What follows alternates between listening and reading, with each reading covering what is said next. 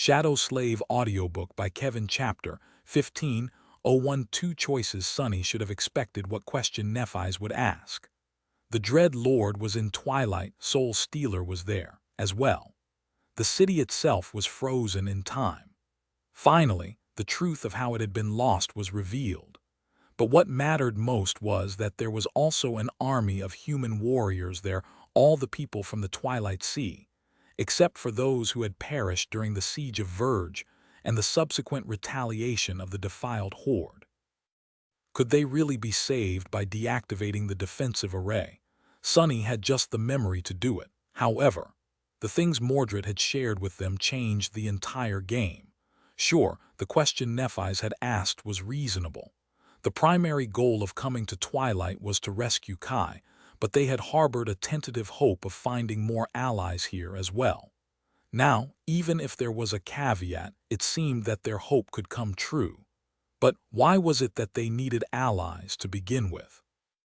It was to have enough forces in order to attack Verge, which was supposed to be guarded by the Legion of Defiled Abominations and the 6 plagues. Now, 3 of the plagues were gone. Of the remaining 3, 2 were trapped here in Twilight. Numerous defiled had either perished or become frozen in time here as well. Then, didn't it mean that Verge was far more vulnerable than they had ever expected? Vulnerable enough so that the cohort had a chance of destroying the first Seeker without the aid of powerful allies, perhaps.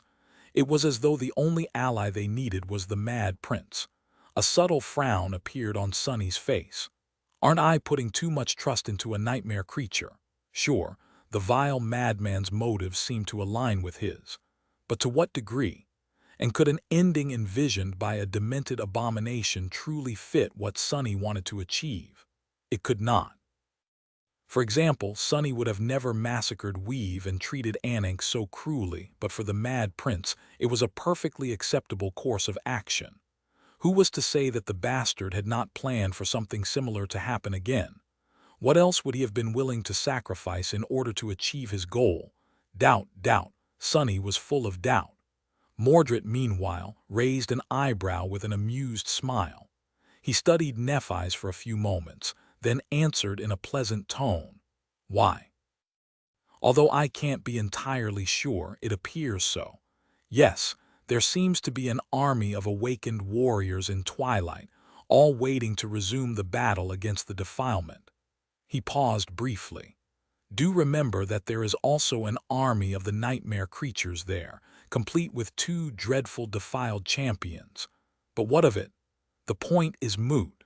Unless you have discovered a method to control the defensive array of Twilight during your travels, of course. Mordred looked at each of them in turn and then asked with a hint of curiosity. Have you? Jet raised her eyebrow slightly. You seem to be strangely certain that we have. The Prince of Nothing chuckled. I'll admit it. Yes, I am quite confident that you do indeed possess the means of lifting the curse enveloping Twilight. The spell is always fair, after all, in its own perverse way. Granted, I find its treatment very distasteful this time around. I have been left with no choice but to rely on others to help me escape this predicament, more or less. He smiled. But that is exactly why I believe that you, the others in question, must have a way of helping me free myself. Otherwise, the spell would have been entirely unreasonable, which it never is. Sunny scoffed. Help you? Do we have a reason to help you? All of us are in this mess because of you. If it wasn't for you and your schemes, the Battle of the Black Skull would have never happened, and we wouldn't have ended up in this damned nightmare. Mordred studied him with a friendly smile, then shrugged nonchalantly. Such a small trifle. Are you still mad about it? You should really learn how to let go of past grievances and forgive people, Sunless. Holding on to spite is a terrible way to live a life. Just look at me. You spoke so convincingly about not wanting to serve the great clans, then went and joined the army of valor anyway. But am I mad? No. I graciously forgave you a long time ago. He looked at them with reproach, waited for a few moments and shrugged. Well, if that does not convince you, there is still your friend Nightingale. You might not feel very motivated to help me, but what about him? You aren't going to leave him to rot in twilight, are you? Sonny glared at the Prince of Nothing for a bit, then grimaced and shook his head. No, most likely. And yes, we do have a way to control the defensive array. However, it is not a given that we should. He looked at Nephi's and said, his voice somber, "As I see it, we have two choices. One is to enter Twilight, deactivate the array, then try to kill the Dread Lord and Soul Stealer with the help of Daron's army. If we survive, the 7 of us will lead that army to besiege Verge and finish off Torment and the First Seeker." His expression darkened. "The other choice is to leave Twilight without facing the Dreadlord and go directly to Verge, just the 5 of us. There can't be that many defiled left there, serving Torment. It will be dangerous, of course, but perhaps less dangerous than fighting the Dreadlord and Soul Stealer." Mordred coughed. "Aren't you forgetting something? Abandoning your friend to avoid danger." "Ah, how heartless. Really, Sunless, I thought better of you." Sonny gave him a dirty look. "Who is abandoning who? If we manage to destroy the First Seeker, the nightmare will be over. Both of you will return to the waking world as saints without having done anything." Mordred shook his head. "What if you fail? At the risk of sounding presumptuous, you know what I am capable of. Don't you think that having me with you will increase our chances of escaping the nightmare? 7 is much better than 5 anyway. There is no reason to settle for less when you can have more." Sonny remained silent for a while, then sighed and looked at Nephi's. Honestly, he found himself agreeing with Mordred, not only because having the Prince of Nothing fighting by their side would be a boon during the assault on Verge, but simply because leaving Kai behind did not sit right with him. Sonny was not a superstitious man, but he knew more about fate than most. Sure, in theory, a person could conquer a nightmare without contributing anything to its completion. But in practice, the spell was never that kind. One way or the other, trying to hide and bide your time almost always invited disaster. So even if there was no logical reason to worry about Kai, Sonny had a feeling that simply leaving their friend frozen in time would not end well both for him and for them. After hesitating for a few moments, he shook his head. "I don't know. Neph, it's your decision." She glanced at him, then shrugged. Her answer was just as he had expected. "What is there to decide? Let's kill the Dread Lord. We'll go conquer the nightmare after he is dead." Chapter 1502, Flawed Reflection. Nephi's remained silent for a few moments, then shook her hand and gripped the hilt of her sword. Sparks of white flame were still dancing in her beautiful gray eyes. "I am not suggesting it rashly. We have already faced 2 of the 6 plagues, so we know how fearsome they are." Mordred looked at her in surprise. "Wait, you did?" She nodded. "Yes, there were unique circumstances that allowed us to exploit their flaws. As a result, Undying Slaughter killed Devouring Beast and was then finished off by the 5 of us. She had been greatly weakened, and still, we barely managed to survive that battle." Nephi's glanced at Sonny. Then a hint of a smile appeared on her lips. Glancing at Mordred, she said, "Oh, and Sonny personally erased the Mad Prince from existence. So thoroughly that there's not even a corpse left. So the 6 plagues are now down to 3. Sonny stared at her incredulously. Everything she had said was technically true. The Mad Prince had indeed been erased from existence by Sonny because Sonny was the Mad Prince. There had not been a corpse left by the transition either. But why did it sound so misleading and outrageous? Did she just steal a page from my book? Was it really the right time to tease him? Nephi's, meanwhile, ignored the amused smile on Mordred's lips and continued. "In any case, I am not underestimating the threat posed by the Dread Lord and Soul Stealer. I would not have suggested facing them directly in other circumstances, at least not without being able to thoroughly prepare a battlefield of our choosing. But the situation is different here, in Twilight. Here, we'll have an army of allies on our side. This might very well be the best chance of slaying these monsters we'll ever have." One I am unwilling to pass by." She remained silent for a few moments, then sighed. "However, I will not force anyone to follow this plan. You'll have to decide for yourself." As soon as she was done talking, Mordred smiled brightly. "Why, I think that it is a great plan. Lady Changing Star, you are truly wise. Your exalted reputation is very well deserved, it seems. How wonderful." His smile was perfectly sincere, but Sunny knew the bastard well enough to guess what he was really thinking. Something like, "It's just a shame that I'll have to gruesomely kill you in the future. Well, since it's inevitable, I might as well try to enjoy the process when the day comes." Sunny's eyes darkened. He stared at Mordred for a bit, then spat through gritted teeth. "I don't mind killing Soul Stealer, and the Dread Lord either." Jet simply shrugged. "We'll only ever challenge a third nightmare once. Might as well do it right." Effie was the last to speak. Holding her belly, she hesitated for a bit, then smiled.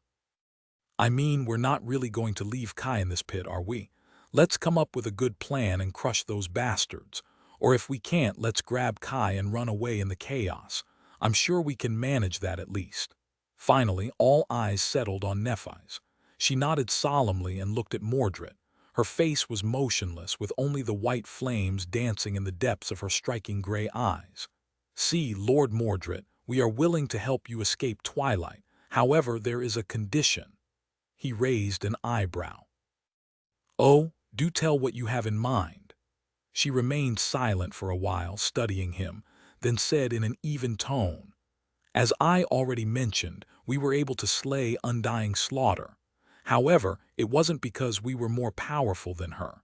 Instead, it was because we managed to exploit her flaw, since the plagues are defiled versions of ourselves. The knowledge of their flaws is the best weapon we possess." Nephi's crossed her arms and added, her expression somber, "Sadly, the Dread Lord does not possess a flaw that we can exploit. That already robs us of our main advantage. As for Soul Stealer, we simply don't know what his flaw is. Only you know that, so if you want our help, you'll have to share that knowledge, at least in case it can help us defeat him." Mordred looked at them with a pleasant smile. Then he laughed. "You want to know what my flaw is? How daring. Should I help you tie a noose around my neck while we're at it?" Nephis did not respond, simply staring at him with her radiant eyes. Slowly the smile disappeared from Mordred's face. He sighed, then shook his head with a reluctant expression. "Forget it. Soul Stealer's flaw cannot help you kill him anyway, because it's not here." Confused, Sunny gave him a long look. "What do you mean it's not here?" Mordred shrugged. "I mean just that. My flaw is not here in the nightmare. I didn't bring it along. It would be quite foolish to carry something that dangerous around, wouldn't it?" His expression was a bit dejected, as if he was not happy about having to share even that little piece of information with them. Sunny, meanwhile, was stunned. "What? What kind of flaw can be carried around or left behind? Does it exist outside Mordred?" He had never heard about a flaw like that. But then again, he had never heard about someone like the Prince of Nothing. Divine aspects were both extremely rare and bizarre, so who was to say that Mordred's flaw wasn't just as odd? Nephi sighed. "So how do we kill him?" Mordred grimaced. "Kill him, it's not going to be easy. As you might know, I am famously hard to kill." He hesitated for a moment, then pointed to Sunny. "Soul Stealer won't die if you destroy his physical body. He might not even die if you destroy his soul. To truly get rid of him, we'll need to destroy his reflection. And there are only two ways to achieve that."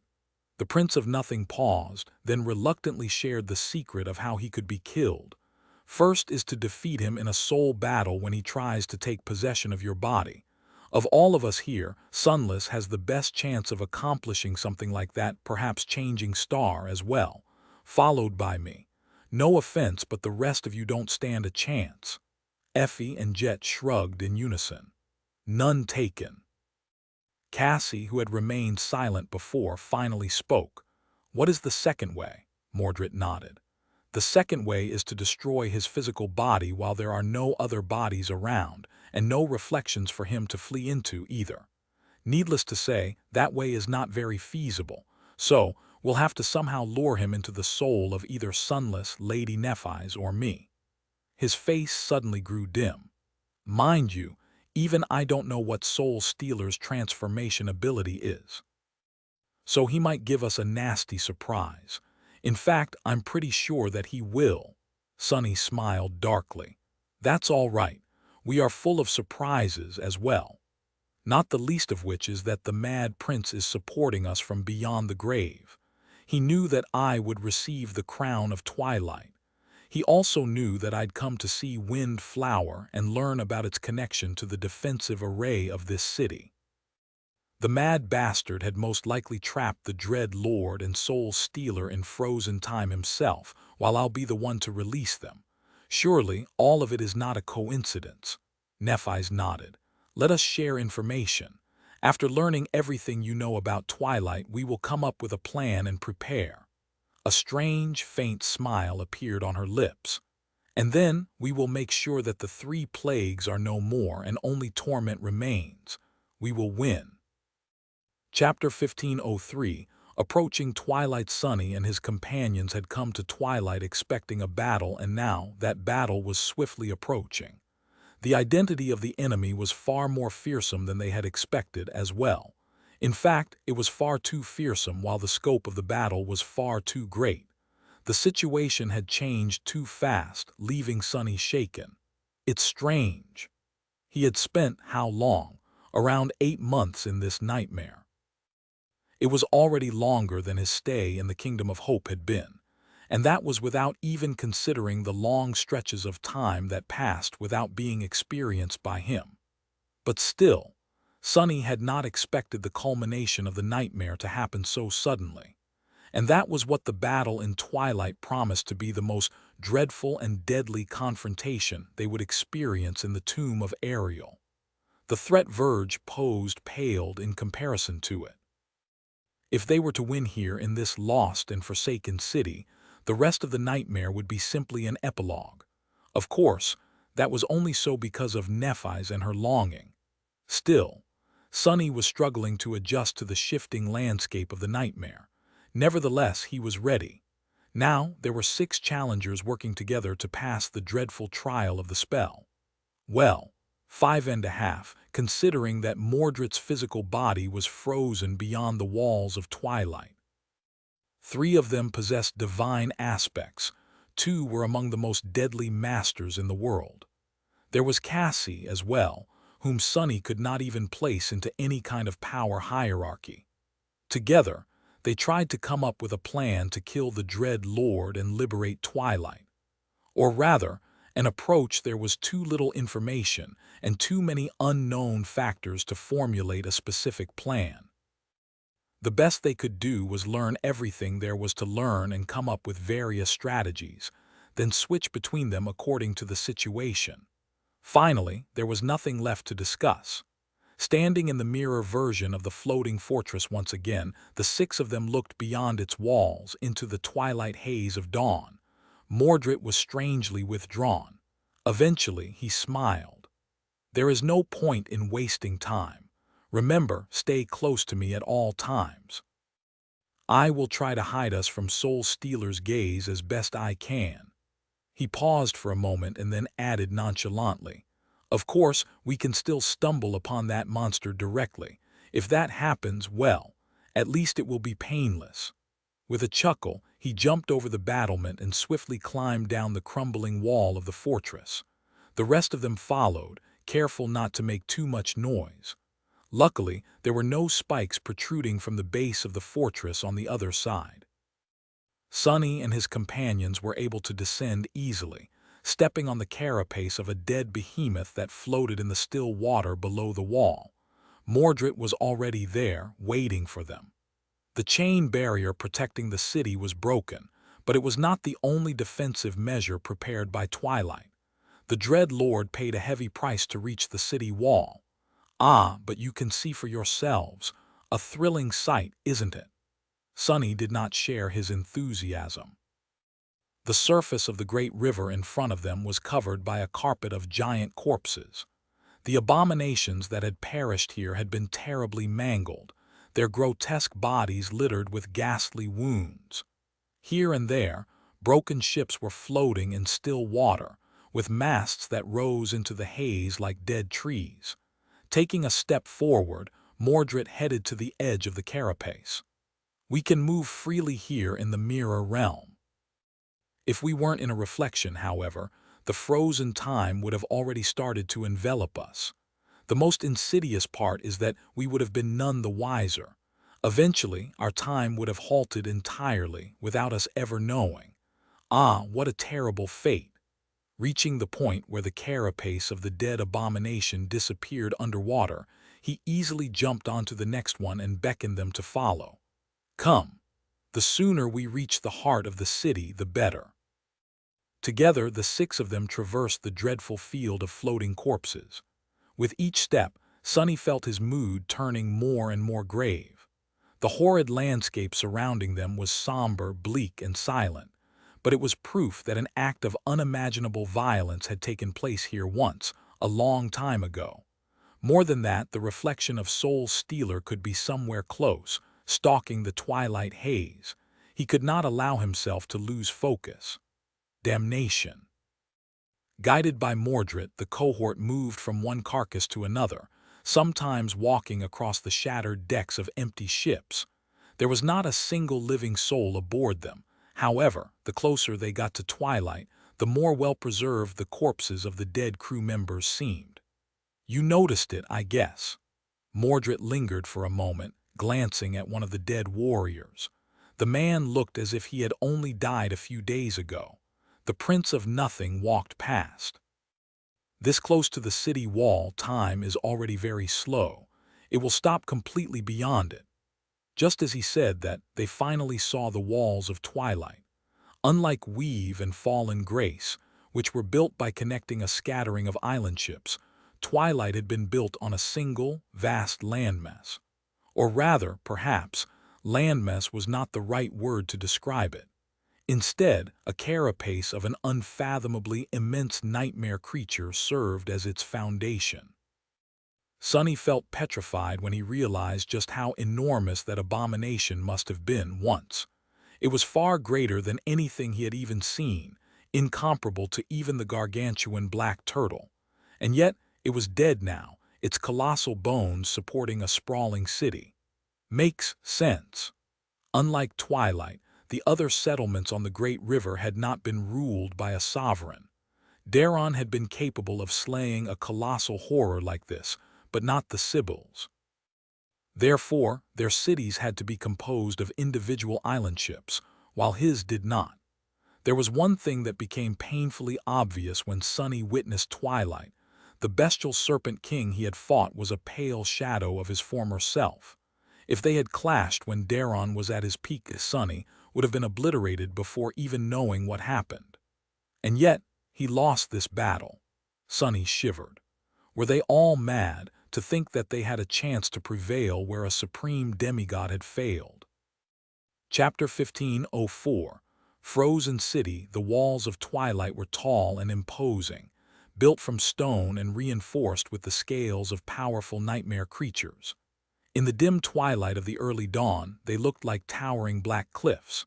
However, now these cliffs were shattered and ruined. Many sections of the wall had collapsed, others had been breached or severely damaged. The corpses of dead abominations piled high, reaching the ramparts in several places. The siege of Twilight had truly been terrible. But what caught Sonny's attention the most was not the devastated state of the city wall, but the eerie nature of the devastation. Time was indeed frozen in Twilight. Shards of broken stone hung in the air, unmoving. Rivers of blood were like abstract sculptures carved from ruby. Dancing flames had turned into motionless, searing blossoms. It was as though some deity had frozen the world in the middle of a fierce battle. "We will have to be more careful now." Mordred's voice was strangely somber. His usual amused smile was nowhere to be seen instead. The Prince of Nothing seemed full of grim apprehension. Looking at the breached walls of Twilight, he sighed. "Soul Stealer is most likely inside the city. We will move stealthily through the back streets and reach the palace. Once we are there, the memory of yours better work, sunless. Sunny suppressed the desire to grimace. If even that bastard was nervous, the rest of them had to be ready for anything. Without having to say much, they entered the city through one of the breaches in its wall. Finally, twilight lay in front of them in all its glory. It was entirely unlike the other cities Sunny had seen in the dream realm. There were a few similarities, of course, like the extensive use of materials scavenged from the nightmare creatures in construction, for example. But the architectural style of the Twilight Sea was very unique. It was both robust and airy, paying more attention to practicality than aesthetics, but at the same time expressing the latter in a myriad of subtle ways, fitting for a culture that had come from a world of water and frequent storms. Sunny did not pay a lot of attention to how the city looked, however, taken by what was happening on its streets. There, countless humans were frozen in the midst of a terrible battle against vile nightmare creatures. Hundreds of thousands, no, millions of them. Some had been frozen in the middle of swinging a sword. Some had been frozen in the middle of being torn apart by the swarming abominations. The gruesome sight of the frozen battle was both strange and disturbing. But what shook Sunny the most was not the eeriness of the motionless slaughter, but the faces of the people of Twilight. Not a single one of them seemed frightened or desperate. Even those who were dying maintained calm expressions, their eyes full of cold resolve. They did not show anger or fury, either only chillingly dark killing intent. Just what kind of army did the Serpent King create? Sure, humans from the Twilight Sea had come to the tomb of Ariel after witnessing the destruction of their world, which had to have changed them. But they were still people. Sunny had spent plenty of time with seasoned soldiers, and none of them were immune to human emotions. Not all of these people were soldiers either.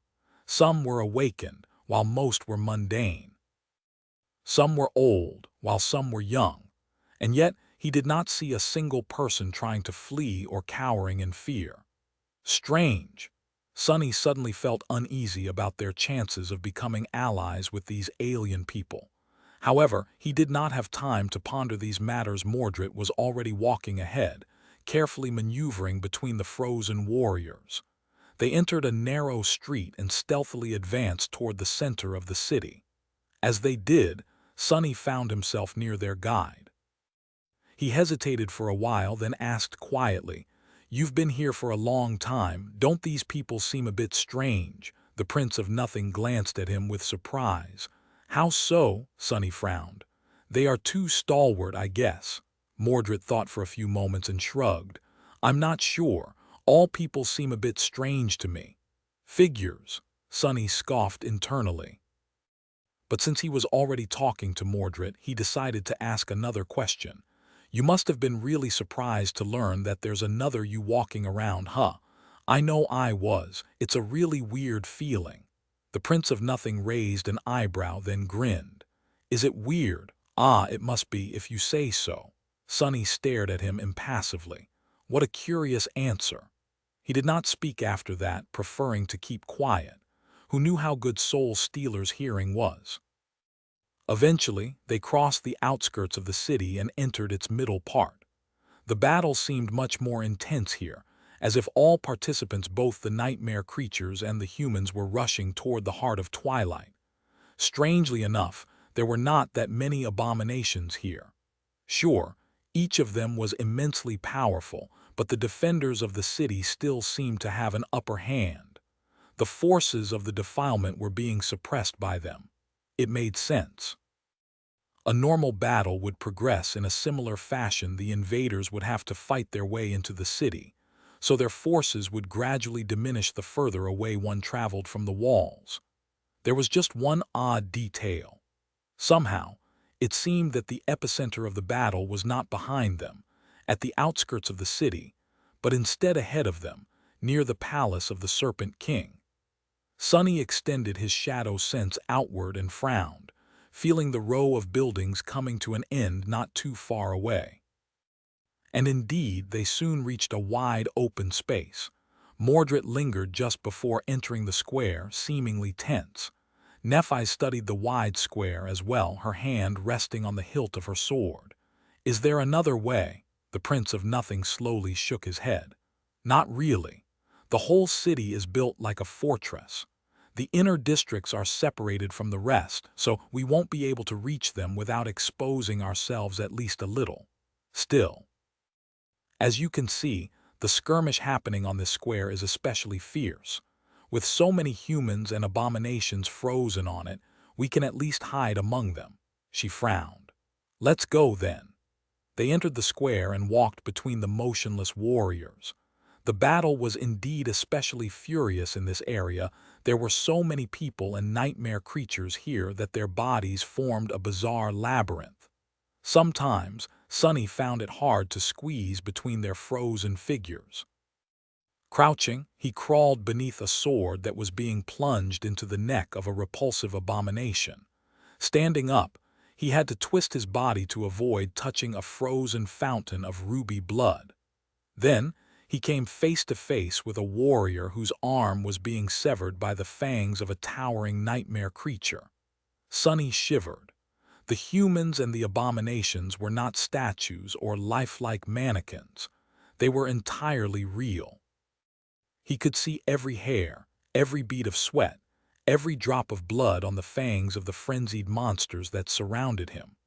All of them were simply frozen in time, and although Sunny knew that it could not happen, he found it hard not to feel as if these warriors would start moving any moment now.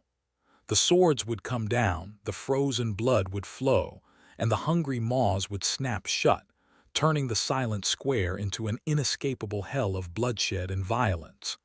Just keep moving. He forced himself to ignore the ominous feeling and advanced forward step by step. Very soon, however, Sunny collided with Mordred's back. The Prince of Nothing had chosen that moment to stop walking for some reason. "What's the matter?" Annoyed, Sunny looked up and froze, noticing how grim Mordred was. His mirror-like eyes were reflecting the frozen world, full of blood and darkness. A moment later, the Prince of Nothing looked back at them and smiled. Then he said in a perfectly calm tone, "Stay." Absolutely still. Chapter 15:05, Shape of his soul. All of them froze, fading into the chaotic scene of the motionless battlefield. Surrounded by unmoving warriors and nightmare creatures, the six masters were nearly indistinguishable from them. Sunny and Mordred were next to each other, while Nephi's was a few steps away. Effie and Jet were right behind her, separated from the rest of the group by a few meters. They held their breaths. Soul Stealer is near. Sunny did not see or sense the defiled saint, but there was no other reason for Mordred to warn them. The Prince of Nothing looked too tense. A pleasant smile was playing on his lips, but his eyes were full of cold darkness. Sunny saw his own pale reflection in them, and then he saw something else there as well. A cold shiver ran down his spine. Did something move at the edge of the square? He did not dare to speak aloud, but there was the blessing of dusk. Activating the enchantment of the Shroud of Graceless Dusk, he established a mental connection between himself and Mordred. "What is happening?" The Prince of Nothing remained as motionless as a statue. Even his eyes continued to stare at the same spot. However, his answer arrived shortly. "Why, what else? Soul Stealer is here. He must have sensed us." Sunny suppressed a strong desire to grit his teeth and calmed his heart.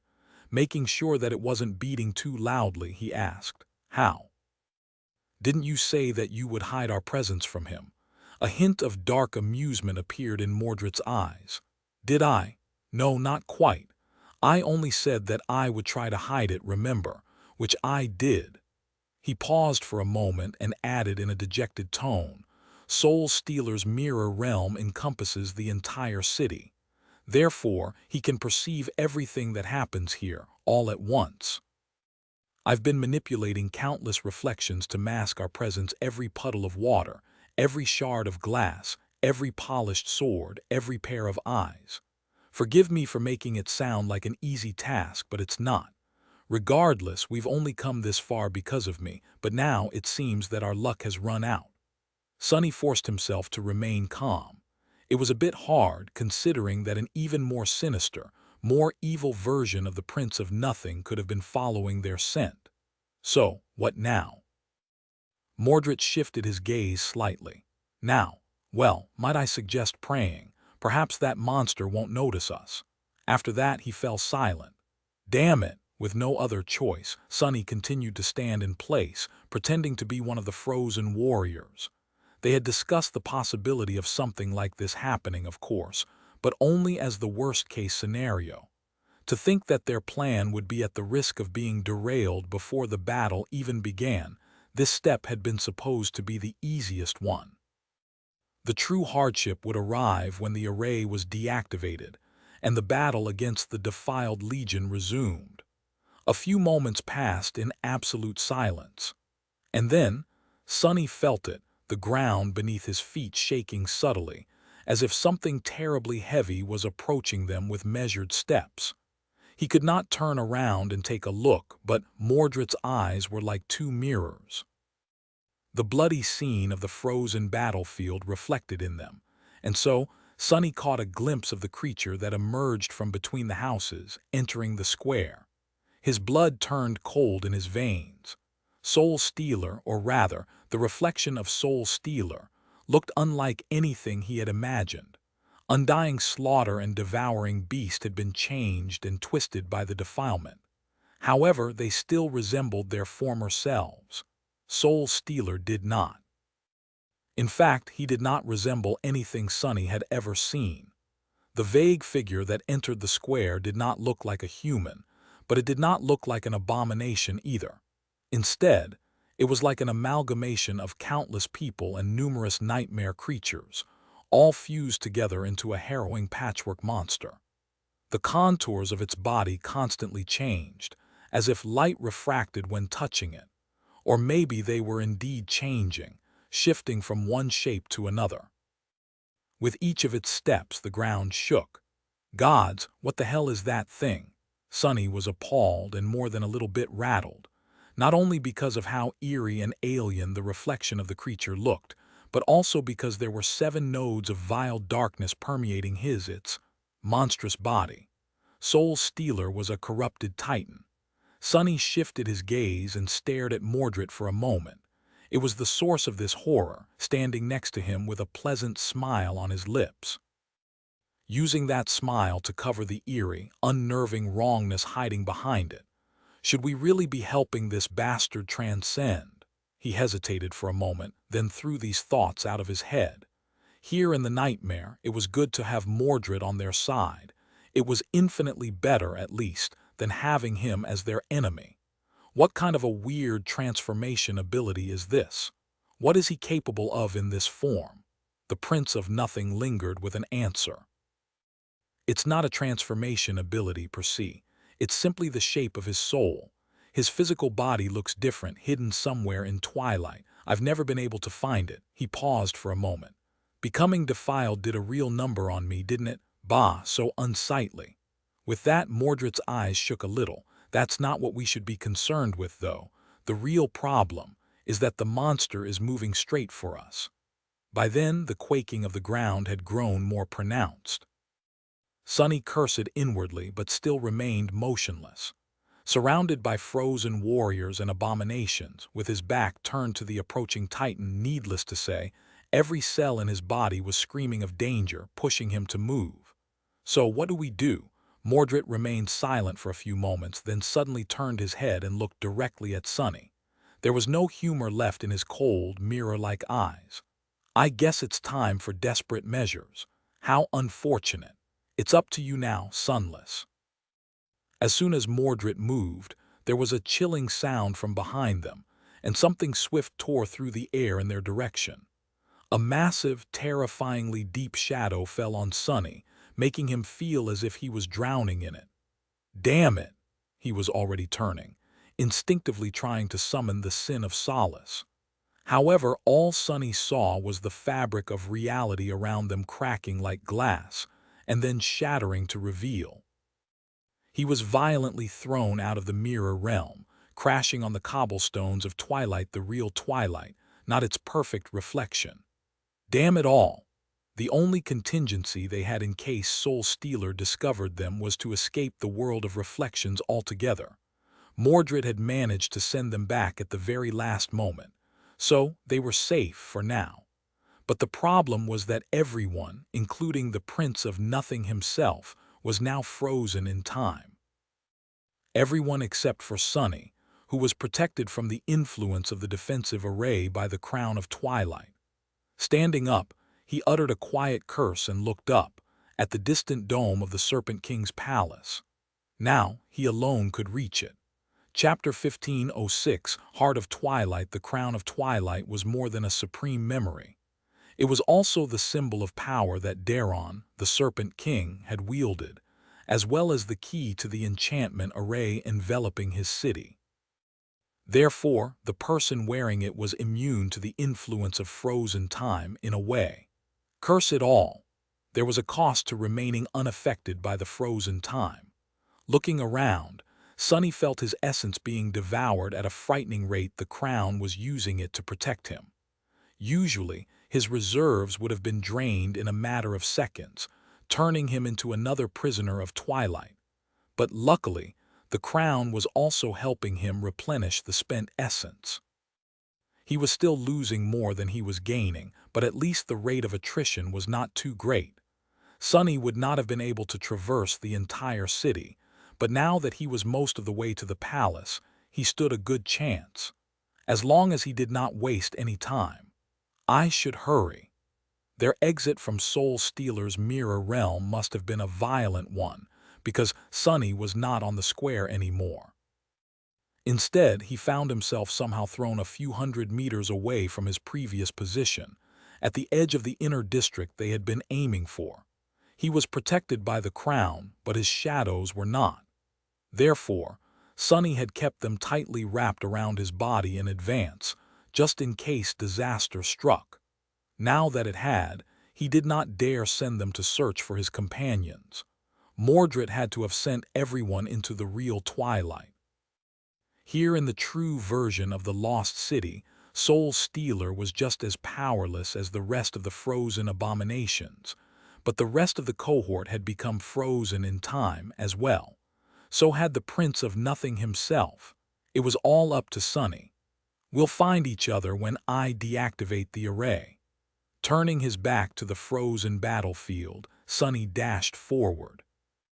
He ran as fast as he could, barely dodging the motionless figures of the warriors of twilight, who all seemed to have been moving in the same direction as him. Here in the inner districts, there were very few rampaging nightmare creatures. However, the signs of destruction were everywhere. As if the city had withstood a devastating bombardment, many buildings had been entirely shattered, and numerous people had perished under the rubble. Blood was flowing like a river, frozen in time like the rest of twilight. Sunny was an ascended terror, and so, his running speed was far past being superhuman. He navigated the frozen city as best he could, but it was hard to maintain that speed on the crowded streets. On more than one occasion, he failed to react in time and collided with the frozen warriors of twilight or pieces of shattered stone hanging in the air. Each time, he was tossed back, as if hitting an indestructible wall. The people and objects frozen in time were completely immune to outside influence, and so he could only avoid them. Arg, damn it! Finally, he was forced to slow down. This close to the palace, there were too many people for him to run, and too many destroyed buildings to try moving across the rooftops. Using Shadow Step was only going to rob him of precious essence, so he had to continue on foot. After struggling for several minutes, Sunny finally pushed his way through the crowd of frozen warriors and entered the heart of twilight. In front of him, separated from the buildings by a vast, ravaged park, stood the Serpent King's palace. However, Sunny did not pay any attention to its magnificent grandeur and unique architecture. Raising his gaze, he looked at the grandiose dome of the palace and shuddered. What the hell? A harrowing, beautiful creature was perched on top of the cracked dome, its talons piercing the crumbling stone. Its glistening scales were the color of the midnight sky, appearing entirely black in the dim twilight of the early dawn. Its vast wings were open, obscuring the heavens. Its sinister eyes burned like distant, cold stars, full of malevolent will and merciless fury. It was a dragon. The dragon's terrifying maw was wide open, frozen in the middle of a deafening roar. Porcelain fangs glistened in the dismal darkness, each resembling a sharp mountain peak. The tyrant of the night sky was beautiful, no, it should have been. But instead it somehow appeared dreadful and utterly hideous. A vile, tyrannical aura emanated from the giant creature, suffused with festering madness. Even unmoving, it instilled Sunny with cold terror. That dragon was the target of the countless warriors who were rushing toward the palace. They assaulted him like a sea, only to be broken, mutilated, and thrown back. Blood and mangled bodies were falling down like rain, frozen in the air by the halted time. Sunny allowed himself to remain still for a moment, enthralled by the eeriness of this harrowing scene. The Dread Lord, the Dread Lord had attacked the heart of the city directly. Daron's palace was already partially destroyed, its dome on the verge of collapsing. It was unclear if the throne room even existed anymore. Sunny gritted his teeth and rushed forward. There is something eerie about this scene. The hideous dragon made for an ominous and startling sight, but the warriors of Twilight were equally haunting. The way they threw themselves into the maws of death without a hint of doubt or agitation made Sunny feel uneasy. There were mundane humans among them, as well. Surely, they realized that nothing they could do would harm the defiled saint. Did they really know no fear? Throwing the unnecessary thoughts out of his head, Sunny climbed over the rubble and entered the palace. He did not have a lot of essence left, so there was little time to find the throne room. Once there, he would also have to figure out a way to use the Crown of Twilight and deactivate the defensive array. Sadly, it did not come with an instruction manual. Damn it, damn it, damn it all. Sunny followed the widest of the corridors, hoping that they would lead him to the throne room. Daron had been a sovereign and brought a cohort of saints with him into the tomb of Ariel. Surely, he would have built his palace to accommodate their transformation abilities. Most of the areas within the palace were only meant for humans, but the truly important places had to be large enough for saints. Otherwise, if an enemy suddenly attacked, they would not be able to show their strength. The throne room would, without a doubt, be one of these important places. At least Sunny hoped so, knowing that he did not have enough time left to scour the entire palace. Soon, a huge gate appeared in front of him, now broken and turned into a pile of debris. Behind it was an enormous hall. Stark rays of light fell through the cracks in the dome above it, plunging it into twilight. At the center of the hall was a tall dais, with an imposing throne on top of it. The throne was cut roughly from stone, more precisely. It was cut from a single slab of lusterless black stone. Sunny stared at it for a brief moment. Found it. Daron's throne, all of it, had been cut from a fragment of the estuary. It was the lock of the defensive array of Twilight, while his crown was its key. Chapter 15:07 Twilight Throne. Sunny stared at the black throne. The grand hall of the Serpent King's palace was empty and dim, stone debris littering the floor and hanging in the air, dust particles frozen in the stark rays of light. Despite the cataclysmic battle happening outside, it was perfectly silent except for the hoarse sounds of his breathing. Right. Let's do this. He felt a complicated mix of relief, anticipation, and dread.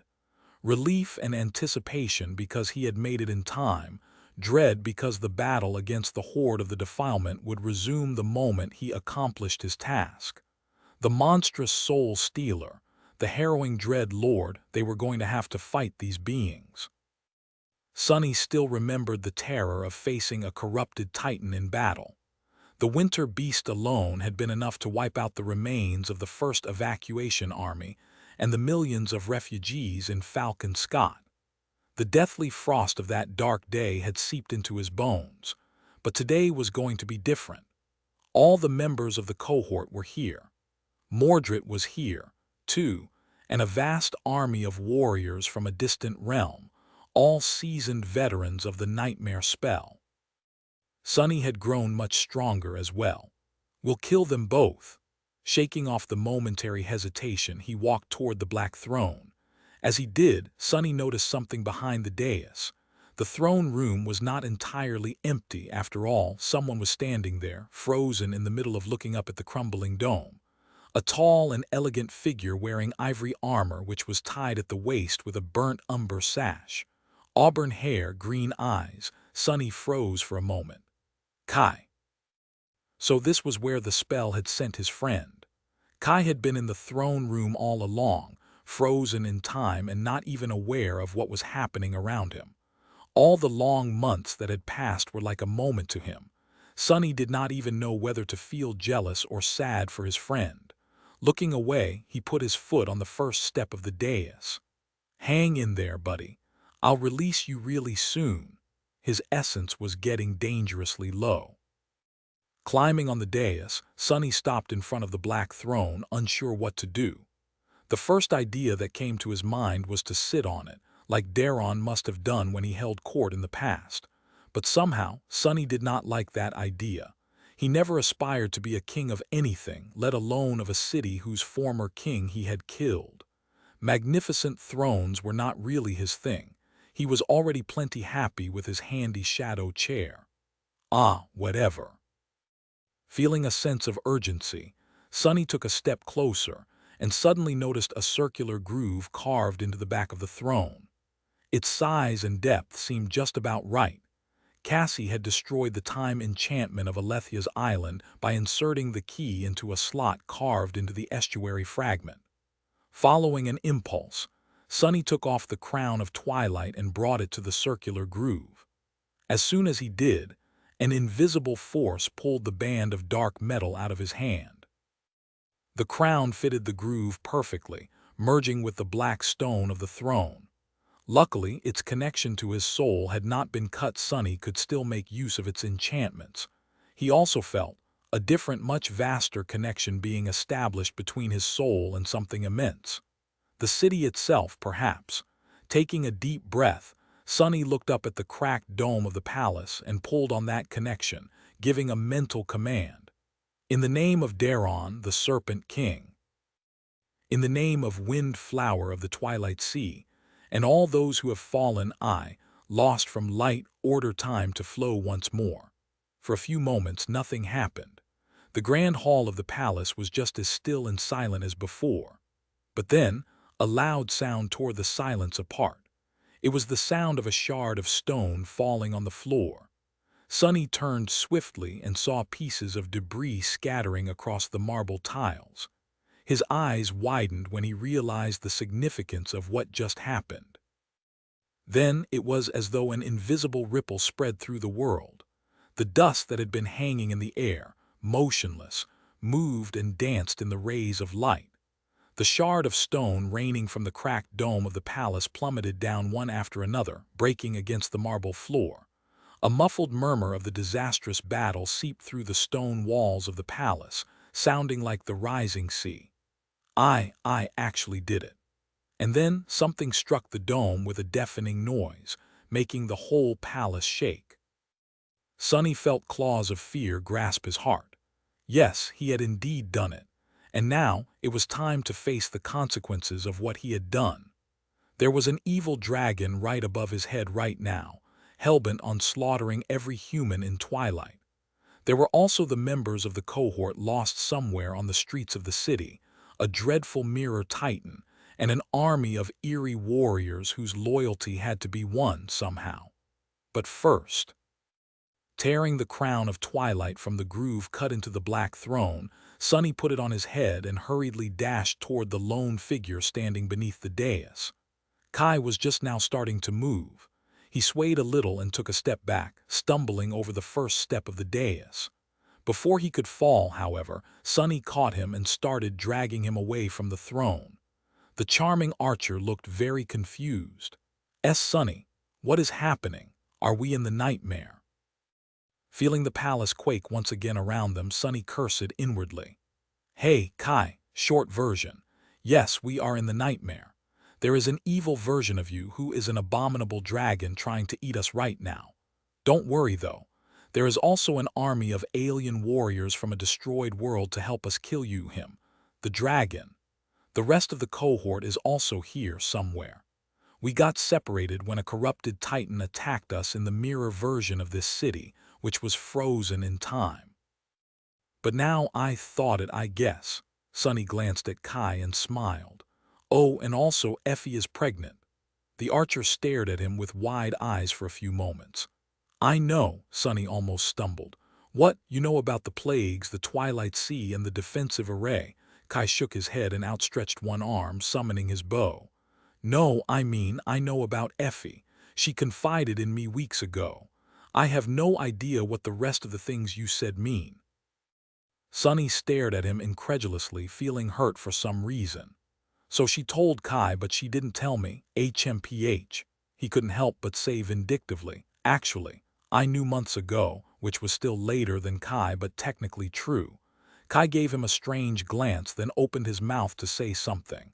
But at that moment, Sonny froze. Something was very strange about the palace. It took him a moment to realize what had changed. Why is everything so quiet? The muffled sounds of the furious battle raging outside had disappeared at some point, plunging the world into eerie silence. Sonny felt his hair stand on end. He had a dreadful premonition that they had made a terrible mistake somewhere. Chapter 1508 Unleashed. Sonny, what is it?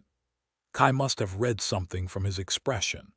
But Sonny did not know how to answer. He was suddenly in a state of mild panic, feeling like there had been a mistake in their plan. They must have misunderstood the situation somehow. But what was there to misunderstand? Twilight was besieged by the forces of the defilement. In the middle of the battle, the Mad Prince had activated the defensive array, trapping Soul Stealer and the Dread Lord in frozen time, and therefore escaping from the clutches of his master. The madman had also manipulated the events of this cycle to make sure that Sonny arrived at Twilight wearing the Serpent King's crown. He must have wanted the battle to resume, so that his future self, free of being enslaved to the Dread Lord, could turn its tide and destroy the Tyrant of Verge. Right. I don't know. Something is wrong. Sonny gritted his teeth and pulled Kai to follow him, aiming to leave the throne room as soon as possible. They had to traverse the battlefield and find the other members of the cohort first. Together, they would stand a much better chance of surviving the clash with the defiled legion. But before he could take another step, the palace shuddered, throwing both of them to the ground. There was a deafening rumble behind them, and the great hall was suddenly much brighter than it had been before. A whole section of the dome shattered and collapsed, revealing the beautiful twilight sky above and the giant head of the harrowing dragon that had broken it. Enormous chunks of stone fell down, burying the black throne beneath debris. Luckily, Sonny and Kai had already distanced themselves from the dais, otherwise they would have been buried with it. Damnation! The Dread Lord's head passed through the breach, hovering in the air on his long neck. His eyes shone with starlight, full of sinister madness and malevolence. Then the harrowing dragon pushed his enormous body inside, causing more of the dome to collapse. A moment later, he landed in the throne room with a loud thud, and the palace shook once more. Strangely enough, though, it did not look as if the Dread Lord was chasing them. Instead, it almost looked as if he was escaping something. Towering above Sonny and Kai, the dragon gazed at them and opened its maw, his porcelain fangs glistening in the dim twilight. Sonny cursed inwardly and called upon his shadows, at the same time summoning the sin of solace. However, before he could, a thunderous voice suddenly resounded in his mind, causing him enormous pain. Stop! And following the Dread Lord's command. Sonny halted, frozen in place. It was as if the dragon's words were the law and he was unable to disobey. What? But the shadow bond, by his side, Kai was frozen still as well. It was only then that Sunny realized that the Dread Lord had not used the shadow bond against him. It was simply the authority of his voice. It was Kai's ascended ability, amplified and made more terrible by the dragon's corrupted rank. Kai's power had always been more than a little bit sinister. The charming archer was a good and honest person by nature, so he only ever used it to inspire his allies and influence nightmare creatures. However, in the hands of someone less decent, it had the potential to produce truly terrifying results.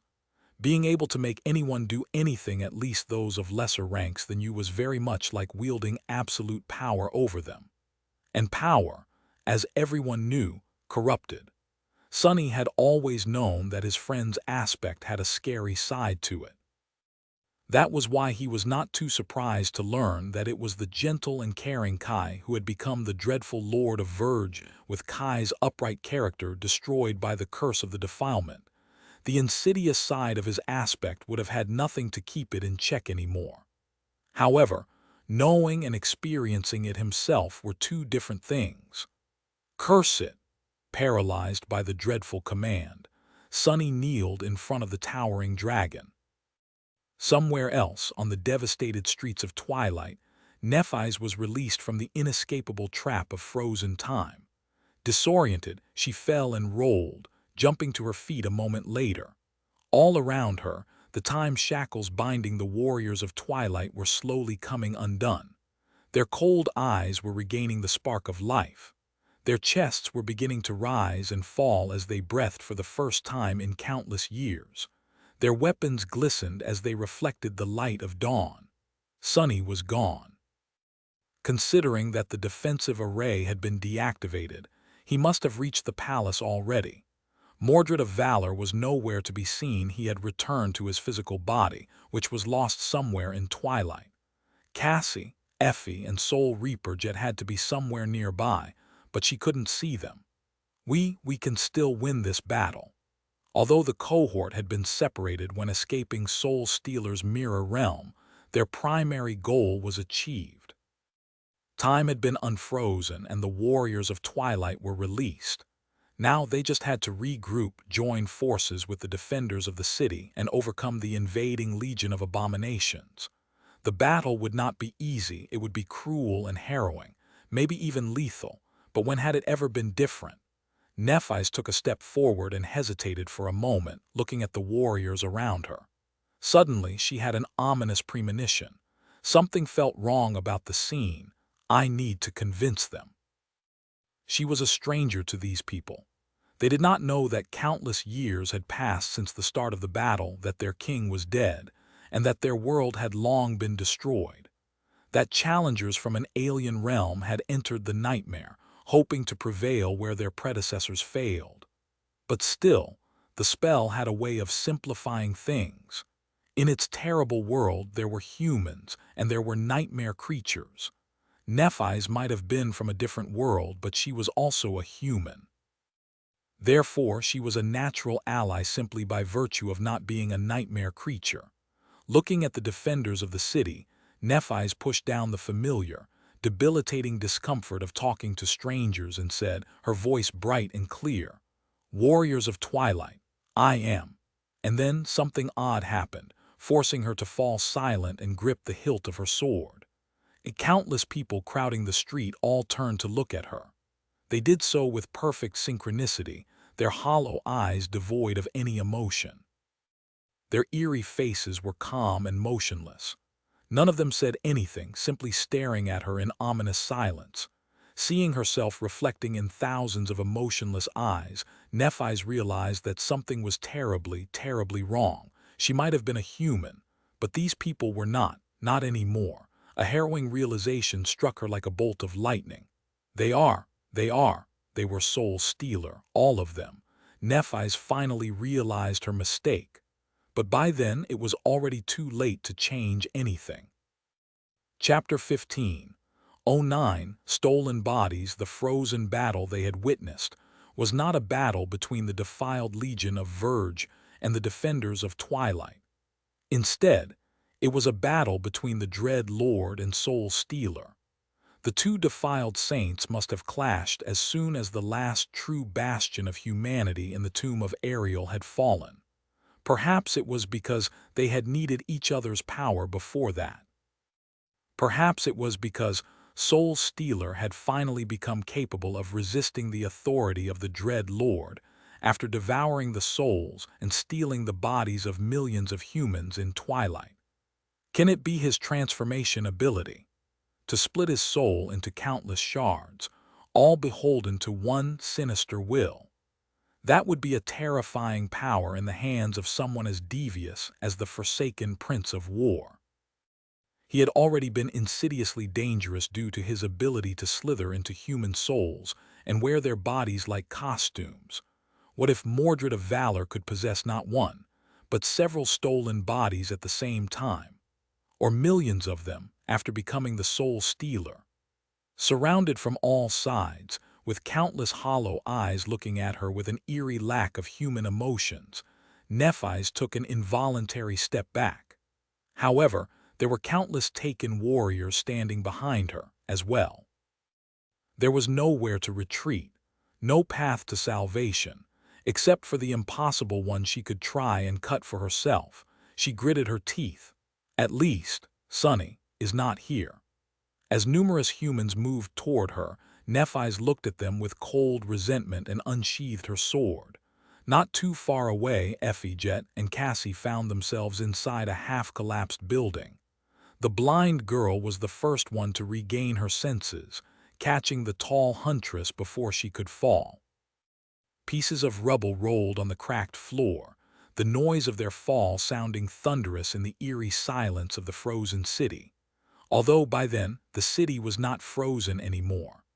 Out there, all around them, twilight was beginning to stir. Jet summoned her scythe, looking over the collapsed wall of the building. Beyond the rubble, on a narrow street, the figures of the stalwart defenders of Twilight were slowly coming back to life. There were no nightmare creatures nearby, only people. But her expression was troubled for some reason. "They're moving." Effie regained her balance and followed Soul Reaper's gaze. A small smile appeared on her lips. Doofus must have reached the throne room then. She looked at the human figures outside. "Those guys seem a bit weird though, huh? I guess it's only natural for people from a different world. Well, at least they're tough.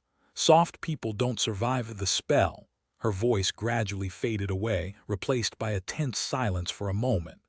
"Why are they staring at us like that?" Before Effie could finish the sentence, a delicate hand appeared in front of her eyes, covering them. Cassie was standing on tiptoes, preventing her from looking at the warriors of Twilight. Jet was slowly backing away.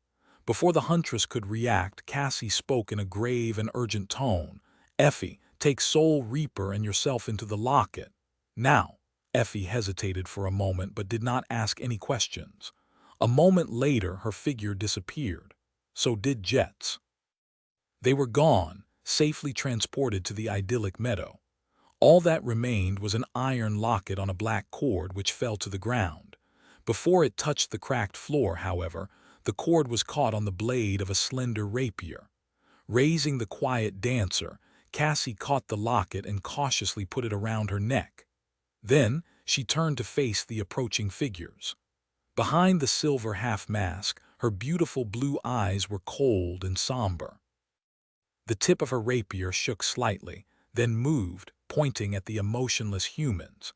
Somewhere else, Mordred fell to the ground and gasped when his bloody stump hit the rubble. A pained groan escaped from his lips, then a stifled chuckle. Looking up, he observed the ruined street. All around him, humans and nightmare creatures were being slowly released from the shackles of frozen time. Their weapons moved, their maws opened hungrily. Blood flowed onto the cold stones once more. Mordred remained motionless for a moment, looking upon the world through countless reflections. Then his eyes widened slightly. "So that's how it is." An amused smile twisted his cracked lips. Leaning on his sword, Mordred struggled to stand up and grinned when he felt countless eyes and yet only a single gaze landing on him. Ah, how unfortunate. All his reflections had been destroyed. He only had a single soul core left, reducing his power to that of a mere beast. His own ascended body was missing a hand, while his best spare was nothing more than an awakened squire with a modestly useless aspect. Truly, the circumstances couldn't have been worse. Well, at least things wouldn't be boring. He had spent so many months, or was it years already, hiding from his defiled self in complete solitude. Any kind of excitement was better than that dull existence, no matter how fatal it would turn out to be. Such wonderful odds. I feel refreshed. Smiling, he raised his sword and pointed it at the nearest warrior. Then, his smile disappeared, replaced by an expression of cold contempt. His mirror-like eyes calmly reflected countless approaching figures, full of dark killing intent. I haven't had the pleasure of putting down repugnant things like you in a long, long time. Come, if you dare, let's see which one of us will be the last one standing. Mordred took a step forward as well. Back in the Serpent King's palace, Sunny was kneeling on the marble floor, paralyzed by the dragon's command. The Dread Lord towered above him in Kai, full of sinister malevolence. Looking at the terrifying porcelain fangs of the defiled saint, Sunny felt a dark sense of foreboding. Curse it! Where were the warriors of Twilight? Why had they not stalled the damned herald of the estuary at all? The battle had not even properly started, and he was already in such a desperate situation. Sunny could almost feel the shadow of death pulling him into its cold embrace. He looked at the Dread Lord bitterly. At least Nephis is not here. Sunny was in a desperate situation, but not a hopeless situation yet. There were still things he could do to try and get himself and Kai out of this predicament alive. He just had to gamble with their lives and hope for the best. Before he could, though, a human figure suddenly appeared at the edge of the broken dome of the palace. And then another, and another. The warriors of Twilight had finally caught up with the Dread Lord. Chapter 15:10. King's resentment. Sunny could not even turn his head to take a better look at the humans that had appeared above the ruined throne room, standing on the edge of the collapsed sections of the dome. At least he knew now that the army of Twilight was not gone. It was still out there, beyond the walls of the palace, fighting against the invading abominations, fighting against the Dread Lord and Soul Stealer. Thank the dead gods! He had no hope that these few warriors would be able to defeat the dreadful dragon if they had the ability. There would have been no need to plunge Twilight into the eternal trap of frozen time, to begin with. But they could at least distract the Dread Lord for a few moments, which would give him an opportunity to somehow rid himself of the command, perhaps. Once Sunny was free and reunited with the other members of the cohort, they would join the defenders of the city and help them slay the defiled saints. He was already planning his next actions when something strange happened. The people who had climbed the dome of the palace jumped down into the throne room without hesitation, which wasn't that strange in and of itself, except for the fact that not all of them were equally powerful. The few masters among them landed easily, ready to attack the next moment. The awakened warriors were less graceful, crashing heavily on the marble floor. Most frightening of all was that there were mundane humans among them as well. The height of the dome was too great for them to survive the fall. They hit the floor with repulsive sounds, painting it with their blood, dying senselessly. What are they doing? Witnessing the dreadful scene, Sunny felt horrified. Dozens of people were emotionlessly jumping to their deaths, not even hesitating before taking the fatal plunge. It was so appalling, so meaningless, so inhuman. His eyes widened as a terrible suspicion surfaced in his mind. As those of the warriors who were strong enough to survive the jump dashed forward to attack their enemy, the harrowing dragon simply swiped his tail, pulverizing their bodies into puddles of blood. A crimson haze spread through the dim twilight of the great hall. Sunny was suddenly nauseated. Soul Stealer, those people, were taken by Soul Stealer. The strangeness that he had felt from the moment the cohort entered Twilight. The eerily emotionless faces of the defenders of the city, their cold, Empty eyes, the morbid revelations that Nephi's had experienced moments before flooded Sonny's mind, forcing him to shudder or at least try to. The Dread Lord's command held his body firmly in place. Impossible, impossible. There were millions of people in Twilight. How could Soul Stealer have possessed them all? What kind of monster could do that? What kind of conscience could control millions of puppets, reflecting false copies of their souls? He reeled, remembering the ghastly being they had seen in the mirror version of Twilight. That being the reflection of Soul Stealer's own twisted soul had looked like a repulsive amalgamation of countless humans and nightmare creatures, all joined together into an abominable patchwork monster. A demented, fractured monster like that probably could. Sonny felt utter despair, but also a strong desire to curse. That goddamn Mordred, even when he's on our side, he's still such a disaster. How could a person be such a bad omen? Whenever the Prince of Nothing appeared, something utterly terrible was bound to happen. Calm down. There was no point in seething with anger at Mordred. There was no point in wondering how Soul Stealer could have devoured all of Twilight, or why he and the Dread Lord were fighting each other. None of that would help Sonny survive the current situation. It was also not going to help him salvage that situation. But could it even be salvaged? Weren't all of them already doomed? The plan had been based on completely wrong information from the very start. No, we can still win somehow. There had to be a way. Sonny felt sick to his stomach and frightened for Nephi's and the rest of his companions, who were lost somewhere out there, on the streets of Twilight, surrounded by the numerous bodies of Soul Stealer. Especially Effie, who was much more vulnerable to the insidious powers of the Mirror Wraith than the rest of them.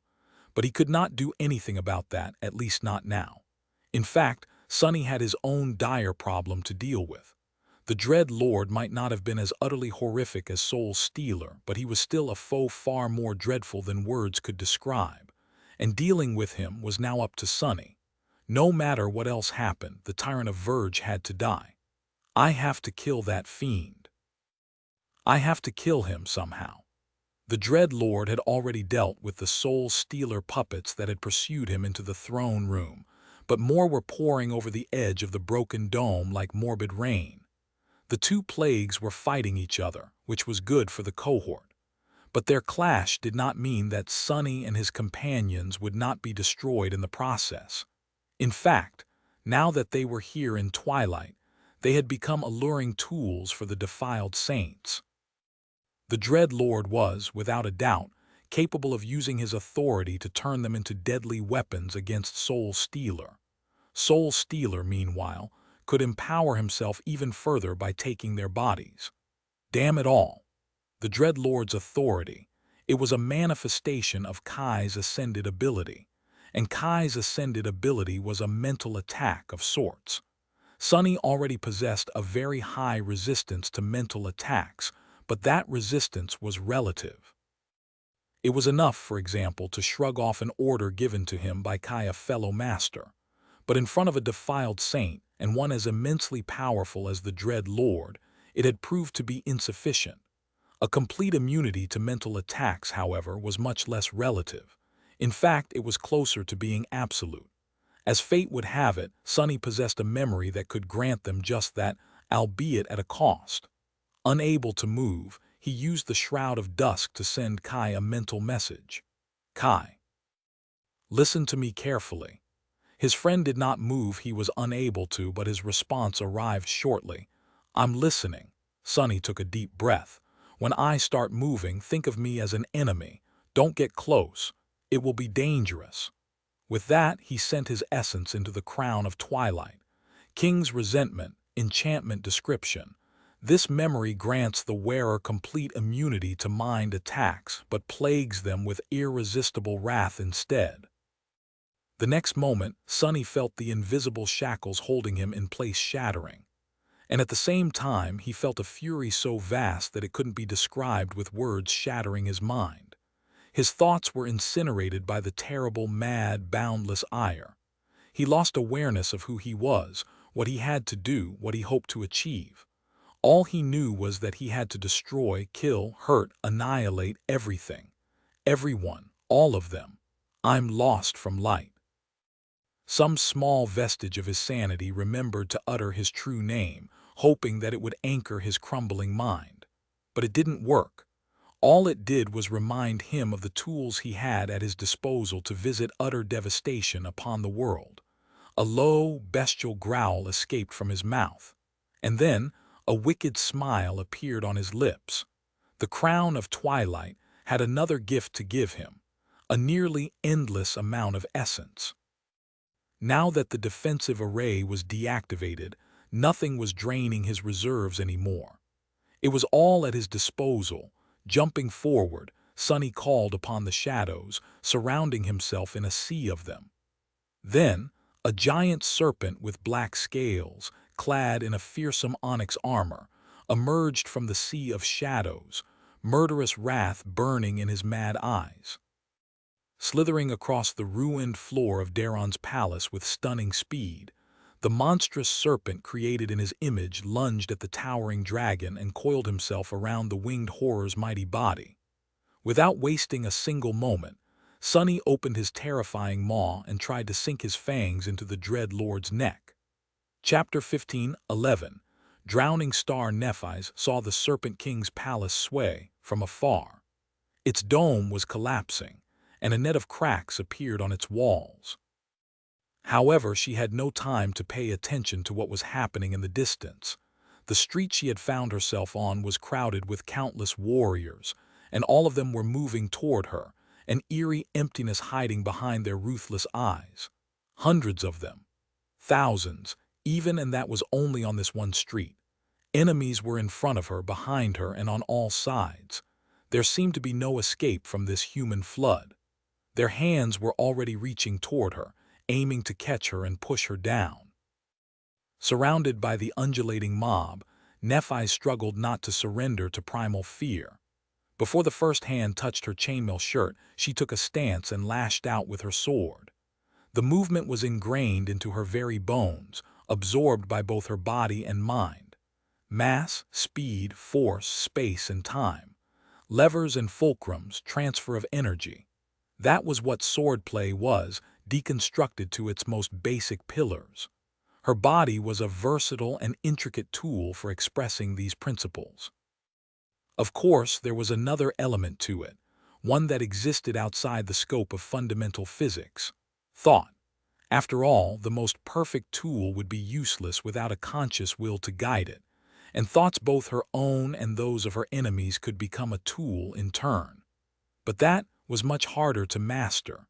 The severed hand fell to the ground, bright blood spilling on the cobblestones. A normal human would have recoiled in terror, or at least showed a reaction. Even a nightmare creature would not have completely ignored the loss of a limb. However, the empty shell hosting the perverse consciousness of Soul Stealer did not pay it any attention, continuing its lunge at Nephis. She had calculated that the warrior would not be deterred as well. Shifting her weight, Nephis turned her torso and allowed the warrior to brush past her. At the same time, she gave him a measured shove. The man was already losing his balance, so that was enough to send him stumbling into the wall of people to her left. Her sword had never stopped moving. After severing the arm of the nearest human, she pierced the neck of another, then slammed the guard of the sword into the third, all in one fluid motion. By then, the hand she had used to shove the first warrior was already landing back on the hilt, giving her more leverage and therefore speed. And therefore freedom. Nephis exploded into motion, shredding the bodies of the closest attackers like a hurricane of steel. A bright radiance suffused her skin, making it seem as though a merciless spirit of light was moving through the crowd of mortal warriors. One after another, their bodies seemed to melt in that light, severed and cut apart. The white radiance was soon tinted red, shining through the bloody haze. Faster. Her mind was silent and clear, moving at incredible speed. She perceived a million details about her environment, seamlessly assimilated these observations into a comprehensive understanding, and instantly formulated flawless responses to the shifting landscape of the battlefield. The silver longsword cut down anyone who entered within its reach, knowing no mercy or hesitation. Crimson blood was boiling and evaporating from its incandescent blade. Nephi's was alone, surrounded by thousands of enemies. However, that was all right. Many of these people were awakened, but most were mundane. They were much slower than her, much weaker than her, much more fragile than her. More than that, numerical advantage had a limit to how much it could help them after a certain point. It did not matter. The bodies of these warriors all took up a certain amount of space. Only so many enemies could attack her at the same time, obstructed from approaching her by the walls of the surrounding buildings and the bodies of their own comrades. So it wasn't like Nephi's had to fight with thousands of Soul Stealer's marionettes at the same time. She only had to fight against a dozen or so at once, and those she could kill. But what did it matter? She could kill a dozen. She could kill 100, 1,000, 10,000 maybe, but she couldn't kill millions of them. Sooner or later, she would grow tired. Her essence would run dry. Soul Stealer would send the more powerful awakened and swarms of masters to confront her. Warriors who could bulldoze through the walls of the buildings, destroying her only advantage, would appear, as well as those possessing insidious aspects and arsenals of potent memories. In the end, she would be buried under a mountain of human flesh and torn apart. What do I do? Nephi's cut down an awakened warrior wielding a long spear, severed a mundane soldier in half, pushed through the rain of blood, and pierced the throat of a heavily armored swordsman. The enchanted plate armor could not stop her blade, parting in front of it like paper. She kicked the swordsman's body, sending it flying back to crush and maim a dozen hollow-eyed warriors. There was only a split second remaining before she would receive a blow on her back spinning around. Nephi sliced through the descending sword, the attacker's arms, and his neck. What do I do? There were still thousands of enemies surrounding her. If anything, there were more of them now than there had been before. Despite the gruesome deaths of the first wave, their faces remained cold and emotionless. Their eerie eyes were full of emptiness and chilling malice. They were still advancing, aiming to bury her under an avalanche of bodies. Nephi's moved, knowing that she could not stay in place. She was faster than them after all, and although a wall of steel and flesh surrounded her from all sides, her sword was sharp enough to cut it down. She cut, pierced, and crushed. She calculated every move both of her own and of her enemies perfectly. She was 10 steps ahead in her calculations, even plotting a bloody course through the flowing mob in advance. That was the only way not to drown in the flood. What do I do? Where was Sunny? Where was Cassie? What happened to Effie and Jet? Were they still alive, or had they already been taken as hosts by Soul Stealer? What about Kai?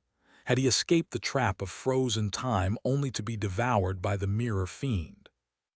What about Mordred of Valor? What had happened to him? Distracted by these thoughts, Nephi's allowed the tip of an enemy's spear to strike her shoulder. The chainmail shirt held, but the cadence of her fluid sword dance was thrown into disarray, forcing her to scramble and recalculate dozens of movements. What was she supposed to do? Surrounded by thousands of enemies, Nephi's looked ahead somberly. Then furious white flames ignited in her eyes. Kill them all, I'll just kill them all. I'll try, at least. Her sword flashed, countless lives turning to ash in the incandescent glow of its blade. Chapter 15, 12 Chaos and Mayhem. Somewhere far away, Mordred was in a similar situation. Of course, he did not possess the physical strength, speed, and resilience of Changing Star of the Immortal Flame Clan, however. He did possess his own arsenal of tricks. I wonder. He had escaped into a section of the city where the ground had been broken by some titanic blow. Shallow water covered the cracked cobblestones, with ruined buildings rising from it like islands. The twilight sky reflected in the water, turning it into a beautiful painting of soft colors. Mordred was using the reflections to stay ahead of his pursuers. Countless human figures were surrounding him, their weapons hungry for his blood. If I tried to possess one of them, what would happen? Usually, he would have to bet his life against the soul of his victim, armed only with their reflected power. But these warriors had no souls. They had long been destroyed by Soul Stealer, that impostor. So would Mordred have to battle against the soul of the defiled saint, or the reflection of the dead victim's soul? Whose power would he be able to reflect? He was both curious and reluctant to find out. Not just yet, at least. Dodging a swift sword, Mordred pierced the attacker's throat, dodged another strike, and jumped back. A subtle frown appeared on his face. Inconvenient. The worst part about slaughtering these hollow vessels was that they were just that, vessels. There were no souls inside the bodies of the taken warriors, and so he was not growing stronger from killing them. Otherwise, Mordred would have been able to slowly restore his monster core, maybe even the demon core if he was diligent and lucky. With those, he could create a new reflection or two. Without them, things were proving difficult. He would have preferred slaughtering actual people instead. What was it that Sunless likes to say? He emotionlessly cut down a young woman wearing an archaic garment and sighed. Damnation! The ring of enemies surrounding him was growing tighter. He couldn't do much against them with one hand. All Mordred could do was flee. Stepping into the reflected sky, he appeared a few hundred meters away, in the middle of a furious clash between the vessels of Soul Stealer and a swarm of nightmare creatures that were still loyal to the Dread Lord. So the impostor has a limit too. Why hadn't Soul Stealer taken these abominations as well? Mordred smiled as he finished off a lumbering monstrosity. Finally, he felt his soul growing stronger. Was it because destroying the souls of those already taken by the defilement was harder? No, it wouldn't be. Mordred had slain plenty of nightmare creatures that way himself. So it had to be because it was easier to destroy the souls of those who were not defiled. Why? He lingered suddenly. Don't tell me. Was it because those following the path of ascension could be infected by the defilement during the soul battle, all but dooming them to lose? Suddenly, he lost all curiosity about facing Soul Stealer, becoming defiled. Mordred wanted none of that, because it ran contrary to his goals, of course, but mostly because the impostor was rather pathetic. Sure, Soul Stealer was mighty. Sure, he had reached the level of power that Mordred struggled to fathom. However, he was also a bit brainless. None of the warriors Mordred had killed showed a tenth of his skill with the sword. Gone were his cunning, his foresight, his resolve, and those were much more valuable than control over a million clumsy flesh puppets. It seemed that corruption, or perhaps splitting his soul between countless beings, both humans and abominations alike, had rotted Soul Stealer's mind, turning him into a madman. And not even a brilliant madman at that, just a dull monster.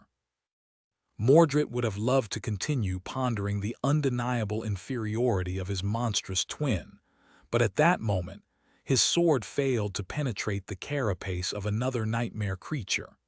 He had killed a few already, using the rest to stall the Soul Stealer's vessels, but this one had turned out to be more powerful than he thought. Ah! As a sharp claw tore his chest open, Mordred grimaced and thrust his hand into the water. Then he pulled a human body out of it, that of an awakened warrior wearing the colors of clan valor. The next moment, Mordred's eyes grew empty, while the warrior's eyes ignited with sinister intelligence. A moment after that, Mordred's own body plunged into the shallow water, disappearing from sight. Wearing the familiar body of Squire Warren and wielding his aspect, he dove under the abomination's body and cut open its unprotected belly. A few dozen more. And I'll become a monster again. Mordred dashed away, escaping before the dying nightmare creature crushed him with its weight. It was okay if Warren's body was destroyed. He had plenty more to choose from, some of which he had hidden from Changing Star and her cohort. He could take the bodies of these abominations as well, but what was the point? As Mordred continued to coldly kill the defiled, his expression grew dim. So what if he killed them? So what if he regained a few soul cores? The situation was still inescapable. For once, he saw no way to survive, let alone win. Even his usual path of escape was cut off, since Soul Stealer was perfectly capable of haunting the reflections as well. Are we all going to die here in this godforsaken city? Wasn't it a bit too ironic, poetic even? To die by his own hand. One thing kept Mordred's spirit up, though. It was that girl, Kasha, Song of the Fallen. She might have had others fooled, but he knew that the blind witch was not as simple as she looked. Someone like her had to have something planned, without a doubt. She wouldn't have let her companions hear otherwise. But then again, Soul Stealer had gone through the same ritual as Mordred. Neither of them was easy to perceive through divination. How else would that monster have escaped Torment's gaze and rebelled against the dread lord? Ah, I don't know. Mordred pushed an old man in weathered leather armor into the maw of a hideous nightmare creature, then pierced the creature's eye while it was busy devouring the poor fool. His expression was somber. At this point, we'll need a miracle to pull through.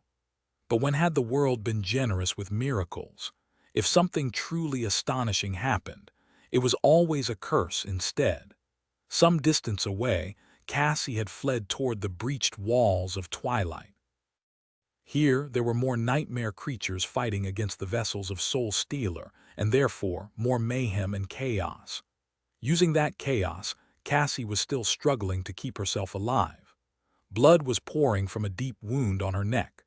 Pressing her hand against it, she moved through the terrible jumble of human and monstrous bodies, somehow avoiding all the swords, claws, and fangs. Sometimes she was only a split second away from death, but each time, that split second was somehow enough to save her. Her face was pale and bleak. An iron locket rested on her chest, wet with blood. How much time do I have left? She didn't know exactly. Far away, the Serpent King's palace shuddered, coming undone. There, in the ruins of the throne room, Sunny coiled his giant serpentine body around the dread lord, trying to crush his bones. His fangs were scratching the impenetrable midnight scales, leaving deep grooves on them. Die, die, you worm. Losing all reason, he could only think about tearing the odious dragon apart. However, killing a defiled saint was not an easy task. Chapter 15:13. Furious Shadow Sunny had transformed himself in the image of the Serpent King. However, he was not as powerful as Daron. His onyx body was giant, compared to a human, but it was still much smaller than the Azure Serpent had been. Much more importantly than that, it did not possess the power of a great beast. Sunny was merely an ascended after all, and even though the shadows he had used to form the onyx serpent were more powerful and ancient than him, the essence that had manifested them was that of a master. 6 shadows were augmenting his shell this time, but Nephis was not here to grant him the blessing of her flame. And although the dread lord was weaker than the azure serpent had been, the dragon was also not littered with gruesome wounds and nearing death. None of it mattered to Sunny, though. Consumed by frenzy, all he knew was the mad desire to rip his enemy apart. Kill you, I'll kill you. His fangs pressed down on the impregnable dragon scales, leaving deep grooves on their dark surface. His mighty body coiled tight around the dread lord, restraining and crushing him. I'll kill you no matter what. However, the harrowing dragon was full of ire and murderous will as well.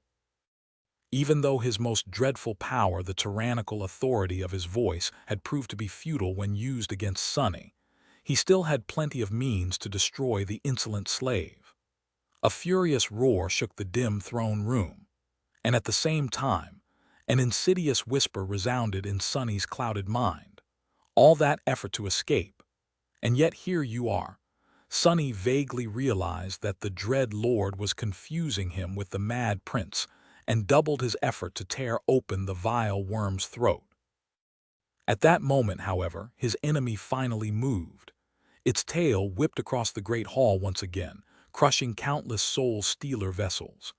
At the same time, he strained his wings against the coils of Sunny's giant armored body, causing cracks to appear on the surface of the mantle. Much worse than that, the Dread Lord lowered his head and bit into Sunny's own neck. His porcelain fangs pierced the onyx armor plates and sank into the shadows, tearing them apart. It did not matter, though. Hidden deep within the onyx serpent, Sunny let out a mad laugh. More shadows flowed from the open gate of the shadow lantern, mending the wounds delivered to his shell by the odious dragon. He had plenty more hidden away, and his essence was nearly limitless here in twilight. If the Dread Lord wished to win, he had his work cut out for him. "I'll bleed you dry, one drop at a time." Finally, one of his fangs slid between two scales and cut into the tough hide beneath. Tasting blood. Or maybe simply imagining tasting it with a tongue made of shadows, Sunny let out a triumphant growl. Continuing to maul the shell's neck, the Dread Lord threw his massive body down. Tangled together, the dragon and the serpent rolled across the ruined floor of the throne room, making the whole palace shudder. The marble tiles were pulverized into dust, and countless hollow vessels were turned into puddles of shattered bones and blood. "Is Kai alive?" The thought flashed in Sunny's mind and disappeared. He did not care. He did not even really remember who Kai was. All he could feel was bloodlust and rage. Crushed under the weight of the Dread Lord, his serpentine body was coming undone. His neck was shredded, and his head was moments away from becoming separated from his body. Even though he was mending the damage, the hateful dragon was tearing through the shadows faster than Sunny could manifest them. But he tasted the dragon's blood. Sunny was full of dark glee. His coils moved, a ridge of spikes growing from his spine. His body was like a circular saw now, sending clouds of sparks flying from the points where it ground against the Dread Lord's scales. More blood flowed, falling to the shattered floor like drops of silver flame. Letting go of Sunny's neck, the dragon pierced him with a loathsome gaze and opened his maw. Hidden within the serpentine shell, Sunny gritted his teeth. But what came out of the Dread Lord's maw was not a torrent of flame. Instead, it was an eerie, melodious, otherworldly sound. It almost sounded like a song. And enveloped by that harrowing song, the giant body of the onyx serpent shattered. Terrible cracks appeared on its surface, the shadows melting into a tenebrous haze. A deafening sonic boom sent a hurricane of stone dust into the air, and Sunny was thrown away, his shell torn asunder.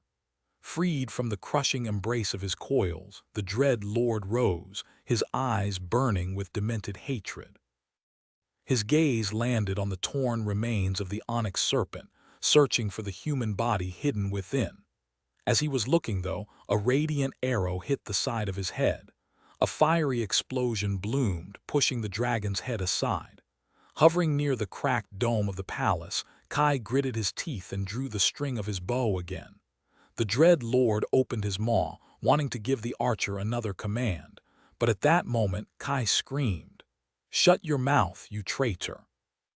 And although the authority of his voice was not nearly powerful enough to restrain the defiled saint, the Dread Lord's jaws did freeze for a moment. That moment was all Sunny needed. The two parts of his severed body slithered across the shattered floor like snakes and connected, almost instantly growing back together. His ravaged head rose, baring its fangs, and sank them into one of the harrowing dragon's wings. There, the scales were much thinner and easier to pierce. More soul stealer vessels were already pouring into the throne room. These were not as weak as the previous ones. Very few of them died from the fall, which meant that there were much more awakened and ascended among them.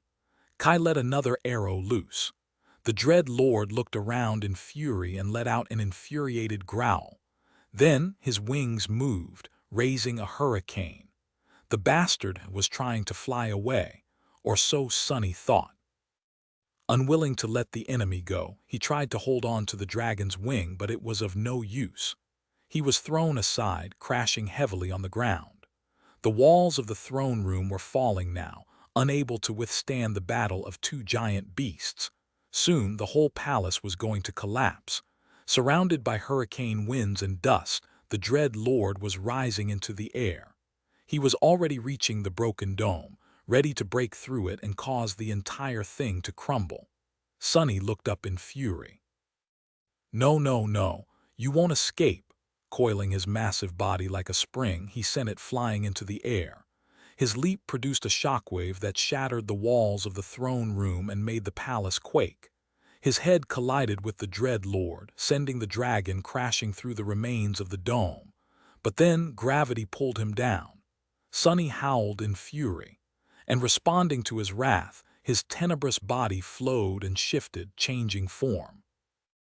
Giant wings sprouted from his back and struck against the air, sending him flying up. Wreathed in darkness, a grotesque figure pursued the harrowing dragon into the sky. A moment later, the six chitinous legs of a giant, monstrous butterfly made of shadows struck the dread lord's scales. Chapter 15:14. Burning rust. The dome of the Serpent King's palace entirely collapsed, falling under its own weight in a colossal cloud of dust. Two enormous, dark figures rose from the cloud, vaguely visible as they tangled together in a furious struggle. Down on the streets of the city, Nephis was making her way to the crumbling palace. She was fighting against the human flood, the radiance of her skin shining brightly in the dim twilight of the early dawn. Her incandescent sword had turned into a blur, followed by a trail of crimson haze. She had long lost count of how many enemies she cut down, how many bodies she sundered, and how much time had passed since the start of this nightmarish battle. No matter how many vessels of the Soul Stealer she destroyed, their number never decreased. Instead, it only grew. More and more of them flooded from all sides, rushing to pierce her flesh with their swords, their spears, their arrows, their nails and teeth. Their power had grown as well. There were more awakened warriors surrounding her now, and more ascended. Their powers were like a constant hail that relentlessly assaulted her, lethal and unpredictable, growing more perilous with each step she took. But something else grew with it as well: her will. Slowly but surely, Nephis was shaking off the burden of doubt that had covered her heart like rust at some point. Little by little, its weight had added up, until she became pressed into the ground by it without even noticing. Here, in the throes of this macabre slaughter, there was no place for doubt. There was only combat, steps, lunges, and feints. The movements of her sword, the movements of her body, the measured ruthlessness of her mind, the cold lethality of her skill, the empty eyes of her enemies, the perilous sheen of their weapons, and the inevitable moments of their deaths. This was clarity. This was the stark world where only pain and will existed. She was always tormented by harrowing pain. Pain burned everything away, leaving only will, and Neph's will was to kill them all. She cut through countless humans, erasing them from existence with her sword. Their bodies came undone under its blade, forming a gruesome path. A river of blood flowed where she had passed, paving the way.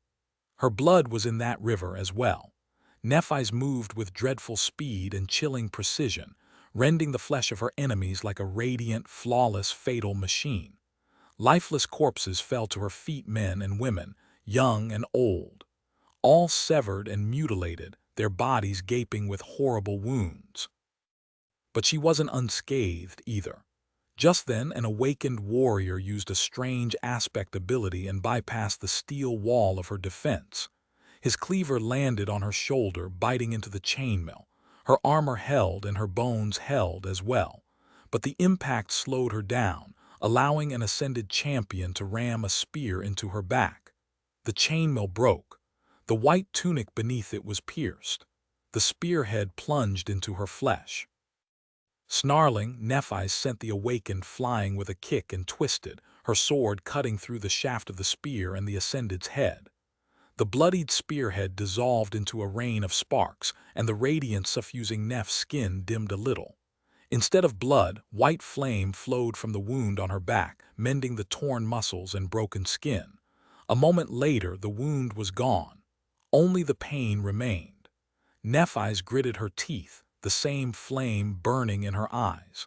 "Come, all of you." She plunged into the frenzied mob, calling upon the fires of her soul. Soon, a hurricane of incinerating flames spread through the human river, devouring all who could not resist it. Those who could were cut down by the spirit of light dancing in the midst of the blinding inferno, her sword merciless and unrestrained. The distant palace drew nearer. Nephis had unleashed the flames to burn her enemies, but she couldn't maintain the blaze around herself constantly. Her reserves of essence, no matter how deep, would run out too fast that way. In the end, she released the control of the flame, leaving a burning street in her wake. The hungry fire spread, devouring the broken buildings.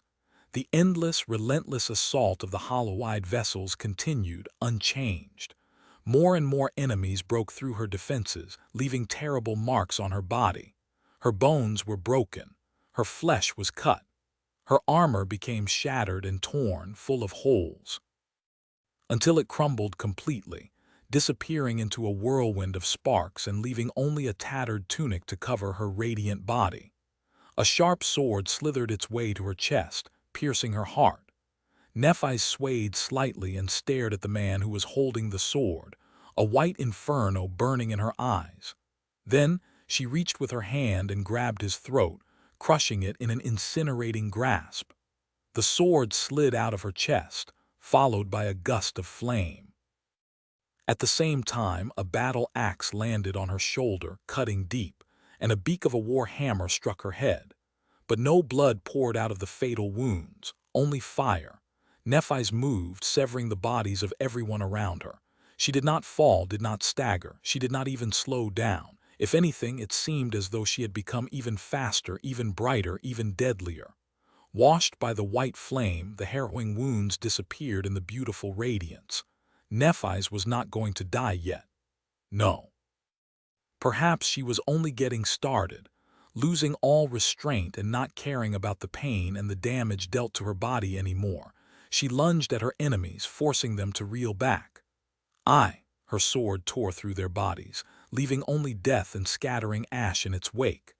"We'll show you." Terrible blows rained on her body, but all the gruesome damage they dealt was washed away by the white radiance.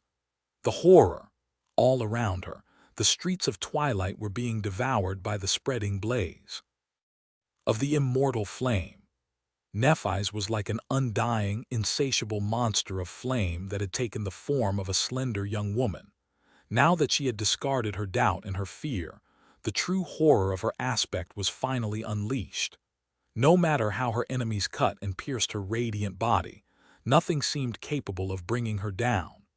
Her own sword, however, was like an incandescent omen of destruction and ruin, inevitable and inescapable, cutting down everything that stood in its way. Countless lives were melting in front of her merciless blade. Her mind was like a white void.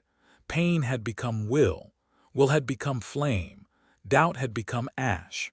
Nephis cut a road of blood and scorched bodies through the human flood, refusing to go down. Why would she? These swords, these spears, these arrows, these nails and teeth, she would withstand them all. Using her dormant ability did not diminish her essence, and so she would continue to kill and maim and burn until Soul Stealer came in person to put a stop to her. As long as there was fire, she would light herself on fire. She would endure its harrowing blessing. She would persist. For now, of course, even the undying were not invulnerable. No one was. Nephis was going to make a fatal mistake eventually. Fatigue and mental strain would accumulate, draining her strength away. Then she would be caught and pinned down or obliterated entirely.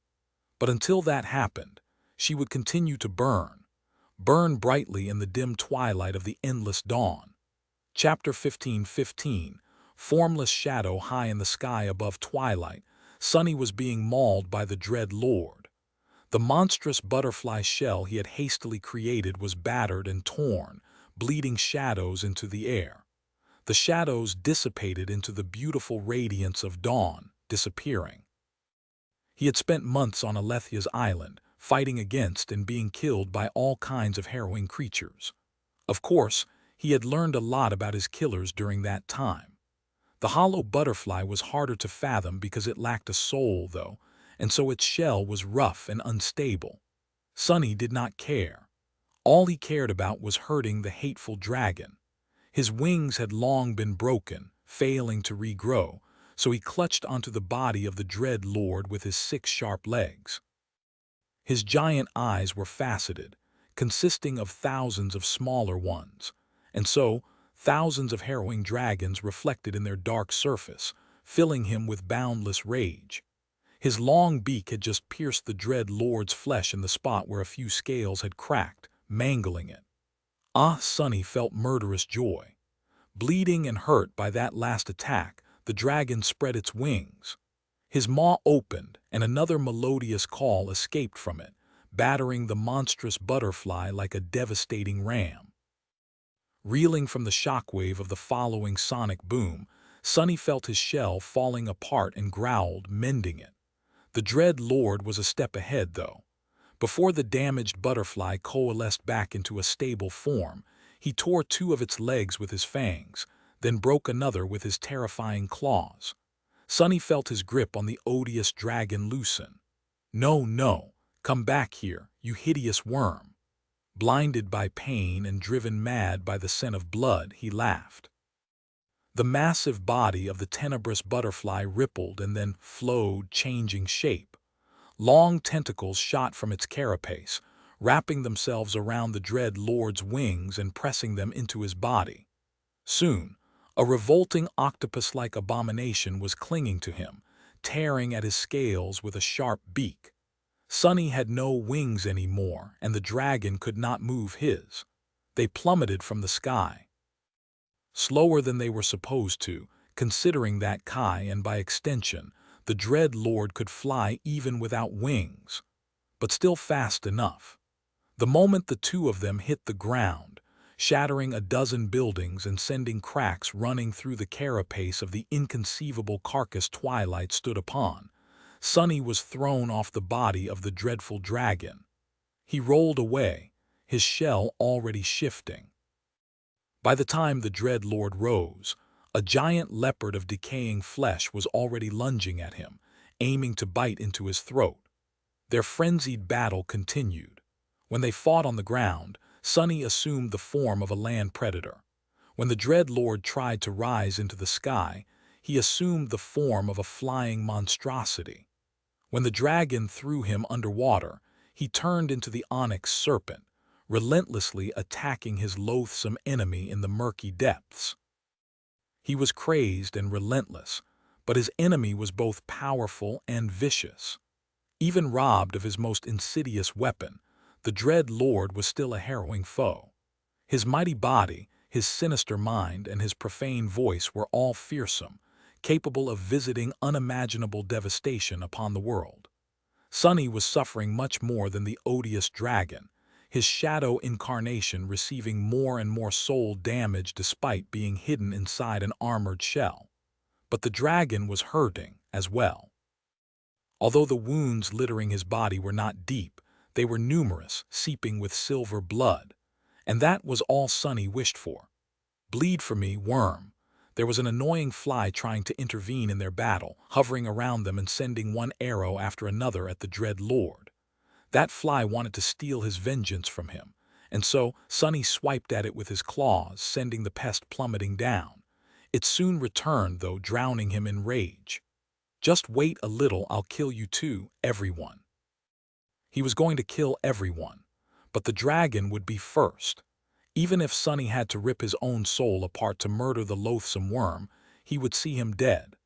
Die, die, die. Even with nearly endless reserves of essence and the boundless fury of the king's resentment fueling him, Sonny was struggling to deal severe damage to the dread lord. He vaguely remembered that there was someone else he had to kill, a vile amalgamation of countless beings hiding in the reflections. But he couldn't even slay this winged fiend. Indignant, Sonny broke through the barrier of corpses floating in the water and slithered onto one of the carcasses. Before he could even change his shape, the harrowing dragon bit into his shell, tearing it and dragged him into the sky. 4 sets of terrifying claws slashed at him, shattering the onyx plates of the shell and maiming his serpentine body. A hateful voice boomed in his head, making him dizzy. "You have returned to the source." "I see. She is back too, then." Ripping into the crumbling shell with his maw, the Dread Lord laughed at him. Sunny roared in fury, "Shall we kill her again?" "Yes, I will devour her, right after I'm done with you." Nephi's. He was talking about Nephi's. Deep in the crumbling embrace of his shell, Sunny went absolutely mad.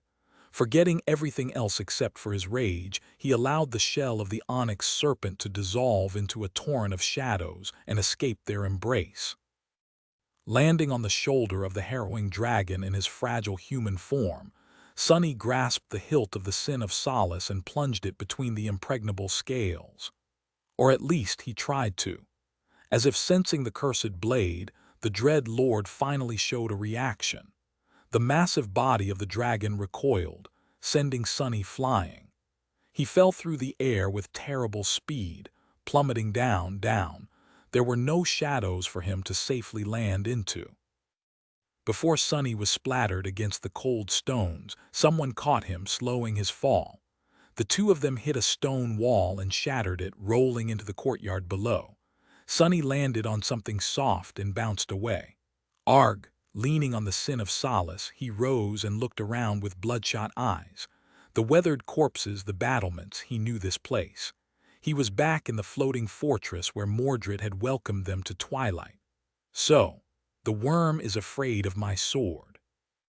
A twisted grin appeared on his lips, and Sunny finally noticed another figure struggling to stand up from the cold stones near him.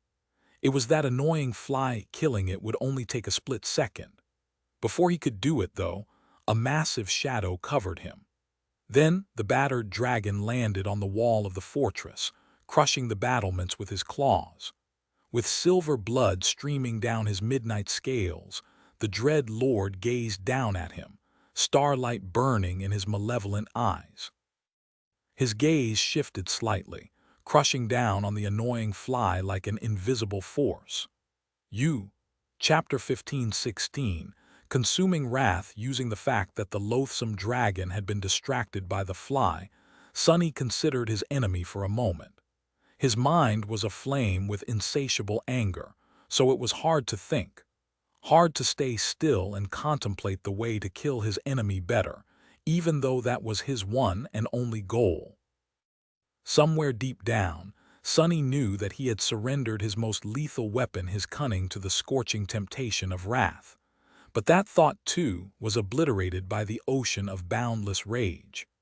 That worm is strong. Sunny had called upon his most primal, most destructive power, the shadow shell. He had ravaged the Dread Lord as a ferocious sea serpent, a dreadful butterfly, a decaying leopard, and many more revolting shapes. His attacks had dealt some damage to the enemy, but none of them had made the dragon real. The only thing that had was the sin of solace. Sunny glanced at the beautiful jade giant. He knows that sword. The Mad Prince had wielded the sin of solace, and so the Dread Lord would be familiar with the sinister power of the cursed blade. Even if it had never been used against him, he would know and fear it. That was because while Sunny could mutilate the dragon's flesh, the sin of solace could shatter his mind. It had been created from the whisper of Ariel, the demon of dread after all. And there was no one more familiar with the terror of Ariel's secrets than the Dread Lord, who was similarly burdened by the knowledge of truth due to his flaw. There was a problem, though. Sunny could only wield the sin of solace in a human hand, but his human body could be destroyed by one bellow from the dreadful dragon, or maybe not. Grinning madly, Sunny dismissed the jade giant. At the same time, he called upon the shadows once again. They surged from the open gate of the shadow lantern, enveloping him like a dark tide. And then a towering figure rose from that tide. This time, Sunny did not create the shell of a serpent, a butterfly, or a fearsome leopard. Instead, he borrowed a page from the devouring beast's book and created the shell that was a perfect replica of himself, only on a much larger scale. Of course, he couldn't compete with the feral plague, who had stood 100 meters tall, but even at a third of her height, his head still rose above the battlements of the fortress. A furious dark giant made of shadows appeared in the middle of the courtyard, sharing Sonny's appearance. His towering body was covered by a cracked onyx armor, and a whirlwind of sparks surrounded his outstretched hand. Memories were mystical tools. They were created from the soul essence of their wielder and adjusted to suit the wielder's body. That was why Awakened did not need to fit and tailor their armor or mold the hilts of their weapons to their grip. However, things changed once an Awakened reached transcendence. The body of a saint could transform, taking an entirely different shape. It was only then that the limit to how much a memory could be adjusted to fit its wielder revealed itself. Different memories had different limits. Some could still be used by the transformed saints, some could not. Generally, the more powerful a memory was, the more flexible potential it possessed. And Sonny was willing to bet that the Sin of Solace, a transcendent memory of the fifth tier, possessed more than enough of it to be useful in the hands of a giant, especially because the form he had taken was only different from his own body in size, and therefore did not require the jade giant to stray away from its nature as a sword. All he had to do was pour more essence into manifesting it. 10 times more, 100 times more, 1,000 times more. It did not matter. Sonny's essence was inexhaustible right now. As the shape of a graceful sword, its blade dozens of meters long, started to manifest itself from light, Sonny grinned and dashed forward. It was going to take the Sin of Solace some time to weave itself into existence, and he would have to occupy the loathsome dragon until then. Struggling to control his massive body, Sonny leaned forward and rammed his shoulder into the wall of the courtyard. The entire fortress quaked and tilted, water pouring in through the broken gates. The wall itself cracked and collapsed, forcing the Dread Lord, who had been using it as purchase, to lose balance. Before the dragon could open his massive wings, Sonny grabbed onto him and pulled him down. His face was very close to the Dread Lord's bloodied chest. If not for the visor of the onyx helmet, Sonny would have tried to bite into his throat. What's this? Something glistened amidst the silver blood. There between the midnight scales was a scale that seemed different from all the others. It was dull gray, as if forged from iron, and had a peculiar shape. Sonny tried to get a better look at it, but at that moment he heard the annoying fly shout, Sonny, I can't." "What?" And then a radiant arrow hit him in the back, slid into the crack of the mantle, and detonated inside. No! The left side of the shadow giant's torso exploded from within. His onyx armor, which had already been severely damaged, crumbled into pieces. His left arm, which had almost grasped the hilt of the Sin of Solace, fell to the ground. At the same time, the dragon's maw closed on his neck, shredding it. The Dread Lord growled, tearing the giant's head off with a terrible pull. Blinded by terrible pain and disoriented, Sonny crashed on the cold stones. His shell fell apart, and he was banished from the embrace of shadows. His body rolled and came to halt in the rubble of the shattered fortress wall. He felt cold water licking his torn skin. Ah, the fly, he should have killed it sooner. The loathsome dragon must have whispered a command into the vermin's ear. Letting out a pained groan, Sonny forced his battered body to rise, only to see the Dread Lord's tail swiping at him with terrible speed. Remembering how the hollow vessels of Soul Stealer exploded into bloody mist after being struck by it, he let out a hateful scream and stepped into the shadows. A moment later, he appeared on top of the crumbling wall. From there, Sonny could see the courtyard and the figure of the bleeding dragon below him. He could also see twilight in the distance, barely visible through the haze of dawn.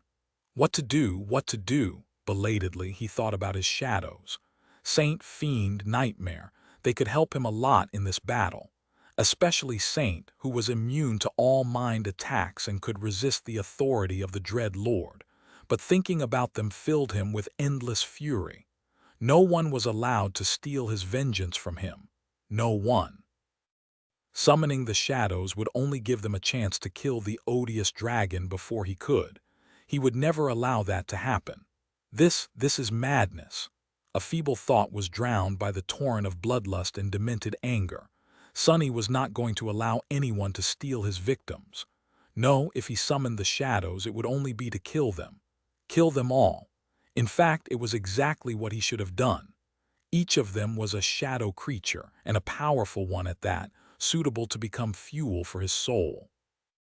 He had painstakingly nurtured them himself, after all. So wasn't it only right for him to reap what he had sown? Just imagining the flood of shadow fragments he would receive from slaughtering his servants made Sonny smile viciously. Was that how the Mad Prince had become a titan? It had to be. Where else would the vile madman find enough fragments to form the seventh core here in the tomb of Ariel? Sonny would be wise to follow his example. But first, he had to kill the dragon. And the traitorous fly. Turning his head to look at his enemies, Sonny lingered for a split second. Out there, far away, wasn't something strange happening in twilight?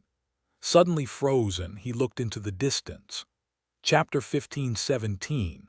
Supernova on the crumbling streets of twilight, a grotesque nightmare creature was mauling another with its fangs, while a rain of swords and spears fell on its tough hide. Each strike caused streams of fetid blood to pour out of ghastly wounds, but the abominations paid it no attention. Ah, it hurts. Mordred, who had taken the body of the nightmare creature, was not having a great time. Not only was he being cut and mangled by the vessels of the impostor, but it was also getting hard to breathe. The air was full of smoke, and the buildings around him had caught fire at some point. But he was so close, finally. The abominations he had been brutalizing shuddered and died. An ethereal stream of power flowed into his soul, and he fled into the reflections, escaping the cruel blades of the hollow vessels. Appearing a few hundred meters away from the pursuing mob, he left the dying body of the battered nightmare creature and returned to his own. Before too long, a familiar pain tore apart his soul, forcing Mordred to groan. Why does it have to be so unpleasant? A new core was being born in the depths of his soul. He was becoming a monster once again.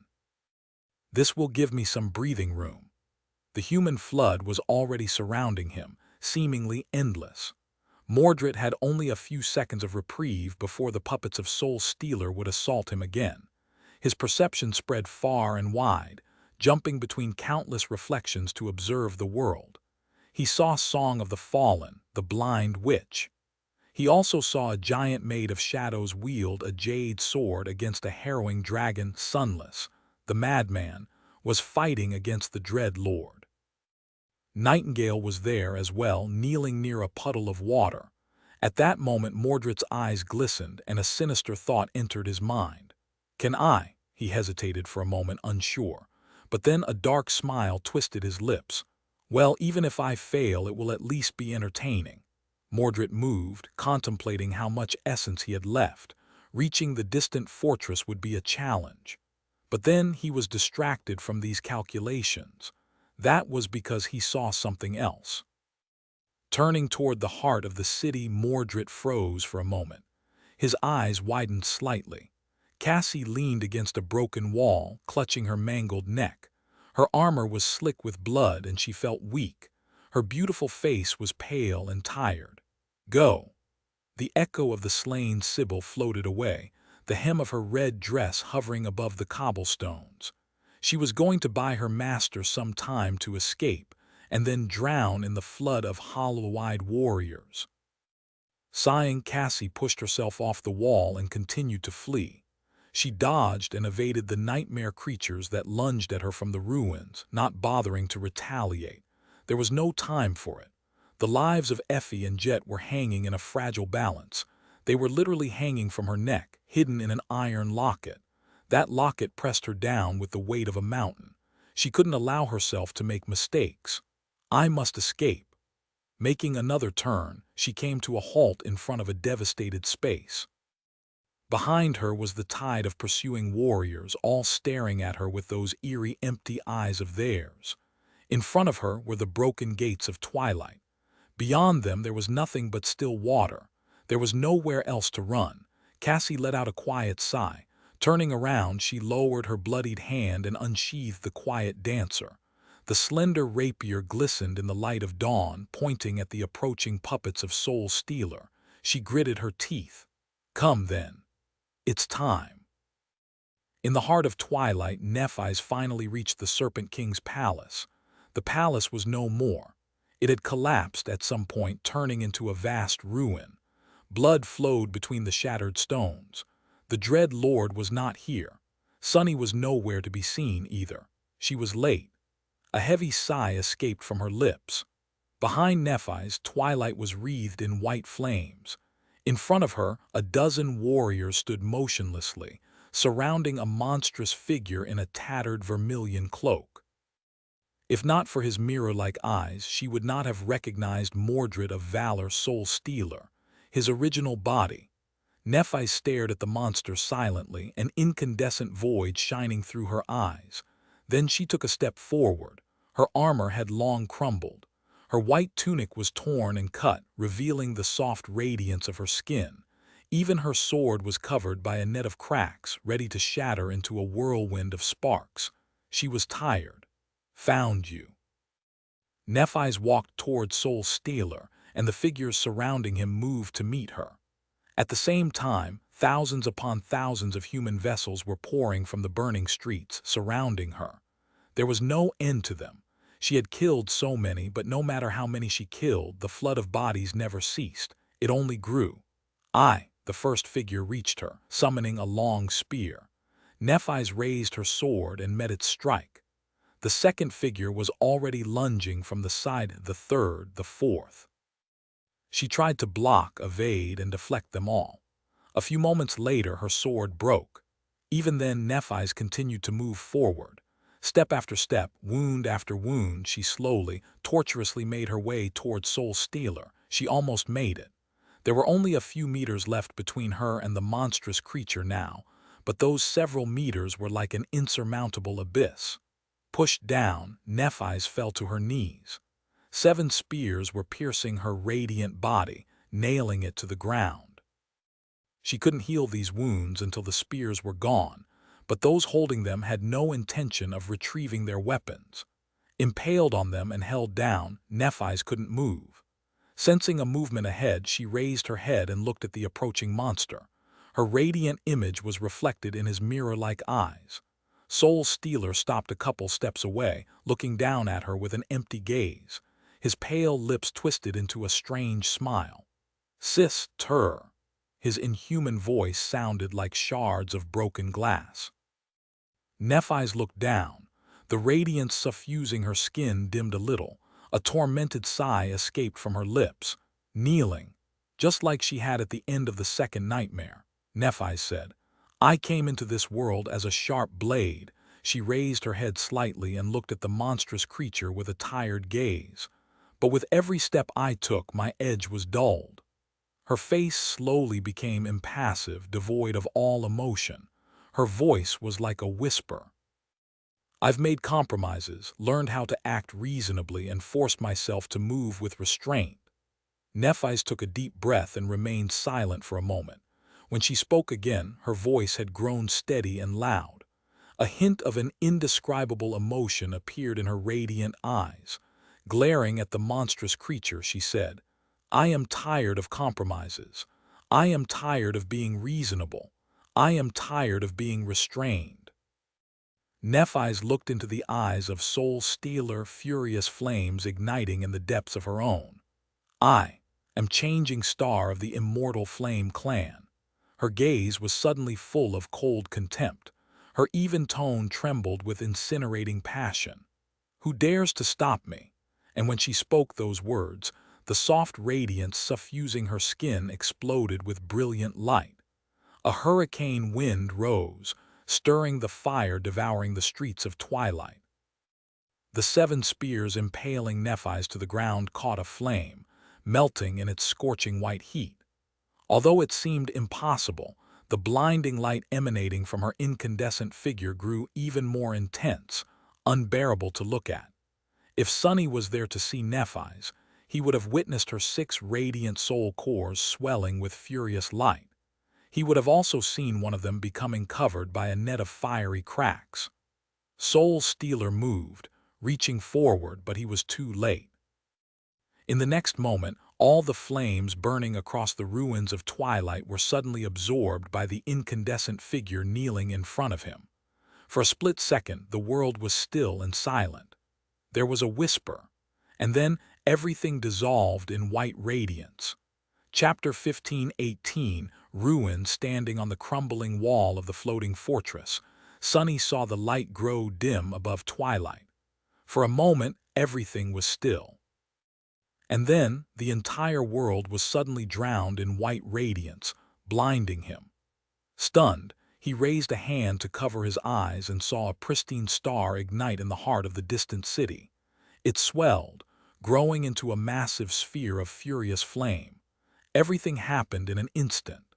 The buildings nearest to the white star simply dissolved in its pure light, evaporating. Those further away exploded into dust and were erased from existence by an obliterating shockwave. Those behind them were flattened and melted, turning to ash from the immolating heat. A wave of incinerating fire, taller than the towering walls of the city, spread outward at lightning speed, consuming everything in its path: buildings, trees, cobblestones, even air itself, and all the tiny human figures flooding the crumbling streets. Behind it, the furious star rose and deformed, slowly turning into a mushroom cloud of incandescent white flame. The pillar of fire supporting it dwarfed everything, reaching toward the sky. What? Even driven into madness by fury, he was momentarily paralyzed by the harrowing splendor of that inconceivable sight. Twilight. Twilight was being destroyed in front of his eyes. That was when the invisible shockwave reached the fortress, shattering its walls and throwing him down. The deafening roar of the explosion came next, shaking the world. Sunny plummeted from the broken wall and hit the cold stones with a sickening sound. Bouncing off the hard surface, he rolled and then instinctively covered his head with his hands. In the next moment, a rain of stone debris fell down, pummeling him like crushing hail. Who dares, deaf from the cataclysmic roar of the blast? He screamed furiously and tried to stand up. Something hit him on the head, but Sunny did not care. Hunched, he rose from the ground and peered into the dust that had enveloped everything around, searching for the massive figure of the dragon. So what if all of twilight was devoured by flame? So what if it seemed like the sky had been shattered and fell down? He was still going to kill the hateful worm. Why is it so dark? The colossal pillar of flame had reached the heavens and collapsed on itself, torn apart by the wind. The furious light of the pure white star had dimmed and disappeared, plunging the world into darkness. A vast cloud of ash rose into the air and obscured the 7 suns, turning the twilight of dawn into a lightless gloom of dark devastation. Far away, in the scorched desert that had been twilight, ash fell from the sky like snow. In the heart of the ruined city, nothing but darkness remained. Even the air itself had been burned away by the inconceivable heat of the obliterating explosion, and so there were no flames burning on the blackened stones. The only source of illumination in that dark abyss was a radiant figure that stood amidst the destruction, surrounded by ash and ruins. It was slowly coalescing back into the shape of a beautiful young woman from pure light. Her brilliant skin did not have a single blemish on it, and her shining hair flowed like incandescent silver, emanating a blinding white radiance. Her pristine light reflected in the boiling water, creating a small island of light in the sea of searing darkness. Twilight was still and silent, with nothing but water moving on its vast, smoldering expanse. The numerous human bodies of Soul Stealer were all gone, devoured by the merciless flames and turned to ash. The nightmare creatures who had battled against them were gone, too. Only Nephis remained, illuminating the darkness with her light. And because she was the only one left, the indestructible reflection of the sinister mirror fiend had nowhere to go but into the depths of her radiant, harrowing eyes. Nephis was standing on the surface of a calm ocean. The world around her was suffused with sunlight, and the perfectly still water below her bare feet glowed beautifully, reflecting the brilliance of heaven. It was as if she was standing on a sea of golden clouds, awash in breathtaking light. 7 suns shone brightly above her head. She looked at them impassively. She had felt the terrible agony of one of her soul cores, the terror core destroying itself before. But so many defiled abominations had been consumed by the unleashed flames of her soul that it was reformed anew. With it, the 7th core was born. The last core. The pain of its creation had already passed, and Nephis was a titan now. She looked away from the 7 suns and gazed silently at the only spot of dirt and darkness in her perfectly radiant world. Out there, some distance away, a repulsive creature stood, staring at her with mirror-like eyes. It did not look like a human, nor did it look like a nightmare creature. Instead, it was like a revolting amalgamation of countless people, countless abominations, all joined together into a monstrous patchwork being that shifted and changed form with every move, every breath, every moment that passes. The shifting monster towered above her, staining the pure waters of her soul with darkness and corruption. Soul Stealer grinned, reaching forward with countless hands. He called her name with countless voices. His countless eyes festered with hatred and greed, but also fear. Nephis looked at him with contempt. Her even voice echoed across the radiant expanse, uttering a single word, "Burn." And then the beautiful landscape of her soul changed. The water Soul Stealer stood upon was no water at all. Instead, it was liquid flame, as if he was standing on the surface of a furious white star. The golden clouds floating above him were not vapor, but incandescent gas, as if he was drowning in burning stardust. Most harrowing of all, though, was the light of the 7 suns. Because here in the sea of changing stars' soul, there was no escape from their incinerating rays. The radiance of the 7 suns swelled, turning the calm ocean into an incandescent white void. And trapped in that merciless void, Soul Stealer burned. Chapter 15:19, Reverse Scale. The floor of the floating fortress was tilted, and Sonny could hear the sound of water rushing into the breaches. His sight was obstructed by the cloud of dust, so he closed his eyes and sensed a massive figure stirring in the darkness. He grinned, forgetting about how torn and battered his body was. Looking up, Sonny saw 2 cold silver stars burning in the darkness high above him, the eyes of the murderous dragon gazing down upon him. The dragon moved, and at the same time the shadows moved as well. The drowning fortress shuddered. Slumped near a puddle of water, Kai gasped for air. He was suffering from terrible pain and struggling to breathe. That blow Sonny had delivered him before was not a light one. He suspected that several of his ribs had been cracked or broken. His muscles were torn as well, so drawing the bow was a torment. This really is a nightmare. More than anything, Kai felt lost and confused. The battle the government forces were supposed to observe had already been a disaster. The terrible journey through the merciless white desert was like a feverish dream. Before he knew it, they were standing in front of a towering block of black stone, preparing to enter a seed of nightmare. Kai had thought that he had prepared himself mentally for the dreadful trial of the spell, but he had been wrong. Coming to his senses in the dim throne room of a mysterious palace was unlike anything he had ever expected, and much more terrible. Sonny was there, pulling him away from the falling debris. He heard some outlandish things about an evil dragon, who was also his twin, and an army of alien warriors that were supposed to help the cohort. A few moments later, the dark dragon was in front of them, commanding them to kneel.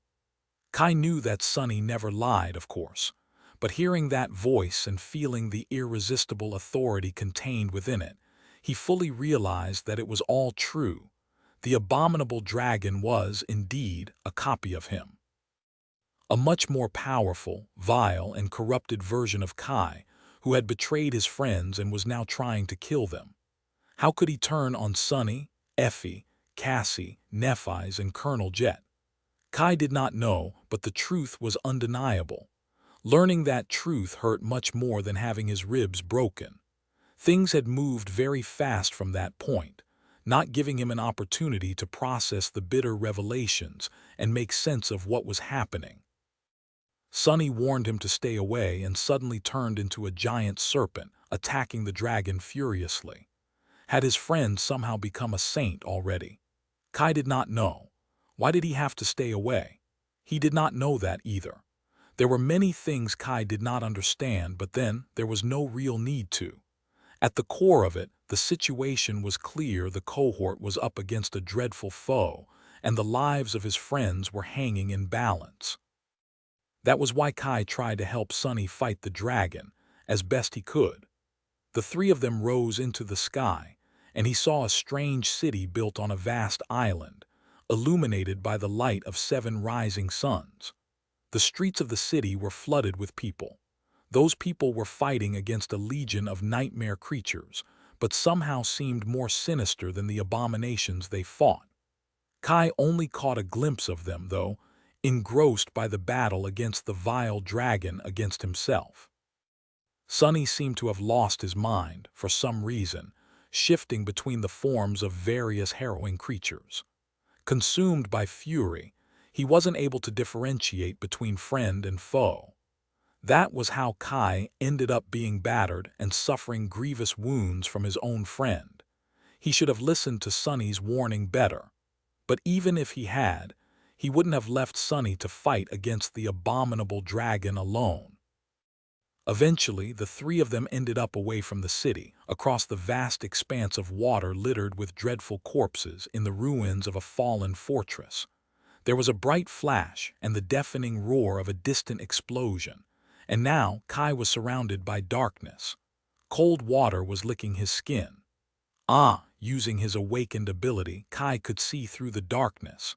He could also see through the billowing dust and even through the stone debris. All around him, the world had gone mad. The shadows were surging, turning into numerous dark hands. Those hands, each possessing 7 fingers, tore at the dreadful dragon with sharp claws. At the same time, Sunny was trying to build another giant around himself, his attempts failing time after time. The dragon seemed wary of the enormous white sword that lay on the cold stones, partially buried in rubble, and so destroyed the giant ruthlessly each time before it could take shape. Slowly but surely, Sunny's body became tattered and broken. Even though he did not bleed, Kai could see that his condition was deteriorating swiftly. Sunny did not seem to care, consumed by the strange derangement, but Kai did. I have to do something. Even though Kai was not as powerful as his friends, he was not at all weak. He was an ascended, too. He had led soldiers into battle and killed dreadful nightmare creatures, survived impossible odds, and triumphed where most other people would have perished. He had burned alive in the dragon's flame and lived to slay the dragon. The problem was that Kai could not really move. His head was full of dreadful whispers, and the remnant will of the abominable dragon was forcing him to do things he never wanted to do. Simply resisting that call was taking all of his strength, and that was with the dragon not paying him any attention as well. His thoughts were not his own. Betrayed you, poisoned you, made you into an abomination, lured you, abandoned you, traitor. Traitor, traitor, Kai groaned and grabbed his head, but the whispers only grew louder. The worst part about them was that, because of his flaw, Kai knew that it was all true. He had indeed been betrayed, corrupted, used, and abandoned. By none other than Sunny, the person he trusted the most. The other Sunny, perhaps. At least that was what the dragon believed. Hurt him, kill him, punish him, take his hope away, take his will away, take his crown away. Kai gritted his teeth, refusing to listen. He knew himself very well. That wasn't him. That wasn't them. Luckily, Sunny was attacking the dragon so fiercely that it had no time to turn its gaze at Kai, and so the insurmountable authority of its command was slowly growing weaker. Groaning, Kai turned to the puddle of water and looked at the one who was hiding in the reflections. His lips moved. "Be ready." With that, he slowly picked up his bow and raised it with trembling hands. His bow was a transcendent memory of the fifth tier, and there were plenty of enchanted arrows in his soul arsenal. The problem was that, despite that, Kai had failed to deal substantial damage to the abominable dragon. Ironically, the most damage he had dealt was to the shadow giant Sunny created just before the explosion. However, with his supernatural sight, Kai had long noticed a special scale hidden on the dragon's chest. It was of a different color than all others, as if forged from iron, and had a peculiar shape. Looking down, he looked at the iron amulet in the shape of an anvil hanging from a string on his neck. That amulet had been with him since the second nightmare given to him by Sunny, and so his evil copy must have possessed it as well. Ignoring the pain, Kai gritted his teeth and rose, then strained his muscles and drew his bow. The string was heavy.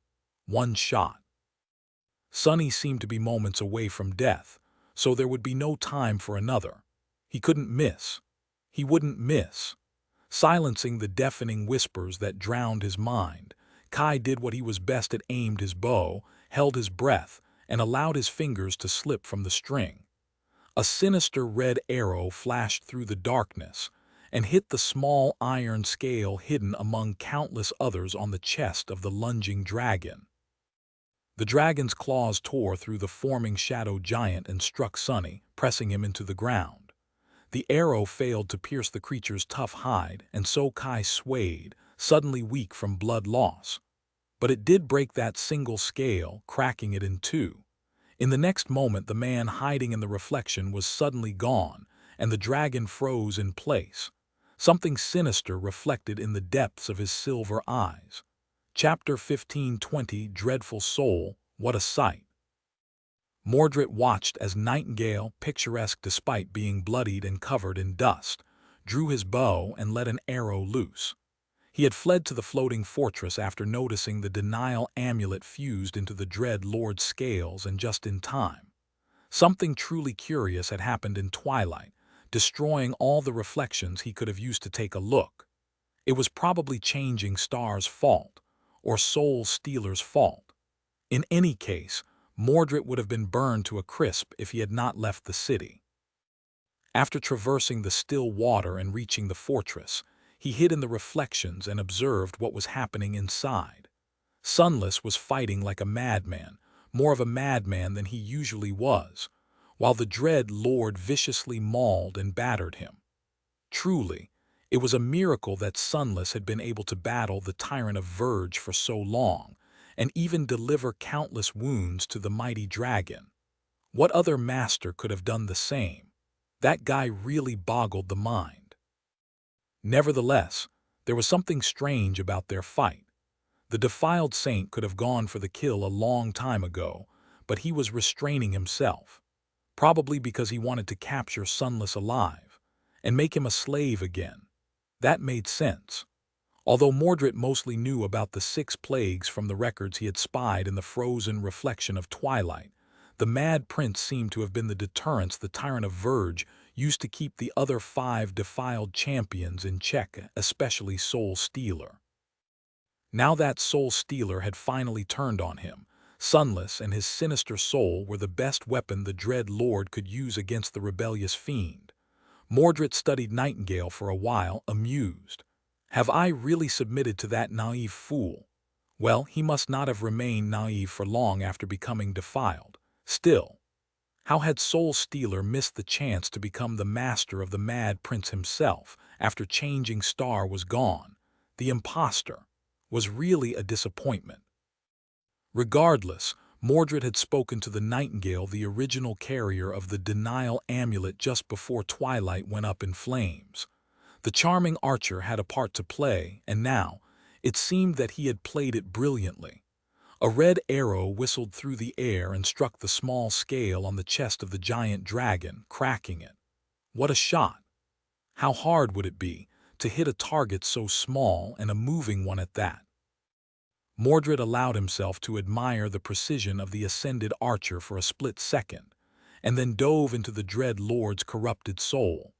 Here we go, smiling. Mordred found himself surrounded by darkness. The darkness extended its revolting tendrils, trying to catch him. A forest of them rose from all sides, slithering like snakes. Trembling slightly, he evaded the grasp of corruption and dashed forward. That's why I hate invading the souls of nightmare creatures. At least he possessed both of his hands here. Sadly, Mordred could only reflect the powers and weapons of the master of the invaded soul, not use his own. And since the dread lord had surrendered to defilement and was thus banished from the nightmare spell, there were no memories here for Mordred to summon. The memories were given by the spell and taken away by the spell. There were other things he could steal, though. Almost caught by the harrowing tendrils, he jumped and soared into the air. Flying was not something Mordred did often, but he had experienced it before, so learning how to use this particular ability only took him a moment. His body rippled and swelled, becoming covered by impregnable scales. Two mighty wings sprouted from his back, and his teeth turned into sharp porcelain fangs. He became a dragon. Mordred had not been a dragon before, but he had stolen bodies of nightmare creatures of a similar kind. So he grew accustomed to this new shape quickly. Finally, his eerie gaze pierced the vile darkness and found a figure standing in the heart of it, lonesome and lost. The soul of the dread lord still maintained its human appearance. He must not have surrendered to corruption entirely yet. A vicious smile twisted Mordred's reptilian lips. Time to die. He wasn't sure which one of them was going to die, but was eager to find out. Mordred was merely an ascended monster right now, while the dread lord. There were 5 repugnant masses of corruption hidden in the boundless darkness of his defiled soul, so he had to be a corrupted tyrant. The chances of victory were slim. But then again, Mordred had killed numerous foes who were more powerful than him, more experienced than him, more knowledgeable about the nuances of their aspects than him, more proficient in using their memories than him. However, none of them had been as resourceful as him, as resolute as him, or as ruthless as him. Nightingale was a brave but naive fool, so how much better could his corrupted version be? If there was one thing Mordred was afraid of, though, it was the knowledge of the defilement the dread lord wielded. That was why this battle was a gamble, even more so than every other soul battle Mordred had fought in the past. I'll just have to kill him before he has time to say anything. Then, in the distance, the lonesome figure moved, finally noticing the invader. A mad light ignited in the dread lord's eyes. Far away, among the scorched ruins of twilight, nothing living moved. The buildings, those that were far enough from the epicenter of the blast to not be reduced to dust, had either collapsed or stood blackened and deformed. Ash fell from the dark sky like snow, covering the desolate landscape.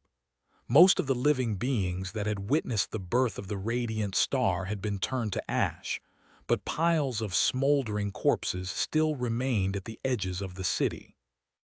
The walls surrounding Twilight had collapsed, and the giant carcasses beyond them were scorched. A pale hand rose from the water among those carcasses. Surfacing, Cassie climbed onto the carapace of a dead abomination and gulped for air.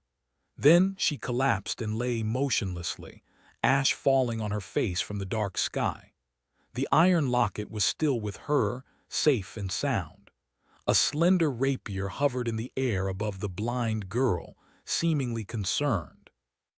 Cassie concentrated on it, feeling her consciousness begin to slip. "Go." The quiet dancer hesitated for a few moments, then disappeared into the darkness. Cassie sighed and allowed her battered body to relax.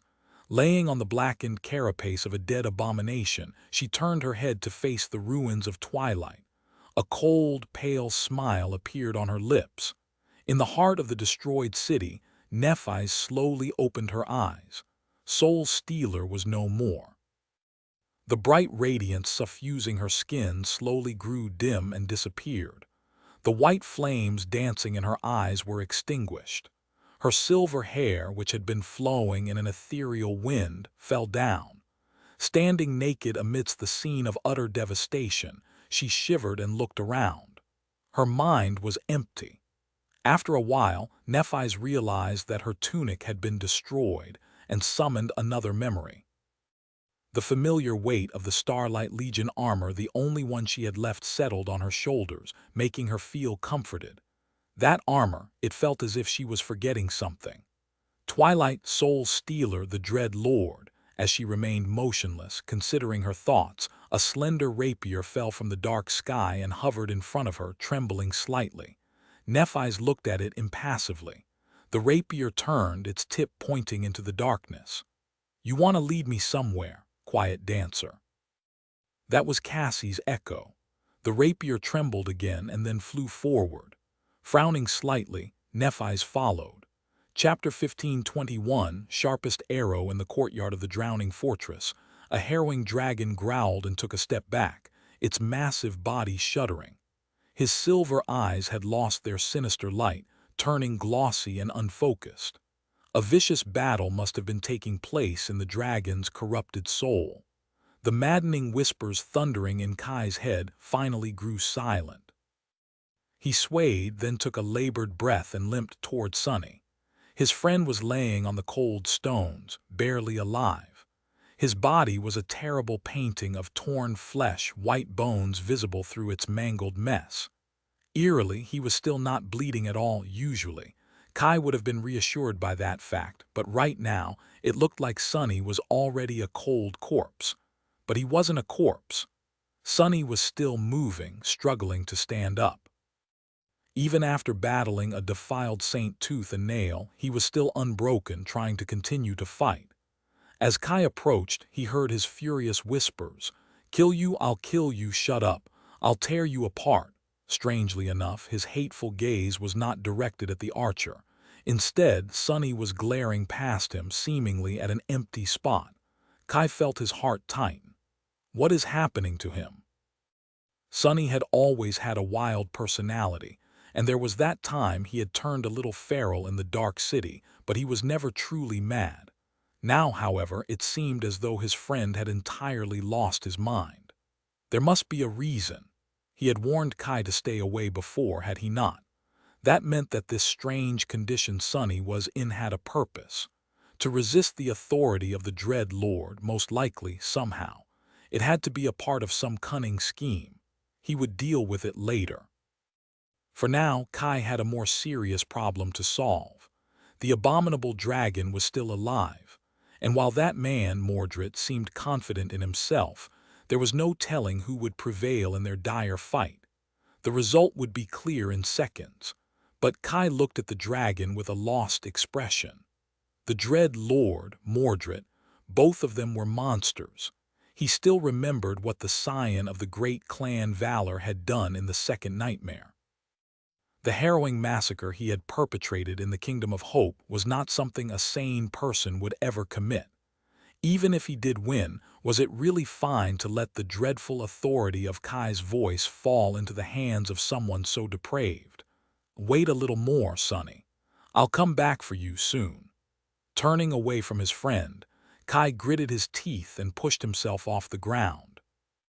Soaring into the air, he strained his core muscles to draw the string of his bow, and at the same time, summoned the sharpest arrow he had in store. That one was not capable of producing devastating blasts or robbing nightmare creatures of their strength. Its enchantment was rather simple. It burrowed much deeper than other arrows would, piercing flesh and bone like butter. The drawback was that the arrow was flimsy and fragile.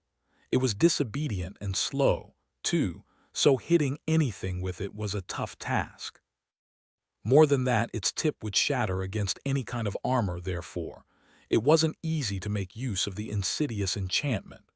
But now that the abominable dragon was nearly paralyzed by the battle happening within its soul, Kai had a chance. Of course, the battle could end at any moment.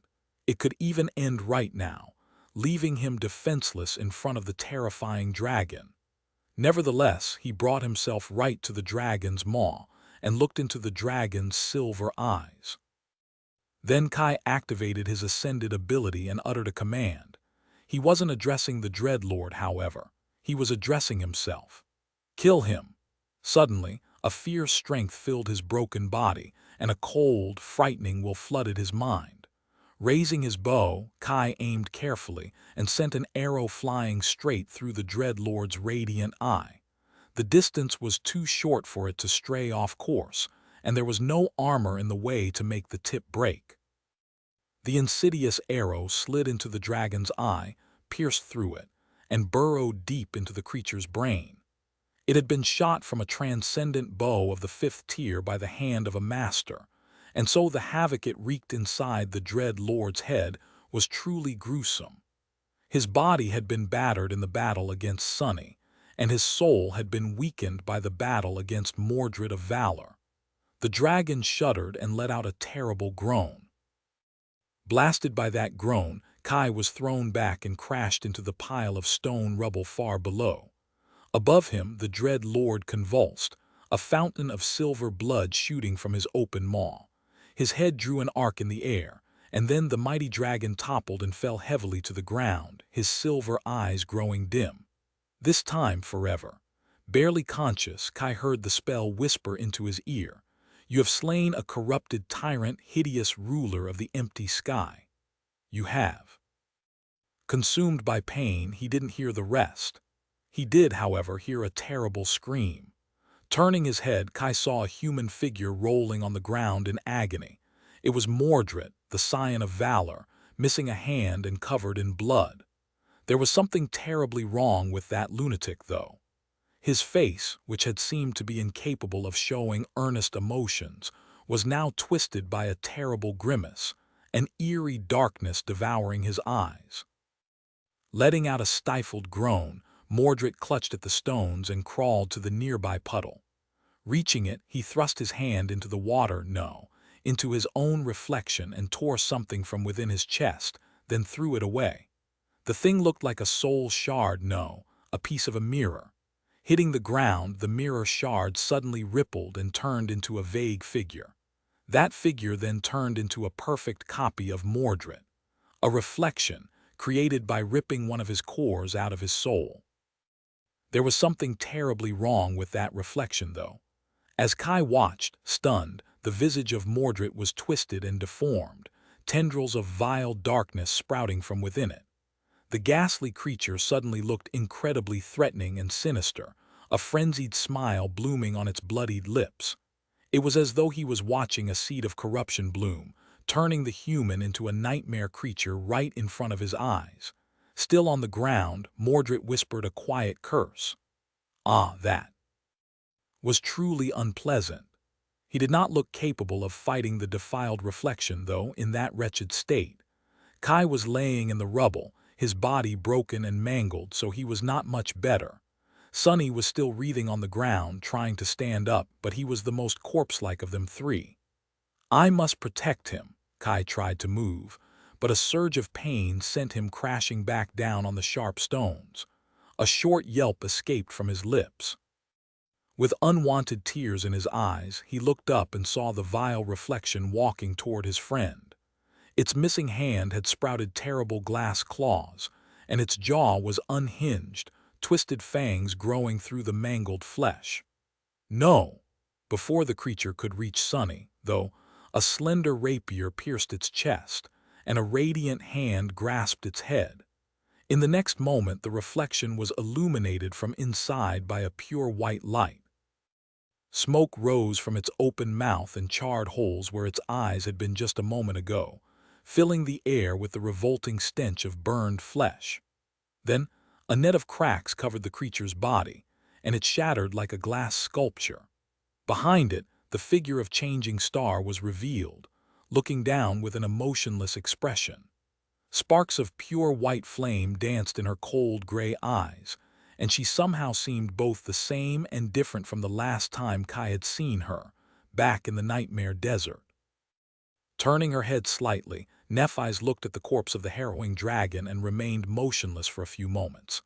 Then she said, her voice strangely devoid of feeling, "We won." Chapter 15:22, Break of Dawn. Driven to madness by wrath, Sonny was forcing his mangled body to move. His mind was muddled by fury and pain, and no matter how hard he tried, he couldn't stand up for some reason. An inferno of dark, malignant rage was consuming his aching heart.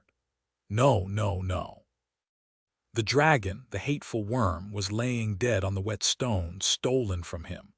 Silver blood was pouring from his opened maw and obliterated eye, slowly spreading across the ruined courtyard. If only there had been more time. If only no one had interfered in their fight. Sonny would have been able to slay the dread lord himself. He knew he would. But the dragon was gone. And now that he was gone, Sonny's suffocating fury needed a new target. Kill them all, I'll kill them. He could sense several shapes through the shadows. The loathsome fly that had stolen his prey, the crippled fiend who had come from the water, and a macabre abomination that had been spawned by a tainted shard of the fiend's soul. And the most odious of them all, a pale young man wearing a nebulous black mantle, who was looking at him mockingly with a derisive smile. "Look at you, fool, mad as a hatter. How pathetic, how familiar, how distasteful," Sonny growled. The abomination was staggering toward him, piercing him with the demented gaze of its rotten eyes. Glass claws were growing from its stump, and twisted fangs were growing from its bloodied maw. He grinned. Good, good. He couldn't stand up, for the moment, so the creature was graciously delivering itself to him.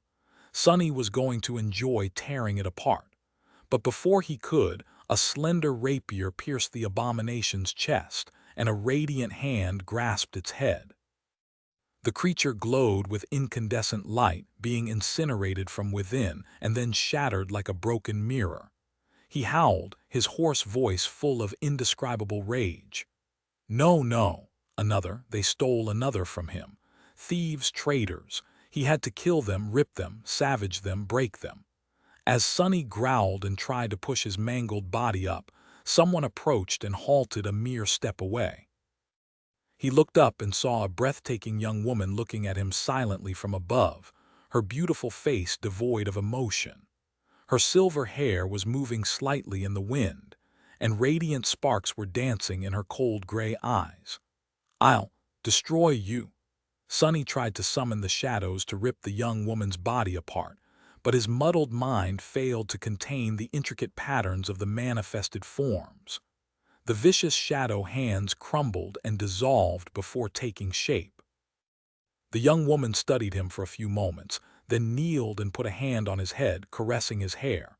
Her touch made Sonny shudder. "I have to kill her."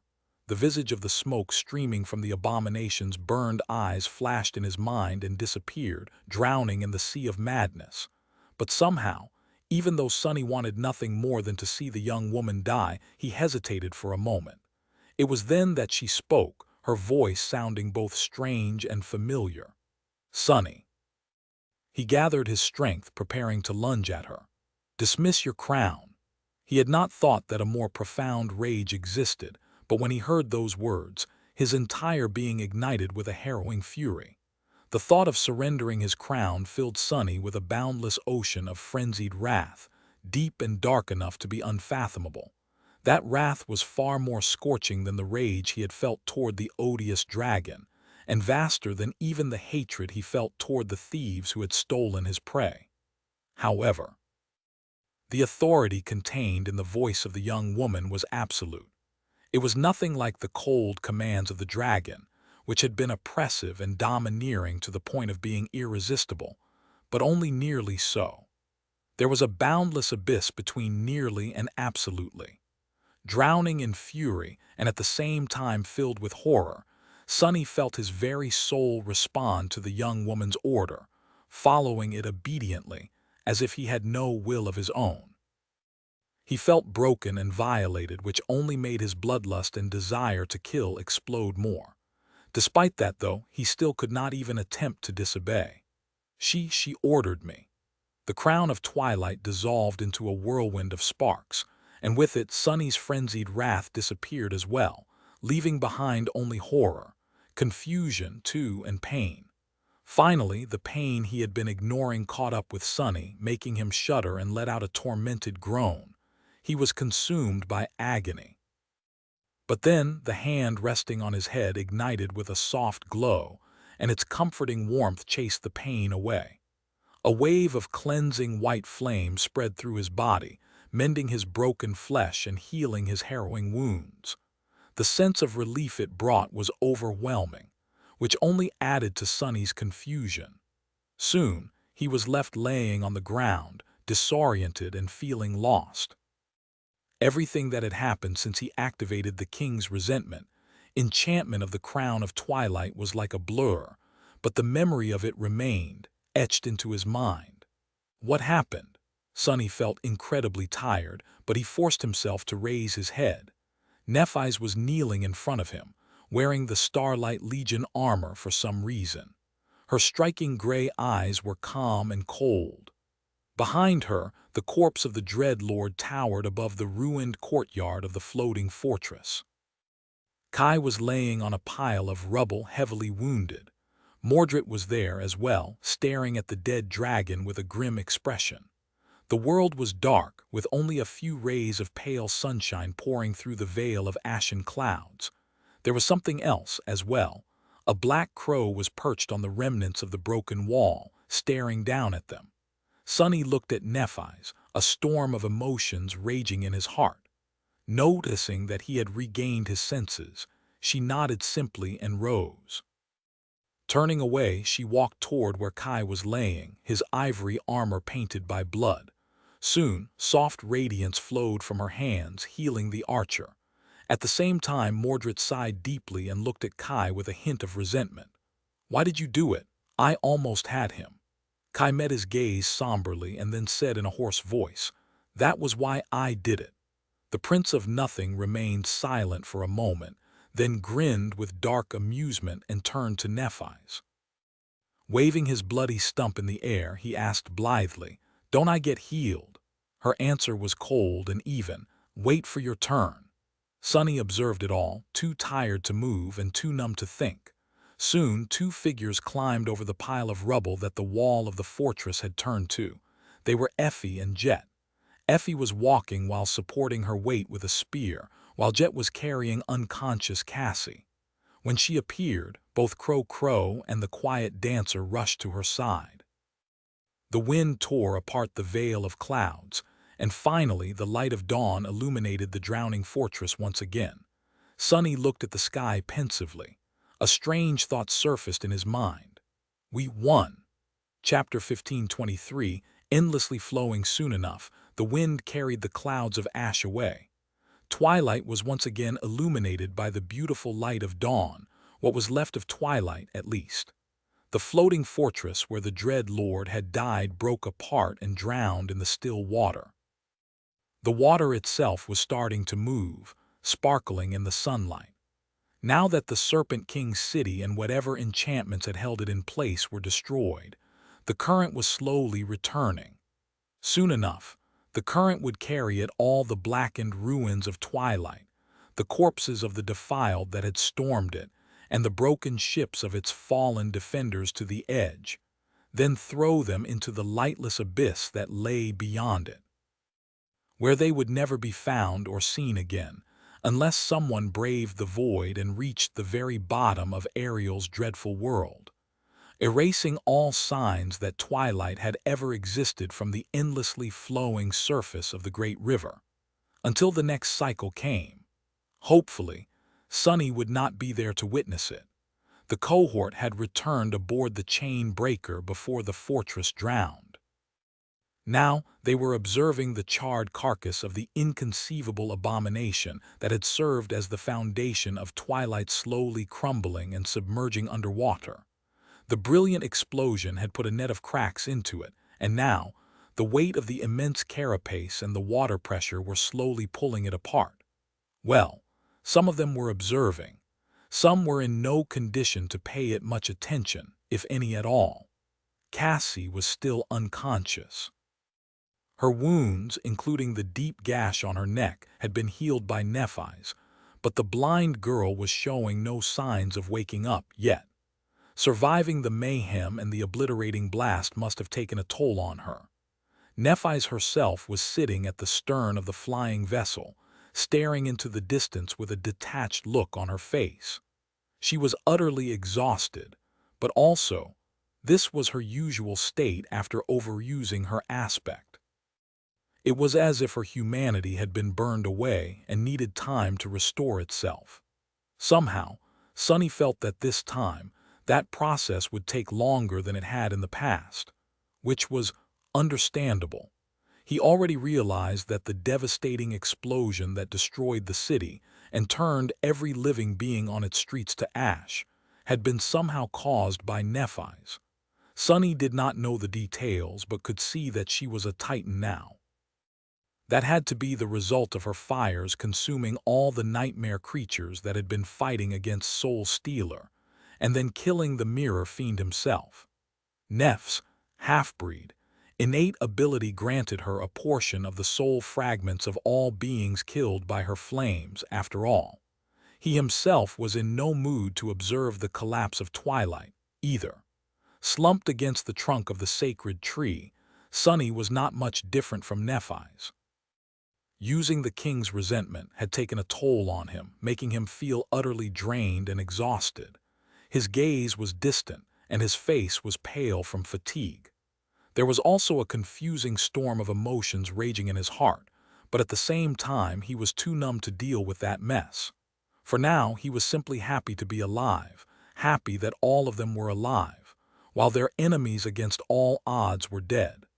Saint, Fiend, and Nightmare were guarding the ship, and keeping an eye on Mordred in case the bastard decided to do something malicious. However, the Prince of Nothing did not seem inclined to turn on his allies, at least not just yet. He walked around the chain breaker, looking curiously at this and that. That would have infuriated Sonny if he wasn't feeling so drained. What was that guy so curious about? He had already seen everything there was to see here, hiding in their eyes on the way to the second nightmare.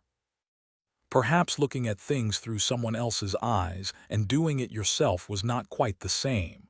Right. Perhaps this chain breaker was not the same as the real chain breaker they had left in the real world either.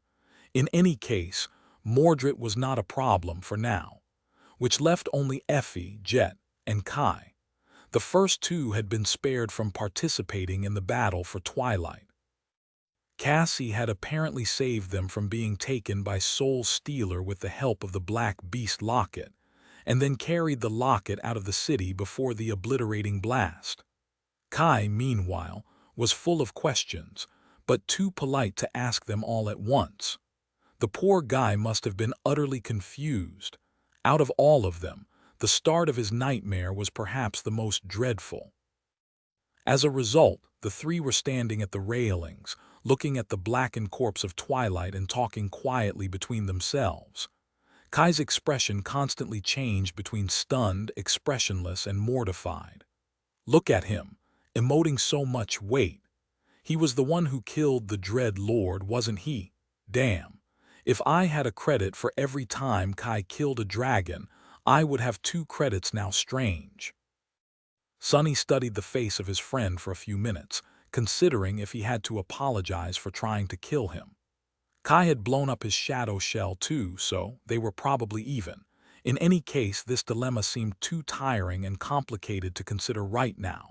Looking away, Sonny turned his full attention to the wood grain of the chain breaker's deck. Everything had gone wrong in Twilight. He had failed, but also prevailed in a sense. Soul Stealer was dead. The Dread Lord was dead, too. The army they had hoped to recruit was dead as well, and Nephi's had used the Shadow Bond to cure Sonny from madness, but still, she had broken her promise, again, and saved him again. What a mess. Tired and confused, he closed his eyes and lowered his head to the root of the sacred tree. He just wanted to sleep. The problems, messy as they were, could wait until tomorrow. Chapter 15:24. Bitter, sweet. By the time Sunny woke up, it was night. Even this place of endless dawn had a night, just like the crimson expanse of eternal dusk had one. However, nights were short and fleeting at the edges of the great river. Before he knew it, the seven suns were already rising again. The world became painted by the soft colors of the breaking dawn. With a sigh, Sunny rubbed his eyes and sat up. He felt strangely great. His body was in perfect shape because of Nef's healing flames, and his mental energy had been restored with the help of the Shroud of Dusk after having a good sleep. Nightmare had also guarded his dreams, as well as the dreams of everyone else aboard the chain breaker, here in the pyramid built by the demon of dread, that alone was more important than one would think. Great! Nevertheless, his good mood was diminished when he remembered what had transpired in twilight. I should probably be happy, right? Beyond himself, even. And he was, to an extent. Two of the most dangerous enemies there were in the tomb of Ariel had been slain, so why wouldn't he? Finally, the end of this nightmare did not seem so distant as to be impossible anymore. Salvation was within reach, already visible far in the distance, just like the first rays of the rising suns were, shining from beyond the horizon to break the reign of night. But Sunny couldn't feel completely happy. That victory of theirs had been too perilous, almost turning into defeat. In fact, it should have been a defeat if not for a couple miracles. Other than that, he was not happy with himself personally. Sunny had accomplished a few astonishing feats during the battle for Twilight, true reaching the throne room of the Serpent King's palace, lifting the curse of frozen time, resisting the authority of the Dread Lord, fighting the defiled saint almost to a standstill while being inhabited by madness, and even realizing the full potential of his current level of mastery over Shadow Dance. What other master could boast that they were not only capable of transforming themselves akin to a saint, but were also not limited to a single static form, turning into monstrous serpents, winged horrors, and dreadful beasts? Truly, the depth of his divine aspect was slowly starting to put the entire hierarchy of Awakened under question. Most of the things Sunny had done yesterday, nobody else could have accomplished. And without him there, the cohort would have undoubtedly perished. And yet, in the end, he had been defeated. He had been defeated by the Dread Lord, and he had been defeated by the king's resentment, enchantment of the Crown of Twilight. Most of all, he had been defeated by his own lack of foresight and knowledge. He was only alive by chance. Knowing that did not feel great at all. Sunny sighed. Well, one can't win every time. He knew that such thoughts were immature and childish. He had long realized, after all, that his allies were a part of his power. So their triumph was his triumph, just like his triumph would be theirs in turn. Still, Sunny couldn't help but feel a bit disappointed in himself. He had done remarkably well in this nightmare up until yesterday. Experiencing a serious setback was a change of pace. And then there was the fact that Nephi's had to resort to using Shadow Bond in order to make him come back to his senses. He did not know how to feel about it. Logically, there was no reason to be hurt or angry. It had been done for his own good, after all, and brought him no harm. It might very well have saved the lives of his friends, too. In fact, if Sunny had been able to think at that moment, he would have asked Nephi's to use her power over him to help him escape from the insidious effect of the king's resentment himself. That would have been a cunning way to cheat the system. But humans were not logical creatures. All Sunny knew was that he could not forget that moment. The horror of having his will violated in such a tyrannical fashion. The hopelessness he felt when his body and soul moved despite his wishes, refusing to obey him, obeying someone else instead. The demented fury he had felt at that time only made the experience so much more disturbing and vivid. That memory was like a shadow that hung over his head. Grimacing, Sonny shook his head and looked around. A moment later, his expression soured. He noticed a pair of hateful eyes glaring at him from a few meters away. The sin of solace was back, looking at him mockingly. Finally awake, are you? So, how does it feel to be? Shut up. Sonny did not let the sword wraith finish and stood up, deciding to go find the other members of the cohort. Nephis was still in the strange state of having had her reserve of humanity burned away by the terrible torment of her flaw. Usually she would have already been up and about, preparing breakfast for the cohort, but today that did not happen. Instead, Nephis was simply meditating at the stern of the chain breaker, unmoved and unbothered by anything. The other members of the cohort had chosen not to disturb her. There was a tantalizing smell spreading through the air. Effie had taken it upon herself to cook up a feast, using the supplies stored in the cargo hold of the flying ship without sparing any of the ingredients. Sonny heard his stomach growl and realized how hungry he was. Soon, all of them, even Nephis, had gathered on the mess deck, sitting around a table. Cassie had regained consciousness but was still pale. Kai seemed to be a bit out of it, undoubtedly digesting the many incredible twists and turns of this bizarre nightmare. Effie and Jet were, more or less, their usual selves. It almost looked like the good old days when the cohort shared meals together, with the added bonus of having Jet keep them company. There was only one thing spoiling the atmosphere. Mordred was also there, sitting near Sonny and looking at them with a curious expression. The Prince of Nothing picked up a pair of chopsticks and smiled pleasantly. "What's for breakfast?" Chapter 1525, Memory of Light. The breakfast ended up passing in a strange atmosphere, which was understandable, considering that they were sharing the table with a homicidal maniac. Mordred was nothing but amiable and pleasant, but it was exactly his disarming charm that made everyone feel disturbed and uncomfortable. After all, they all knew what the Prince of Nothing was capable of, some better than others. Mordred was not the only one who made the conversation feel stifled, though. Nephis was still detached and impassive. Cassie was keeping quiet, as if she had forgotten how to speak. Sonny was not in the mood to talk, either, concentrating on his food. Kai was deep in thought, still struggling to come to terms with what he had learned from Effie and Jet. After a while, all 7 of them were more or less done with the meal. In the silence that followed, Effie glanced around the table. "So," she leaned back and smiled. "Is anyone going to explain what the hell happened in that damned city?" Sonny looked at her somberly. So did Nephis and Mordred, the former without any emotion, the latter with a hint of amusement. At that moment, Jet stretched her legs, crossed them comfortably, and nodded. "Yeah, actually, I'm dying to know, too." Sonny remained silent for a few moments, trying to imagine the situation from their perspective, then sighed. Taking a sip of tea, he said, "Well, first of all, our base assumption was wrong. We assumed that Twilight had been frozen in the middle of a battle between its army and the invading forces of the Defilement. But in fact, it was a battle between Soul Stealer and the Dreadlord all along." He paused, then added in a dark tone, "They must have breached the walls of the city, which allowed Soul Stealer to consume the souls of everyone in Twilight. That was when he turned on the Dreadlord and tried to consume him as well. And when the Mad Prince made use of the situation to activate the defensive array and trap them both. So when I deactivated the array, both of those fiends were unleashed."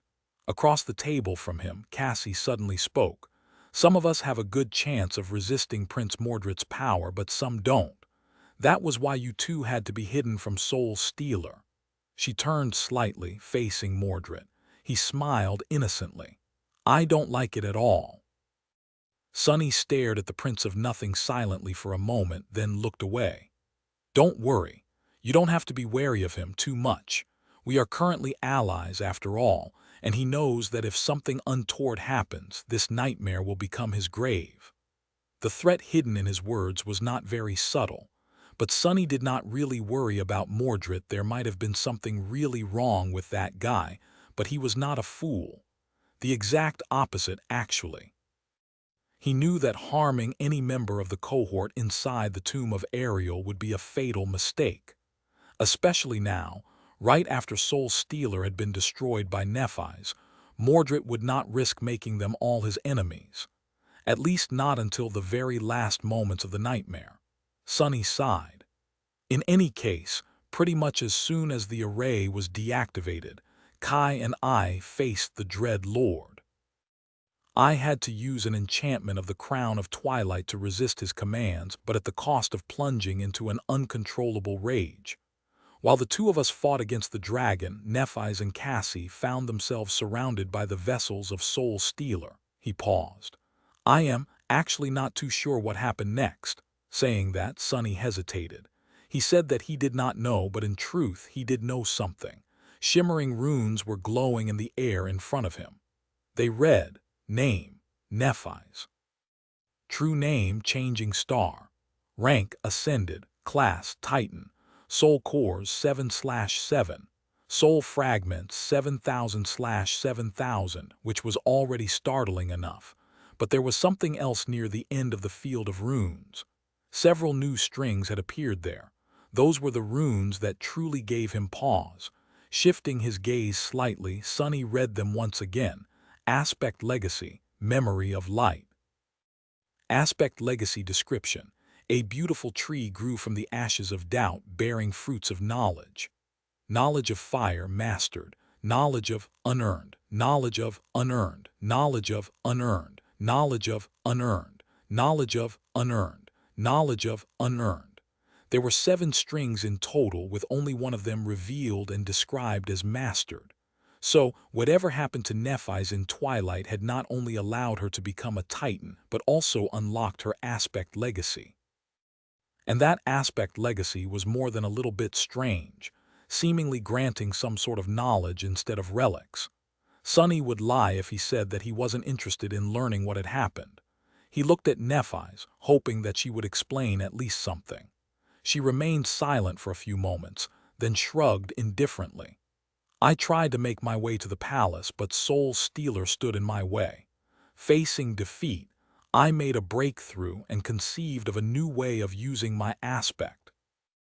Just like you had conceived of using yours to take shapes of powerful creatures. So, I used one of my soul cores as fuel and destroyed it to unleash a conflagration of soul flame. Sonny stared at her incredulously. On paper, what Nephi said made sense. He had indeed managed to deepen his understanding of his aspect and create techniques like Shadow Shell and Shadow Incarnation, thus becoming more powerful while remaining of the same rank.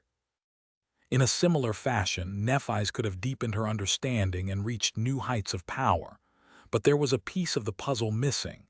So, your aspect allows you to burn your own soul and use it as fuel, but why was the explosion so immense and destructive? She looked at him impassively. My soul essence is especially potent, as you know. The explosion would have been devastating regardless. But yes, there was another element as well. It was sorcery. Sonny raised his eyebrow, hiding how perplexed he was. Sorcery, Nephi's nodded. Yes, the sorcery of names. I used the name of wind to fan the flames burning across Twilight and absorbed them. Then I ignited my soul and whispered the name of fire. You saw the rest. In the end, all vessels of Soul Stealer were destroyed. The remnants of the defiled horde were destroyed as well, allowing me to reform the Terror Core and form a new one. She paused for a moment. With nowhere else to run, Soul Stealer was forced to enter my soul. I burned him. Her even tone and motionless face made it seem as though destroying a corrupted titan, millions of his puppets and thousands of nightmare creatures in one fell swoop was nothing out of the ordinary. The rest of them stared at Nephi's in stunned silence. In the end, Effie grinned. Good job, Princess. Let's be friends, okay? Sonny was thinking about something else. Knowledge of fire. He had an inkling of what the knowledge Nephis had received from her aspect legacy was. It had to have contained the true name of fire at the minimum. Of every kind of fire there was, perhaps. It must have also elevated her already unmatched affinity to flame to entirely new heights. Nephis, meanwhile, looked at Effie with a hint of confusion in her striking gray eyes. "Aren't we already friends?" The huntress chuckled and raised her thumb up. Chapter 15:26, tempered in flame. Nephis tilted her head, remained silent for a few moments, then said, "I received a fair number of memories, too, sadly, not nearly as many as one would have expected, considering the death toll of the explosion. Still, there is at least one or two for each of us. We can distribute them later." With that, she turned to Sonny. "That is what happened to Soul Stealer. What happened to the Dread Lord, though? How were the three of you able to kill him?" He lingered for a bit. "Cassie almost died in that explosion. Is Neff not concerned about that at all?" A slight frown appeared on his face. Eventually he grimaced and answered in a dark tone, "Well, I already said that the Crown of Twilight allowed me to ignore his commands. That should have made things easier since his most fearsome weapon was taken away. In practice, though, so was mine, my mind. Without being able to think straight, I was no better than a frenzied beast. Worse even, because even a beast would have used everything at his disposal to survive." He shook his head.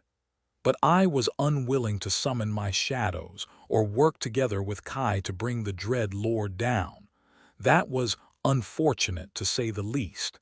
In the end, we ended up outside the city in that floating fortress. I tied down the fiend, relentlessly attacking his body. That gave Kai an opportunity to destroy the amulet which had protected the bastard from Soul Stealer, and that gave Mordred an opportunity to attack his soul, in turn."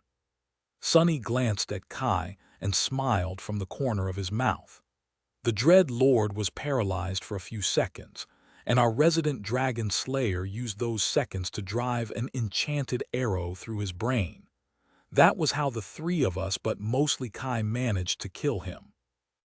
Kai had also prevented Mordred from taking possession of the Dread Lord's body, which would have undoubtedly given the Prince of Nothing ideas. Right now, he could be trusted not to turn on them because he needed Nephis to destroy the first Seeker. If Mordred had the power to subjugate her with the authority of the dragon's voice, though, who knew what he would have done? In hindsight, Kai's decision to not wait for the results of the soul battle might have saved them all. Sonny gave Mordred a somber look. "Gods. How did I end up on the same team as that guy?" Noticing his gaze, the Prince of Nothing smiled. "Oh, I would have killed the Dread Lord myself, probably. There was a little problem. You see, a seed of corruption somehow ended up blooming in my soul. Luckily, I managed to extricate the infected part and turn it into a reflection before the disease spread. So I am back to being a mere beast. Alas." Now it was time for them to stare at Mordred. What the hell? Who talked about becoming infected with corruption, cutting up their own soul, and turning the contaminated portion of it into an external entity in order to heal themselves? What insanity was that? Then again, perhaps Sonny wasn't the best person to accuse someone of insanity. He was currently living out the devious plan concocted by his past defiled self, after all. While he was contemplating whether any of the 7 people present on the mess deck could be called sane, Jet smiled and winked at Kai. "Congratulations, Ascended Nightingale. Welcome to the club, the I Killed Myself Club. No, that doesn't sound right. Let's call it the Other Side Club. You know, for people who killed the other, evil version of themselves." She yawned lazily and summoned a wisp of mist, making it swirl around her fingers. "So, did you unlock your aspect legacy as well? Or at least received a powerful memory? Oh, you could have received an echo even. Having an echo of yourself would be really weird, right?" Everyone looked at Kai, imagining him having an echo of himself. He coughed awkwardly. No, I did not unlock my aspect legacy or receive a memory or an echo. Actually, something strange happened." He hesitated for a moment. I seem to have received an attribute instead. The Dragon Slayer attribute. I am not quite sure what it does." Sonny tilted his head, slightly bewildered.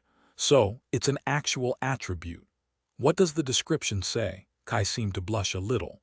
"Ah, you know, something about being forged in battle, tempered in flame, and quenched in dragon blood, stuff like that." Sonny stared at him incredulously. "Well, damn. I bet the spell was generous on the compliments, too." In any case, Kai's new attribute had to have made his friend stronger. Considering the description, it most likely had something to do with durability and elemental resistance. Maybe there was a deeper layer to it. The truth would come out in time. Good. That was good. The cohort was finally assembled, and most of the members had already grown stronger. Nephi's had received a collection of powerful memories, as well. Considering the strength of the nightmare creatures of the defiled legion, many of them would be of the transcendent rank.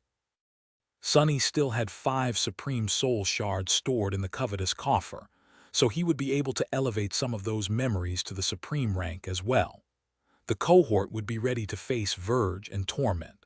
The only plague that remained was that by accident or the result of someone's intent, the will of the Mad Prince, or Torment's own.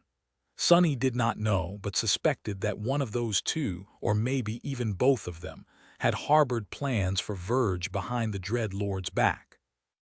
He sighed, then looked at Cassie and asked, not addressing anyone in particular, "So, what's the plan now?" Nephi's answered immediately, no hesitation in her steady voice. "What else? We sail for Verge, of course." Then she turned to Cassie and asked, "What is the fastest way we can get there?" The blind girl hesitated for a moment. "I'll have to check." She stood up and left, soon returning with a heavy crate. The stone slates they had recovered in the drowned temple of the defiled Sibyl were stored there. It took Cassie some time to lay the slates out on the table, reference them, and come up with an approximate route. In the end, she pointed to a particular slate. There, the shape of a graceful castle was etched. "It seems that the fastest way to Verge is to simply sail downstream and keep going until we almost reach the dawn of time.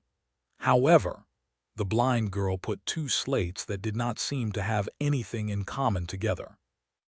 "With what we know about the shape of the great river now, we can save a lot of time by simply crossing it, sailing past the western edge and braving the inner void.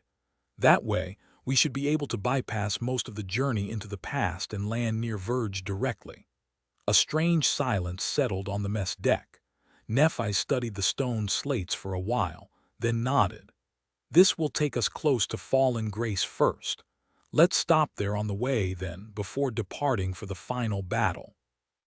She looked at them, her gaze lingering on Sonny for a few extra moments. Eventually she said, "If there are no objections."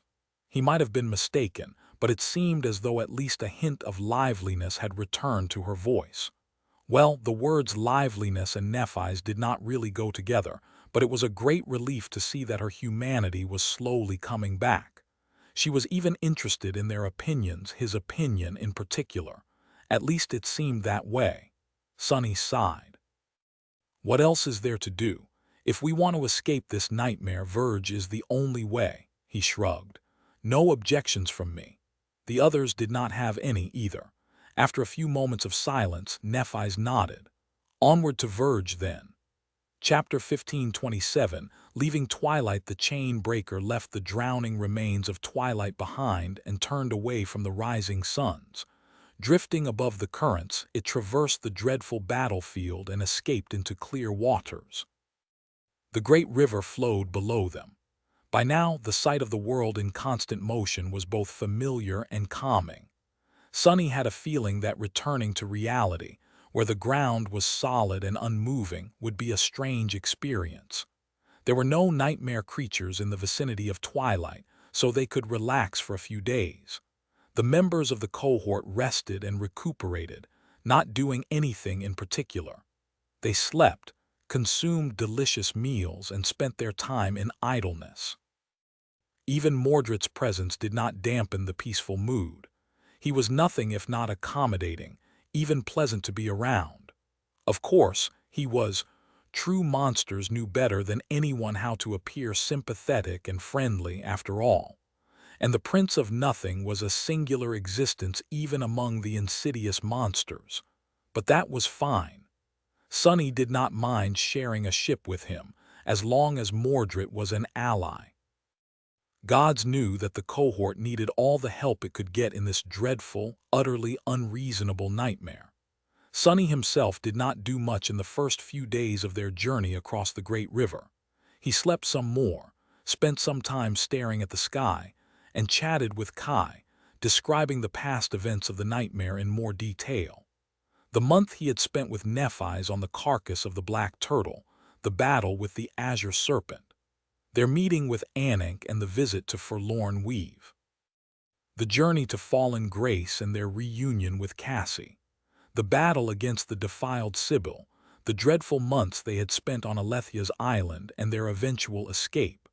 In the process, Sonny also spoke about the many mysteries they had solved and the startling revelations they had received in the tomb of Ariel.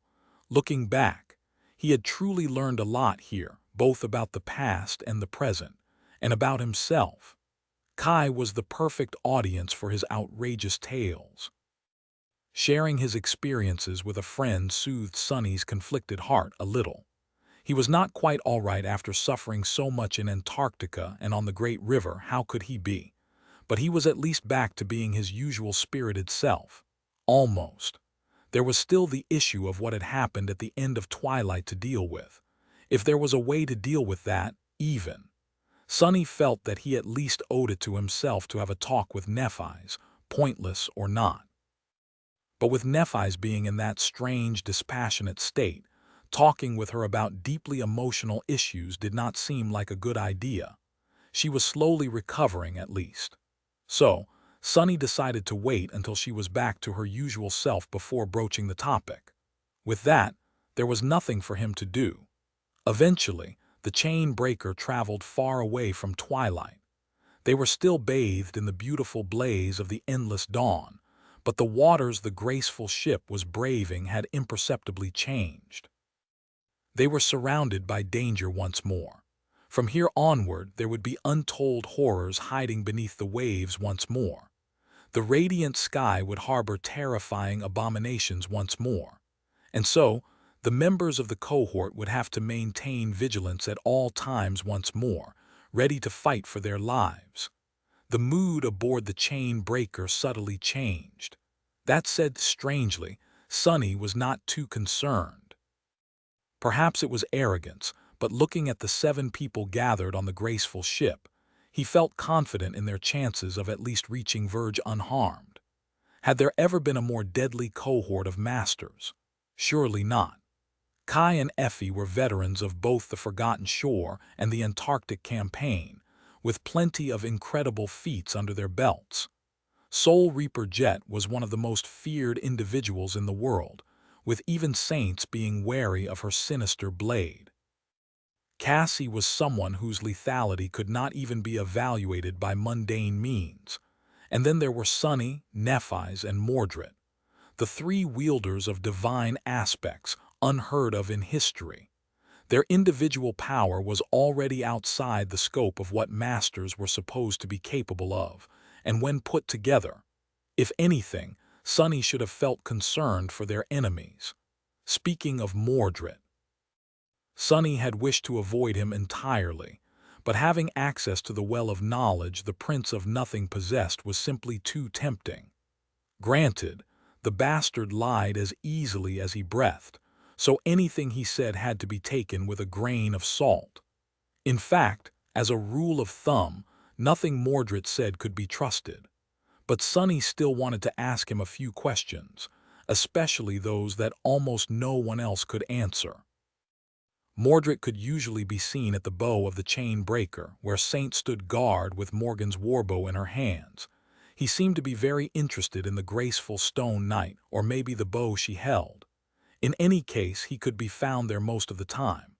Sonny left his usual spot under the branches of the sacred tree, walked past Anak's ketch, and approached the Prince of Nothing. Sensing his gaze, Mordred looked up. Ah, Sunless, what a pleasant surprise. Did you want something? Sunny glared at him for a few moments, then sighed and summoned the shadow chair. Noticing it, Mordred raised an eyebrow as if remembering something unpleasant. Oh. Sitting down, Sunny remained silent for a bit, then said evenly, "Yeah, I did want something, just to chat for a bit." He glanced at Mordred and asked, trying to keep his tone devoid of hostility, "So, how is Ravenheart treating you?" The Prince of Nothing gave him a curious look. "Ah, you know.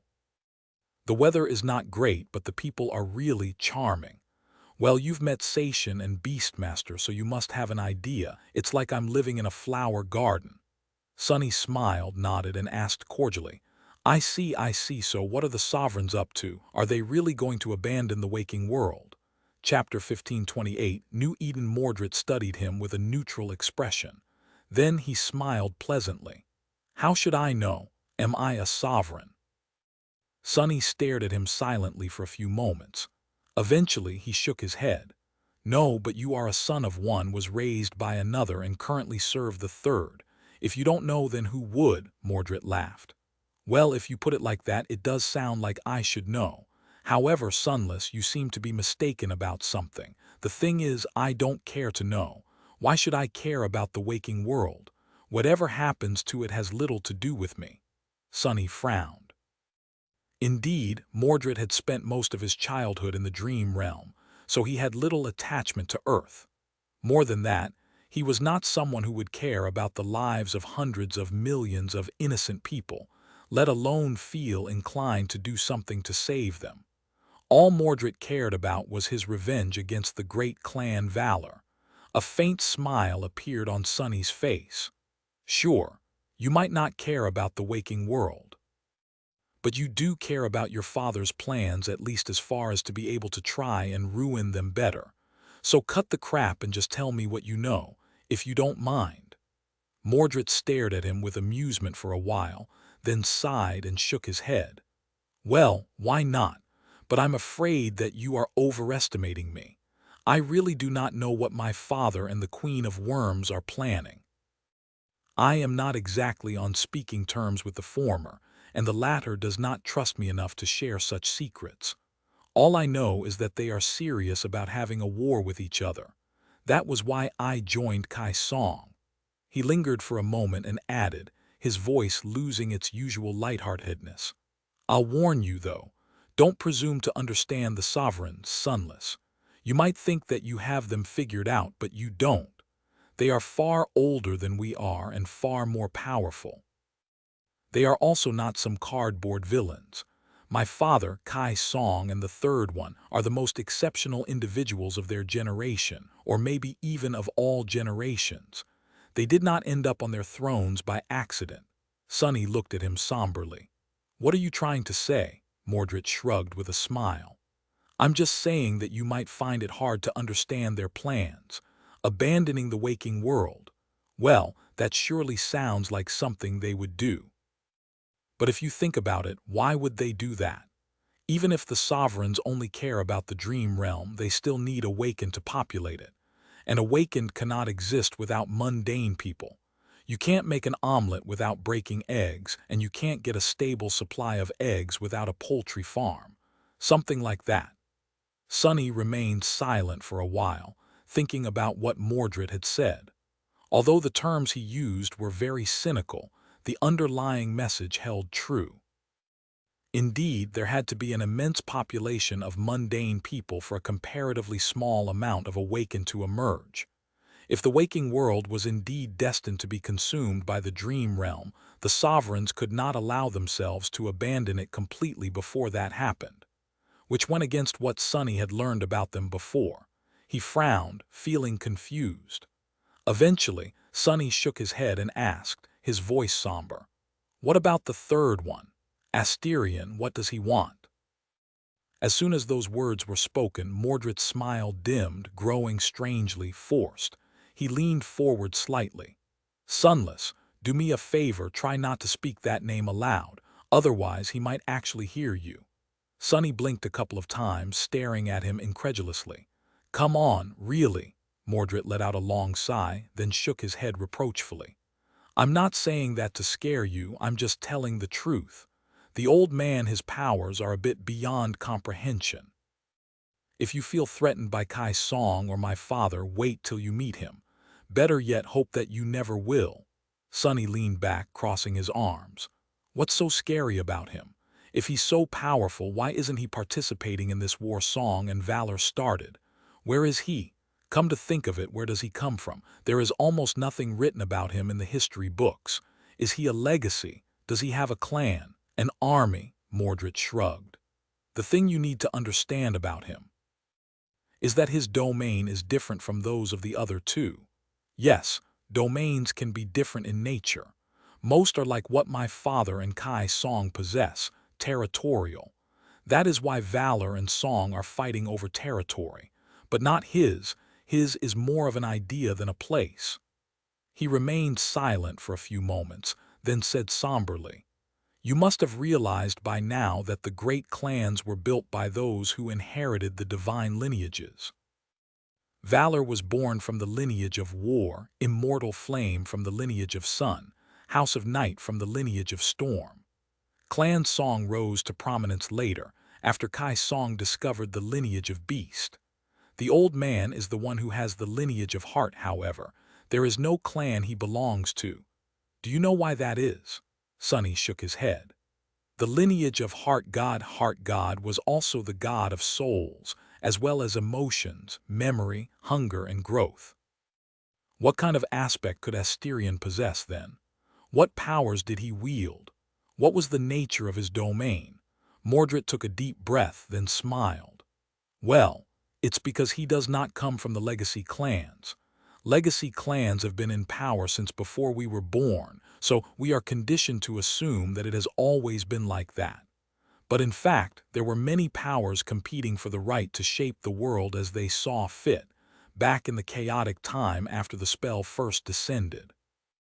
Some more terrible than others. The old man is the last remnant of one of those vanquished powers. Sonny remembered hearing about that. From what he knew, the current system with the government and the legacy clans maintaining the world order together was established after several other fringe factions had been defeated by the first legacies. Even with all the sins of the current regime, the ones that could have been would have been much more terrifying. At least that was what he had been told by Wake of Ruin. Mordred lingered for a moment. Ah, by the way, the old man is not that old, actually. It's just what I call him. The faction he comes from, you see, was a small group of the Path of Ascension zealots. Real fanatics, far more extreme than anyone you could have met among the legacies. Now, those people, they were really in favor of abandoning the waking world completely, believing that the nightmare spell was meant to pave the way for a new beginning. That the dream realm was a wild garden meant for a new breed of humans. He shook his head. And they did abandon the waking world, establishing an isolated colony in the dream realm not long after the first masters ascended. The man who would one day become the third sovereign was actually born there. In fact, he was the first human child born in the dream realm, the original dream spawn. Mordred smiled. Well, in any case, those reclusive extremists did not last long. Their colony was eventually overtaken by nightmare creatures, and he was the only one who survived. In the end, he found his way to Bastion, met my father, was brought back to the waking world, and joined Broken Sword's cohort. The Prince of Nothing looked at Sonny with a strange expression, then frowned. I hope that satisfied your curiosity. Ah, all this talking made me thirsty. I think I'll go find myself something to drink. He rose and moved to walk away, but then lingered for a moment. Looking back, Mordred said in a friendly tone, "Oh, by the way, I said before that you'd better hope to never meet that guy. Sorry, I don't think you'll have a choice. The old man, you see, is very interested in people with divine bloodlines. Considering your connection to Shadow, the only missing lineage, he'll probably come find you someday. Your precious changing star as well, since there might not be another dream spawn anywhere in the two worlds." With that, he smiled pleasantly and walked away, leaving Sonny alone. The chain breaker continued moving west. the leaves of the sacred tree rustling gently in the wind. Sunny stared silently at the vast expanse of the great river, his head full of dark thoughts. God damn it! It was really unfair. He did not even have the lineage of shadow god blood Weave had greedily devoured it a long time ago. Why did he have to deal with a mysterious and sinister sovereign? It was not as if Sunny did not have a host of other terrible problems he had to deal with already. Mordred might have been lying as well. It was only then that Sunny thought back on their conversation and uttered a quiet curse. The Prince of Nothing had talked for so long, but did not give a straight answer to a single question. That bastard. Chapter 1529, Worm of Doubt. The conversation with Mordred left Sunny in a somber mood. The bastard clearly knew more than he had deemed necessary to share, but the few pieces of information he did offer were concerning. However, Sunny did not dwell on the distant threat of the sovereigns for long. He did not have the luxury of worrying about something waiting far in the future when there were lethal dangers waiting for him in the present, or past, technically, considering that Verge was situated far downstream, as close to the source and the estuary as the seekers of truth had been able to build it, before the defilement was born. Not long after he talked with Mordred, the chain breaker was attacked for the first time since leaving Twilight. The cohort dealt with the swarm of the drowned with comparative ease, allowing him to collect a few soul shards and for Jet to replenish her reserves of essence. After that, they maintained a battle-ready schedule at all times. Sunny's shadows stood guard at different points of the ship day and night. Nephi's and Cassie took turns steering the graceful vessel, keeping it at low altitude, sometimes just above the flowing water. Jet's Crow and Kai scouted ahead for signs of approaching danger. The most useful scout, however, was none other than Mordred. With his ability to perceive the world through reflections and the vast expanse of water around them, he could see far and wide, warning them of any suspicious movement far in advance. They did not have to fight too often. Sometimes danger came from below the water, and sometimes it came from the sky. But most of the time, the great river remained calm and peaceful, leaving them with plenty of free time on their hands. Knowing that the cohort was drawing closer and closer to the inevitable attack on Verge with each passing day, Sunny threw himself into weaving. There was a lot for him to do. He had 5 Supreme Soul Shards, which meant that 5 of the transcendent memories the cohort possessed could be potentially elevated to a higher rank. The first thing Sunny had to do was choose what memories to alter. He chose the first 2 rather quickly. They were the transcendent armors Effie and Kai had received in the second nightmare, the former after slaying the Sun Prince, the latter after slaying the Ivory Lord, Dragon Severax. Both were potent and possessed tremendously robust weaves, making the possibility of the alterations damaging or destroying them slim. Best of all, they were memories of the first tier, so a single soul shard was enough to change their rank completely. The third memory Sunny decided on was somewhat of a harder choice. It was the transcendent weapon of the 7th tier Nephis had received for slaying Soul Stealer. The weapon, which could take many forms, possessed several insidious enchantments. In a sense, it was similar to the Cruel Sight, but much more versatile, destructive, and potent. Because of the similarities between the 2 silver blades, Sunny had an easier time studying its weave. Therefore, he had a better chance of transplanting a new nexus. Sadly, transplanting 7 was currently beyond his abilities, not that he had enough Supreme Soul Shards. However, Sunny decided to attempt isolating a single enchantment, and supplying that enchantment alone with the power equal to that of a supreme memory, thus creating a strange and unheard-of memory of a hybrid rank. The enchantment he chose was responsible for channeling elemental damage, as well as protecting the blade from harm. Considering Neff's propensity for destroying her memories with her own flame, or simply by exposing them to too much punishment, that single improvement would serve her very well in the future. The remaining two memories he decided to alter had also been received by Nephi's in Twilight. Both of them were of transcendent memories. Of the first tier, one was an arrow, while the other was a charm. The arrow possessed a simple enchantment that enhanced the force delivered by its impact, and could also shape that force into a flat, severing field. The charm was a more complicated one, and served to enhance the material properties of other objects, making weapons sharper, armor more durable, and so on. With that arrangement, two of his companions would be better protected, two would be capable of delivering more harm to the enemy, and one would be able to better support the rest of the cohort in any kind of situation.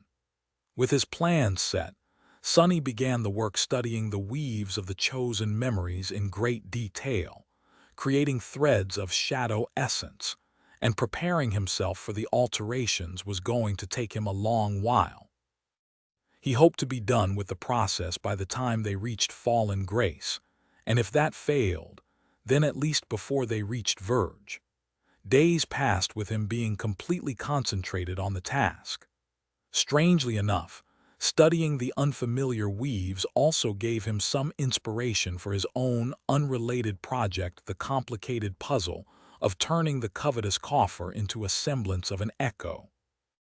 For a while, Sonny was fully engrossed in the mysteries of weaving, not paying attention to anything else except for occasional attacks on the chain breaker. Slowly, however, a note of dissonance invaded his focused mind. Sonny was reluctant to pay it much attention at first, but with each passing day, the worm of doubt that had entered his mind continued to grow harder to ignore, especially because the sin of solace did not miss any opportunity to remind him of that small contradiction. The thought gnawing at Sonny's mind was a seemingly innocent question. How did Cassie survive the explosion that consumed Twilight? At first, he had not paid that detail any attention, simply being glad and relieved that the blind girl was alive. But the more time passed, the more it bothered Sonny for some reason. Except for Mordred, who had been sent back to his physical body, all members of the cohort had been thrown out of the mirror realm in approximately the same location past the open space where they had met Soul Stealer, near the inner districts of the city. From there, Nephi's had made her way to the palace. Cassie, however, had somehow ended up near the gates of the city when the explosion happened. She then dove deep into the still water beyond the gates to save herself, as well as Effie and Jet, from the obliterating blast. But how had she found herself all the way near the wall of Twilight?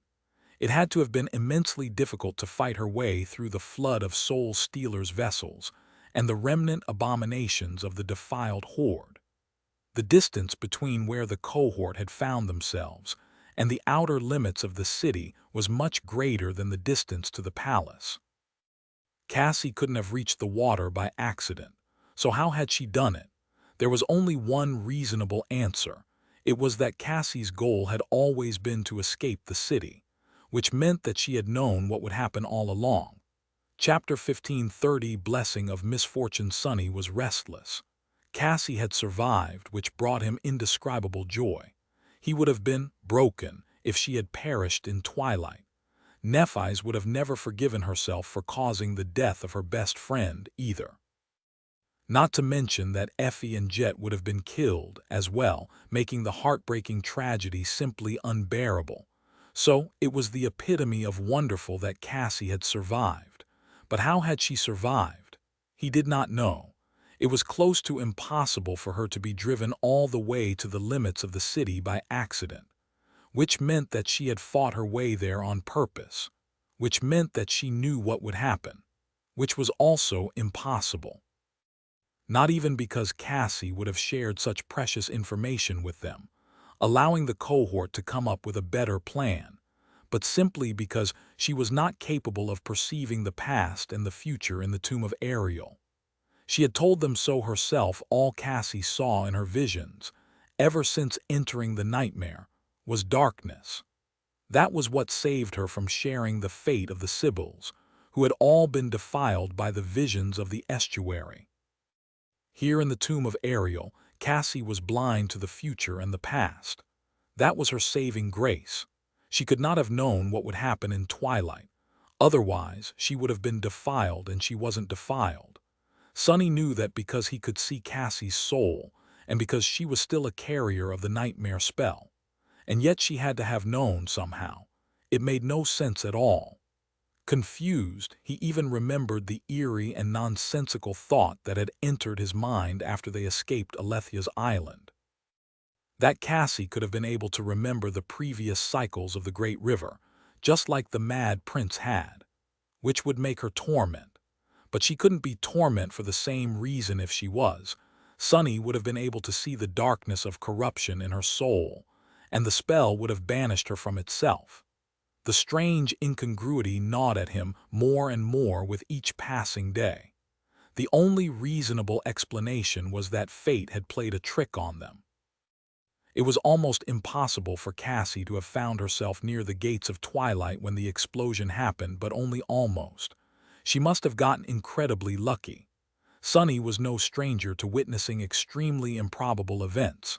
His entire life was full of them due to his fated attribute. This time, they must have received a blessing of fortune. There was no other sensible way to explain what had happened. And still, he was restless, plagued by doubt. It was to the point that Sonny was having trouble concentrating on weaving. He found himself glancing at Cassie furtively when she was nearby, and then felt ashamed for doubting one of his companions. Not to mention that it was absolutely useless to try and spy on the blind girl secretly, because she could have been watching the world through his eyes and would be aware of him looking at her. In any case, Cassie seemed to be perfectly normal. Well, as far as the word normal could be applied to her. She was mostly quiet, but not alarmingly so. She usually kept to herself, but not to the point of avoiding others on purpose. Usually, she would take her turn controlling the chain breaker, then descend below deck to rest when Nephi's replaced her on the steering oars. When they were attacked, she participated in the battles, supporting the cohort from behind and stepping forward if there was a need. When everything was calm, she rested and went about her usual duties of maintaining the ship. Of course, Sonny did not know what she was doing when nobody was watching. How could he? Well, actually, he could. Spying on the blind seer was not an easy matter, considering that she could see through the eyes of the potential spy and knew their every move. However, as far as Sonny knew, while Cassie could use her ascended ability on the members of the cohort, she could not do the same with his shadows. She could also see through his eyes if she wished to, but she could not see what he saw through the shadows. So if he wanted to, he could send one of the shadows to observe the blind girl, just in case there was something strange going on with her. However, he wasn't sure that it was an appropriate thing to do. Sonny was very peculiar about trust. It had taken him a long time to gain the ability to trust others, so he cherished it greatly. Being able to trust and receiving trust in return, those were intangible but precious things. So, even if sending a shadow to observe Cassie wouldn't do the blind girl any harm, he would be breaking trust with her. Their relationship was complicated and tumultuous, and they had endured a lot together to repair it. He was reluctant to jeopardize that relationship, but the sin of solace kept whispering into his ear, fanning the flames of Sonny's paranoia. In fact, the sword wraith did not whisper, but was incredibly loud with his insidious accusations and insinuations, especially so when Cassie was nearby. She never reacted, which made it seem as though she was unable to hear the odious apparition, or was pretending to not hear it masterfully. Just think about it rationally. It was hard for Sonny to be dispassionate when it came to Cassie, but this time he had to be. We only made it this far because of Cassie. But if I remove our friendship from the equation, she has indeed been behaving strangely, and there are certain things about her actions that can be seen as suspicious if a stranger evaluates them. Which did not mean that they really were suspicious, just that they could be. Lowering all 6 of his hands, which had been weaving strings of shadow essence, Sonny frowned. In the end, it all comes down to a simple question. Do I want to be polite or do I want to be safe? Seen in that light, his dilemma had a definitive solution. It was much better to be safe than sorry. After shaking his head, Sonny secretly sent one of his shadows to keep an eye on Cassie. He was almost entirely certain that he would not discover anything concerning. But at least the little part of him that had been restless and concerned was calmed by that precaution, allowing him to return to his tasks with an easy heart. He continued weaving. Chapter 15. 31 Colors of the Sky. With his mind at ease, Sonny was able to get back to weaving. Due to the crown of twilight, he did not have to worry about running out of essence, and created threads of it with increasing speed. The sight of him sitting all by himself, moving 2 sets of shadows' hands in addition to his own pair, must have been extremely strange, especially because his companions could not see the tenebrous strings wrapped around his many fingers. But they were long used to the strange things Sonny did from time to time, so he was mostly left alone. The chain breaker sailed duskward, slowly leaving the waters of endless dawn behind. At the same time, Sonny was observing Cassie. The blind girl did not do anything suspicious, assuaging his fears. Despite the poisonous accusations the sin of Solace kept spouting into his ears, she was perfectly normal. Cassie spent half of the day steering the flying ship, then went about mundane tasks or rested in her cabin. She maintained a calm and friendly demeanor while spending time with the other members of the cohort, albeit remaining slightly aloof. Cassie had become rather taciturn at some point, but it was not as if she was reticent and went out of her way to not participate in any conversations.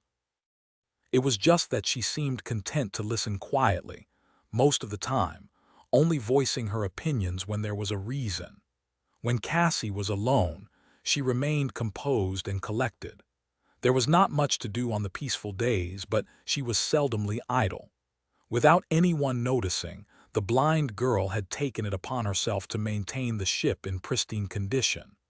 Others had joined her belatedly, sharing the chores and menial tasks while chattering and joking.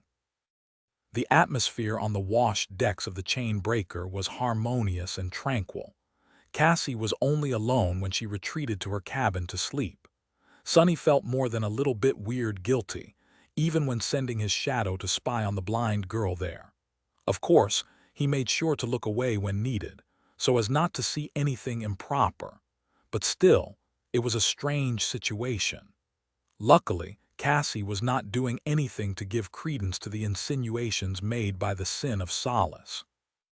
The only peculiar thing Sonny discovered was that she had developed the habit of keeping a diary, at some point. The blind girl had brought a leather-bound journal with her when they departed Fallen Grace, and was diligently leaving short notes on its pages before sleep. Sonny did not really want to read what she wrote, though. He wouldn't have been able to read the journal even if he wanted to. Anyway, not because Cassie did anything to make it hard for someone to gain access to it, but simply because she wrote in Braille. Apart from the leather-bound book, she had also brought a special slotted slate. The slate, which had probably been specially made for her by an artisan in Fallen Grace, consisted of 2 parts connected by a hinge. By opening the slate, Cassie could place a sheet of paper inside, and then poke holes in it with a stylus by following the slots. Because of how proficient Cassie was with handling her flaw, it was sometimes easy to forget that she was blind. But her aspect abilities might have allowed her to negate some of the most debilitating sides of her condition, but the underlying cause remained. When Cassie was alone, she could not borrow someone's vision to see the page. Her ability to sense what would happen a few moments into the future could not help her see the path of ink on paper, either. So, in these private moments, she could only use such a method to read and write. Separated from her by several bulkheads and the mass of the upper deck, Sonny looked away from the shimmering spellweave and gazed at the beautiful sky above him. It was painted with a million vivid colors, rays of sunshine falling through the radiant clouds. The leaves of the sacred tree moved gently, making the tapestry of shadows etched into the wooden surface of the deck shift. Looking down, he sighed quietly and returned to his task. Days passed slowly. Eventually, they left the reaches of the great river where dawn never ended. The sky gradually brightened, turning vast and perfectly blue. The nights were longer here, with water glowing softly in the absolute darkness of the absent stars. As the great river changed, the people sailing across its endlessly flowing surface changed, as well. Kai finally did not seem disoriented anymore, having come to terms with the bizarre and incredible truth of the third nightmare. He quietly trained and prepared himself for the nearing battle, perhaps feeling remorseful about not sharing the hardships his friends had endured. Jet was practicing and experimenting with her mist blade, capturing new souls every time the chain breaker was attacked. She was slowly figuring out how to use her deadly weapon to achieve truly harrowing results, which sometimes chilled even her allies. Effie's belly was slowly growing. She spent most of her time helping the other members of the cohort with their tasks and preparing meals. The huntress remained cheerful and seemingly carefree, but Sunny could see somber emotions hiding behind that bright facade. She was distressed about the future of her child, and troubled because she was not able to support her comrades more. Mordred was Mordred. It was impossible to tell what the bastard was thinking or feeling, but he seemed perfectly content with the situation. The only thing that bothered him was that there were not enough living beings for him to kill, which prevented him from forming more soul cores, creating reflections, and then sending the reflections to slaughter and rampage on their own, thus nurturing their power. Cassie remained her usual, unassuming self. Even with Sunny watching her closely, there was nothing especially notable about the blind girl. If anything, she seemed to be slowly growing more confident and energetic the further from Twilight they traveled.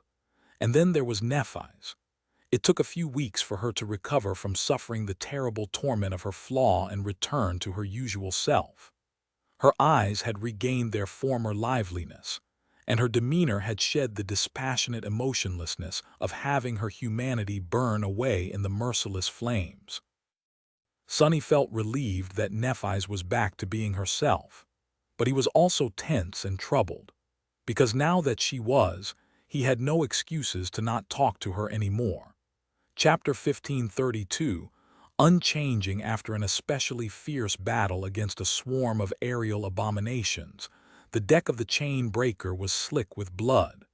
Fiend was sitting near a pile of grotesque corpses, munching on them with shining eyes. The disturbing crunching sound spread far and wide, making the members of the cohort throw disgusted looks at him. The ravenous ogre paid it no attention, continuing his morbid meal in utter delight.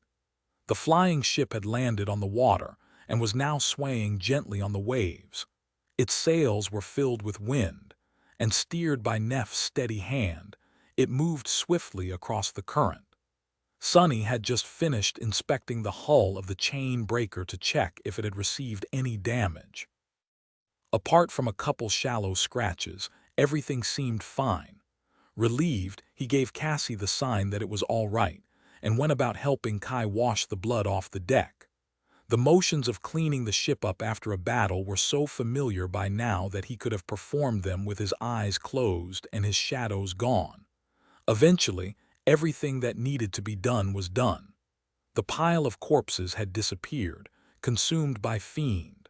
The soul shards had been recovered and cleaned. The deck had been washed, the sails and masts had been checked. The members of the cohort returned to what they had been doing before the nightmare creatures attacked. Effie was already starting to prepare dinner, and a delicious smell wafted from the galley. The seven suns were falling toward the horizon. Instead of returning to his usual spot and manifesting shadow hands to continue weaving threads of essence, Sonny hesitated for a while, then made his way toward the stern of the ship. There Nephi's was standing in the runic circle, holding the steering oars. He leaned against the railing nearby and summoned the endless spring, taking a sip of the invigorating water. They spent some time in silence. The silence between them had been comfortable once, but now it was making Sonny feel burdened. Eventually he asked, "How long do you think it will take us to reach fallen grace?" Nephi's looked at the sky, then shrugged. 5 weeks, maybe 6. Depends on the wind and the obstacles we'll meet along the way. He nodded. All in all, 2 months would have passed since the day they left Twilight by the time fallen grace appeared in sight, which meant that he would have spent around 9 in the nightmare. The same went for Nephi's, while Cassie would be closing in on having been in the tomb of Ariel for the better part of 2 years. It would be 5 months for Effie and Jet, and 2 for Kai. What a mess. Sonny wasn't even sure how old he was exactly anymore, especially in relation to the other members of the cohort. He was still shy of turning 22 by several months, at least. After thinking about that for a bit, he asked, "How do you think the people in Fallen Grace are doing?" The citizens of Fallen Grace had been supposed to migrate it downstream after the news of the defiled Sibyl's demise reached them. That would have allowed them to regain their youth and maybe even usher in a new generation with time. But since Sonny, Nephi's, and Cassie had not bothered to stay back and check, there was no telling what actually happened. "I wonder how that brat Kronos is doing," Nephi sighed. "It's impossible to tell. After all, we don't know how much time we spent on Alethia's island and to traverse the vortex." That was true as well. Sonny only knew how many revolutions he endured after becoming aware of them, not how many deaths it had taken for him to learn the truth of the loop. Time had also acted extremely strangely in the depths of the great river when they were traveling through the vortex, and in the dark void beyond. In a sense, the only member of the group who had experienced each day of the nightmare normally, from start to finish, was Mordred. But even he had no idea how long it had been since they entered the tomb of Ariel, or rather, since they started this cycle of the great river, because it was close to impossible to track the passage of time in the reflected version of Twilight, where it had been frozen. All he knew was that he had played cat and mouse with Soul Stealer for a very long time before the chain breaker arrived. Sonny remained silent for a while, trying to choose the correct words, but they weren't coming. What was the point of words, anyway? If their troubles could be solved with words, they would have solved them a long time ago. Words were cheap and action spoke louder. Some problems could not be solved at all. He winced, then said the first thing that came to his mind. "I wonder how that brat Kronos is. I'm sorry." Neff's voice interrupted him, making Sonny flinch slightly. He glanced at her, surprised. Nephi's was looking ahead at the horizon. Her motionless face was painted by the light of the descending suns. She remained silent for a moment, then sighed and turned to face him. "I am sorry for making you dismiss your crown." Sonny did not answer immediately. He kept quiet for a while, studying her face. His own expression was neutral, not exposing any of the swarm of emotions hiding behind it. There it was, an apology. The conversation he had been delaying went much smoother than he had expected, arriving at what could very well be considered the best possible outcome. But it did not solve anything. So what if Nephi's was sorry? It did not change what she had done. It did not change what she could do in the future either. They could discuss it endlessly, expressing their reasons, feelings, intentions, and desires. But that fundamental truth would not change, making all else meaningless. Perhaps it was just like the sin of Solace had said. The only way to resolve this issue was for Sonny to surrender. but he did not know how to and did not wish to surrender either. Eventually, Sonny sighed as well. Looking away, he nodded. "Yeah, I am sorry that you did that too." With that, he forced out a smile. His smile was unconvincing and a little joyless. "But hey, what else were you supposed to do? At least you helped me save face. You might not have known it, but I was moments away from trying to bite you. That would have been really embarrassing, not to mention bad for my teeth." Sonny shook his head and pushed himself off the railing.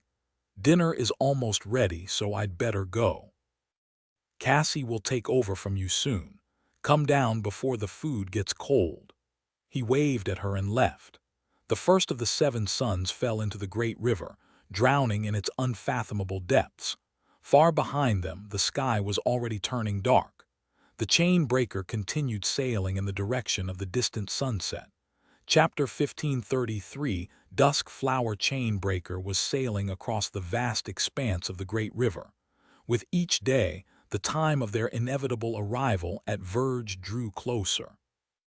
Torment was waiting there, as well as the remnants of the defiled horde, all dreadful and powerful adversaries, without a doubt. Sonny felt a strange melancholy settle in his burdened heart, something he did not want to carry, and could not afford to feel. His mind had to be focused on the preparations for the nearing battle, the battle that was going to decide whether they would return home as saints or be buried forever in the dreadful darkness of the tomb of Ariel. So, he did what he did best. He put his feelings aside and got to work. 5 memories waited for him to alter them, each possessing a unique and complicated weave. Each was different from the Crown of Dawn and called for a different approach. The suits of armor Effie and Kai had received for slaying the 2 chain lords of the Ivory City were the easiest to deal with. Armor was meant to be durable, after all, and perhaps for that reason, the weaves of these memories was robust and durable as well. Or maybe it was simply because of where they came from.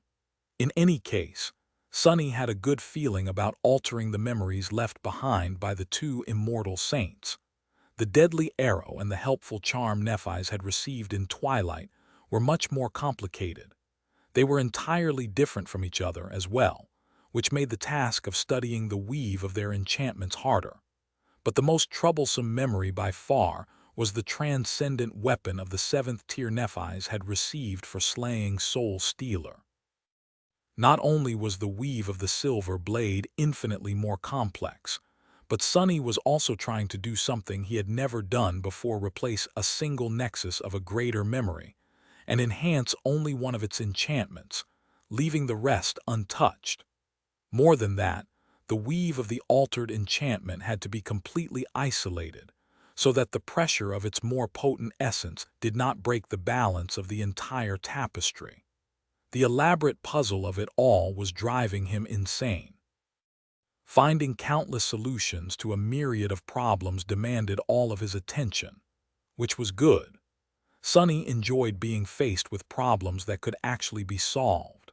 He also liked not being able to dwell on other things too much, focusing entirely on a single task. Days passed, turning into weeks. The chain breaker braved the vast expanse of the azure sky and finally entered the reaches of the great river, where the world was eternally bathed in the crimson radiance of dusk. They fought plenty of harrowing nightmare creatures on the way. Sonny was somewhat forced to swallow his previous confidence. Yes, nothing managed to defeat the cohort or gravely wound any of the 7 masters, but they came close to being defeated on more than one occasion. One time, the impregnable hull of the chain breaker was even breached. Luckily, they were flying above the currents at the time, so the ship did not take any water. But having to hastily patch the damaged section in the middle of a prolonged battle made everyone remember why arrogance was the quickest way to die in the unforgiving world of the nightmare spell. Not long before the 2nd month of their journey came to an end, Sonny finally finished his work on the 2 suits of armor. Effie and Kai each had a supreme memory to protect them now, while Jet had her legacy relic. This made him feel better about the terrible battle that waited for them ahead. Most of the preparatory work for the other 3 alterations had been complete, too. Sonny had plenty of essence strings at his disposal, as well as detailed knowledge of each of the 3 weaves. All that remained now was to carefully go over his plans, envision every step, and try to predict what could go wrong. That was going to take him some time, but before that happened, the chain breaker finally arrived at Fallen Grace. The arrival this time was different from the first. Back then, neither Sonny nor Nephi's had known what to expect from the last human city on the Great River. Therefore, they had been wary and ready for battle. He had even chosen to assume the form of the onyx serpent, following the graceful vessel from below the waves. Many things were different now. The chain breaker was soaring above the water instead of resting on the currents. There were more people aboard. Fallen Grace itself was different, too. Not only did it feel like an island of safety and peace in the ocean of perilous danger, but the city had also changed visibly. It had indeed migrated further downstream, allowing the citizens to gain back their vitality. The first time Sonny and Nephi saw Fallen Grace, it was like a wilting white flower that floated on the crimson waves, bathed in the intense glow of the setting suns. There were still signs of deterioration hidden behind its beauty, but the white flower did not seem like it was dying anymore. Instead, it looked to be recovering from a cured disease. Many of the weathered buildings were being repaired. The sea of scarlet sails that helped Fallen Grace stay in place seemed freshly dyed. The island ships were connected by solid bridges, and a few new ones were being constructed at the edges of the city, with countless people working on their unfinished frames. Above all else, the atmosphere of the last city had entirely changed. If it had been somber and stifled before, now it was brimming with vigor and vitality. It was as if people who had no hope had suddenly regained belief in the future. Seeing Fallen Grace like this was a stark reminder for Sonny, a reminder of what it was that they were fighting for. Even though he had almost forgotten, they weren't fighting against the defilement to merely survive, or even to conquer the nightmare and become saints. They were fighting for these people. Their defeat would mean the end of the river civilization, while their triumph would give the people of Fallen Grace a chance to rebuild and thrive once again. Even if these men and women were merely phantoms conjured by the spell, their joys and sorrows mattered. But more than that, they were a symbol of similar cities back in the waking world. The elegant canals of Fallen Grace were no different from the bustling streets on NQSC. Making sure that they would not turn empty and desolate, that was the calling of the awakened. The change that had happened to this floating city served to illustrate what the triumphs or failures of awakened truly meant. Standing on the deck of the chain breaker, Sonny took a deep breath. We will destroy Verge and conquer this nightmare. He had promised to do so. He had promised to do so thrice. Soon, he would have the chance to make good on his promise. Chapter 1534. Rejuvenated. The chain breaker landed on the water and cut across its surface, approaching a familiar pier. Just like in the past, there was a crowd of people watching the graceful ship approach. Sonny remembered the last time he had seen these people. It was when he, Nephi's, and Cassie were departing from Fallen Grace, on their route to find and rescue the other members of the cohort. Thousands of gaunt, solemn old men and women had gathered on the piers on that day to see Dusk, their protector and savior, leave, perhaps to never return. What was it that Cassie had said back then after breaking her golden chains in a striking and decisive manner? She had said that they would gather powerful outsiders, vanquish the defilement, and usher in a new era, an era of freedom and grace, that she knew it to be true. Sonny had been a bit surprised by her impassioned proclamation and jokingly asked if she had seen a vision of fate, to which Cassie had responded, "Who cares about fate? If fate is against us, we'll break it." As if it was easy to break fate. Looking back, that speech was really out of character for the quiet, reserved young woman. Sure, She had been putting on a show to give the people of fallen grace hope. But why did it seem that Cassie had been much more alive? Much more herself in those few moments than ever since. Sonny sighed, feeling a tentative smile find its way to his face. Well, she had not been wrong. They had indeed gathered powerful outsiders against all odds.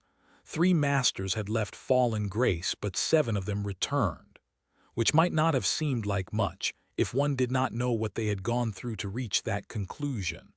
Much more important was the fact that, while their number had swelled, the number of their enemies had dwindled. Devouring Beast, Undying Slaughter, Soul Staler, and the Dread Lord were gone. The Mad Prince was gone too, and so only one of the 6 plagues remained. Would Cassie's promise to vanquish the defilement come true as well? We'll make it come true. Feeling a newfound sense of determination, Sonny looked at the people crowding the pier. Now that the chain breaker had drawn closer, he could see them better. Even though he knew what to expect, the sight still startled him. Gone were the gaunt, wrinkled faces. Gone were the hunched backs, blurry eyes, and lifeless white hair. Instead of thousands of old men and women, thousands of vigorous youths were staring back at him, their bright eyes full of vibrancy and life. It's Lady Dusk, Our Lady. Our Lady has returned. Look, that is Lord Sunless, they're back. Was that ship flying? There are people on the deck. The wind brought over a choir of excited voices. Kai, who was standing near Sonny, gave him an amused look and smiled. Why do I feel like I'm preparing for the opening song of a comeback concert? The charming archer scratched the back of his head and added in a confused tone, it must be because there's a crowd of excited teenagers in front of me. Old instincts are kicking in. Sonny gave him a strange look, remembering that his friend's life was perhaps the strangest of everyone aboard the chain breaker. And that was saying a lot, considering that there was a dead woman and Mordred among them. Finally, the chain breaker reached the pier. The ship was tied in place, and then a wooden gangway was lowered to allow its passengers to disembark. Cassie descended first, causing the crowd of people to explode with cheers. The citizens of fallen grace seemed beyond themselves at the sight of their Sibyl. Their youthful faces were beaming with wide smiles, and their eyes glowed with excitement. However, they were also full of curiosity, which was why their gazes moved away from the blind girl soon. It was not every day that outsiders came to fallen grace. In fact, many or even most of these people had only seen such an event once. Recognizing Sonny and Nephi's, the crowd exploded with cheers once more. Sonny felt a little overwhelmed by that warm welcome. Then, the youths gathered at the pier looked at the other members of the cohort curiously. Kai caused a bit of a stir in the crowd, just as expected. Wearing his ivory armor, with his auburn hair tousled by the wind and an irresistible smile on his face, the charming archer waved shyly at the youths, causing many to sway. The warmth of his smile was in sharp contrast to the chilly aura emanated by Jet. Wearing a cold expression, she walked down the gangway and pierced the crowd with a grim look of her icy blue eyes. The volume of the cheers died down a little, but a different kind of gleam ignited in the eyes of many people, especially the young men. Sonny shook his head, knowing precisely how they felt. Mordred's appearance also caused a strong reaction. Although not as charming as Kai and not as striking as Jet, he was nevertheless the most enigmatic and mysterious of the group. His easy smile, mirror-like eyes, and the slight feeling of wrongness hiding in their reflective depths made for a magnetic impression. If only these people knew that they were looking at a deranged monster who would not hesitate to slaughter them all to form a few soul cores, as long as he could get away with it. Strangely enough, though, the most memorable impression was not made by Kai, Jet, or Mordred, nor was it made by Cassie, Sonny, or Nephi's. Instead, it was Effie who elicited the strongest reaction from the people of fallen grace. After 2 months of sailing across the great river, her belly grew even larger than it had been before. The boisterous huntress had lost most of her former poise and grace. In fact, simply walking was tough for her. Supporting her belly with one hand and using a spear as a walking staff with another, Effie cautiously descended the gangway and looked at the crowd of youths with a bright smile. Her appearance caused all of them to grow silent. Sunny could not understand why at first, but then realized that the people of fallen grace must not have seen a pregnant woman in a long, long time. Before they were banished upstream, turning old and decrepit. In fact, they must not have seen anything like that for a while before that, as well among the river people, pregnant women could only be seen in the house of youth. Looking at Effie must have been like looking at the promise of having a future for them.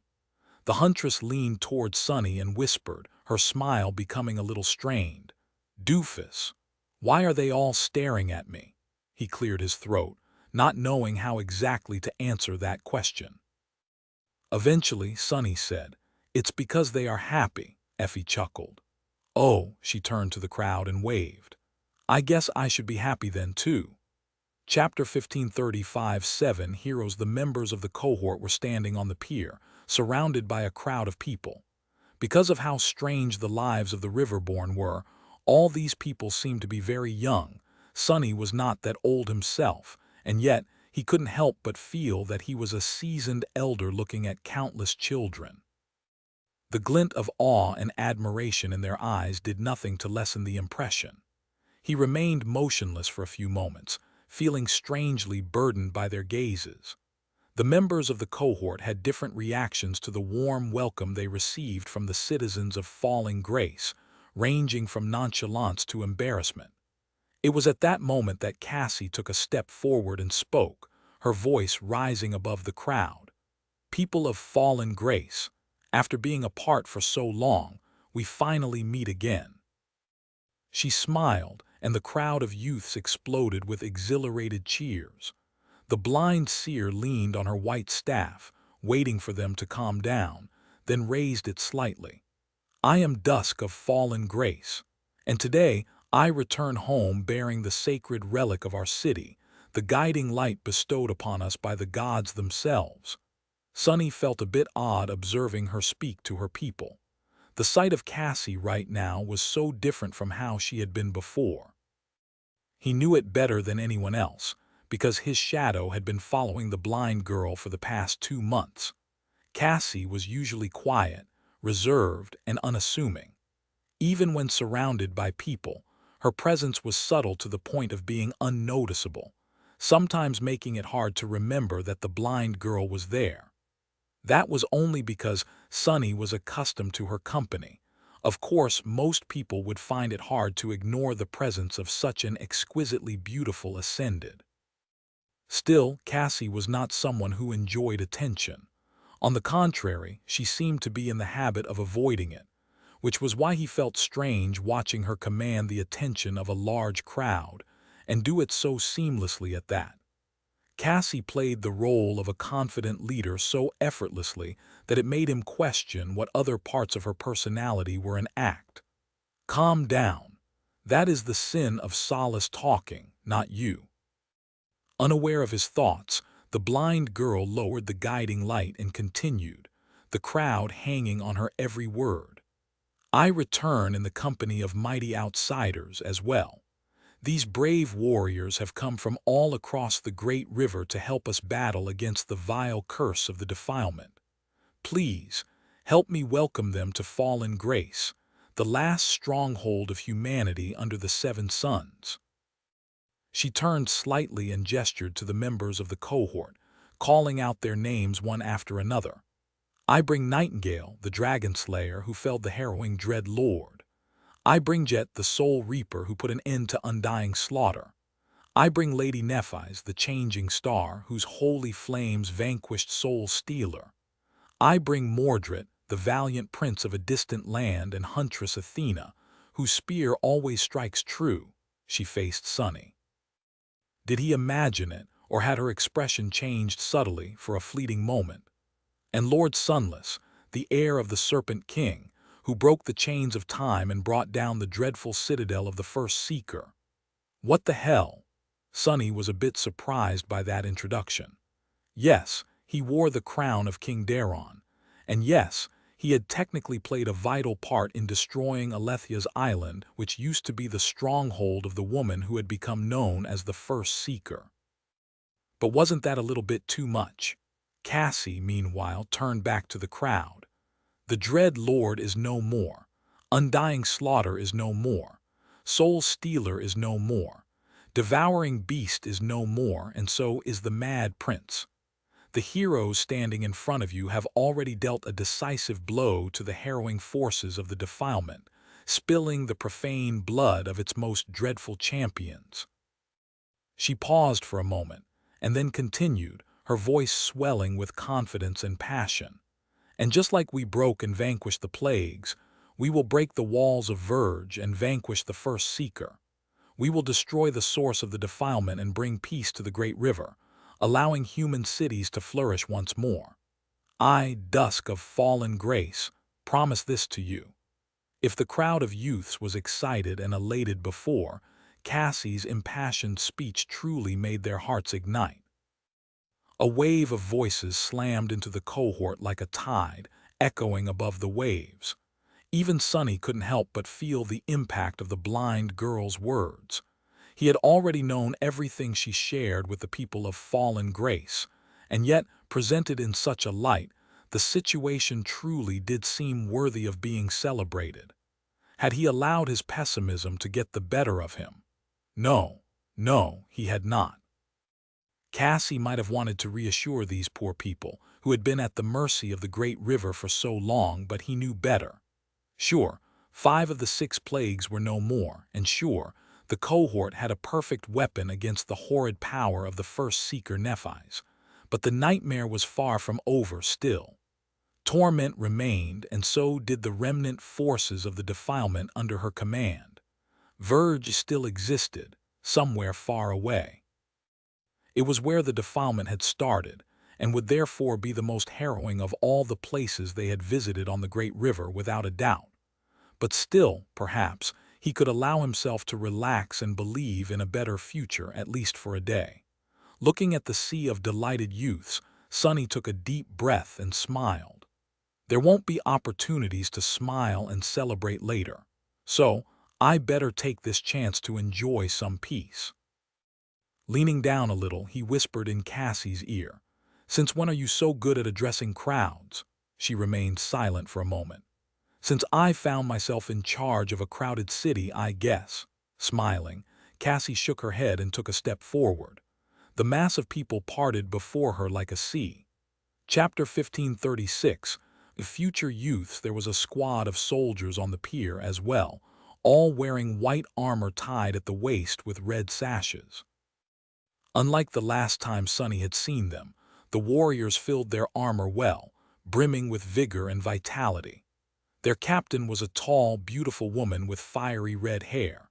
Sonny only recognized her because of an open helmet with a scarlet plume she was holding on the bend of her right arm. She was the captain that had escorted him and Nephi's to the temple the last time around. She had seemed ancient then. Now she looked not much older than they were. Everyone here did, really, or even younger. The startling change was still making him feel a little dizzy. Sonny had known, of course, that killing the defiled Sibyl would allow Fallen Grace to migrate downstream and return these people their youth. Knowing and seeing were two different things, however. Seeing them like this was a bit bittersweet. Sweet because it was nice to witness his actions doing some good, bitter because it reminded him of Anank. As Sonny was pondering the strange reality of living on the great river, the soldiers created a passage through the crowd and surrounded the members of the cohort, helping them leave the pier. They were escorted along the familiar streets once again, moving toward the Temple of Dusk.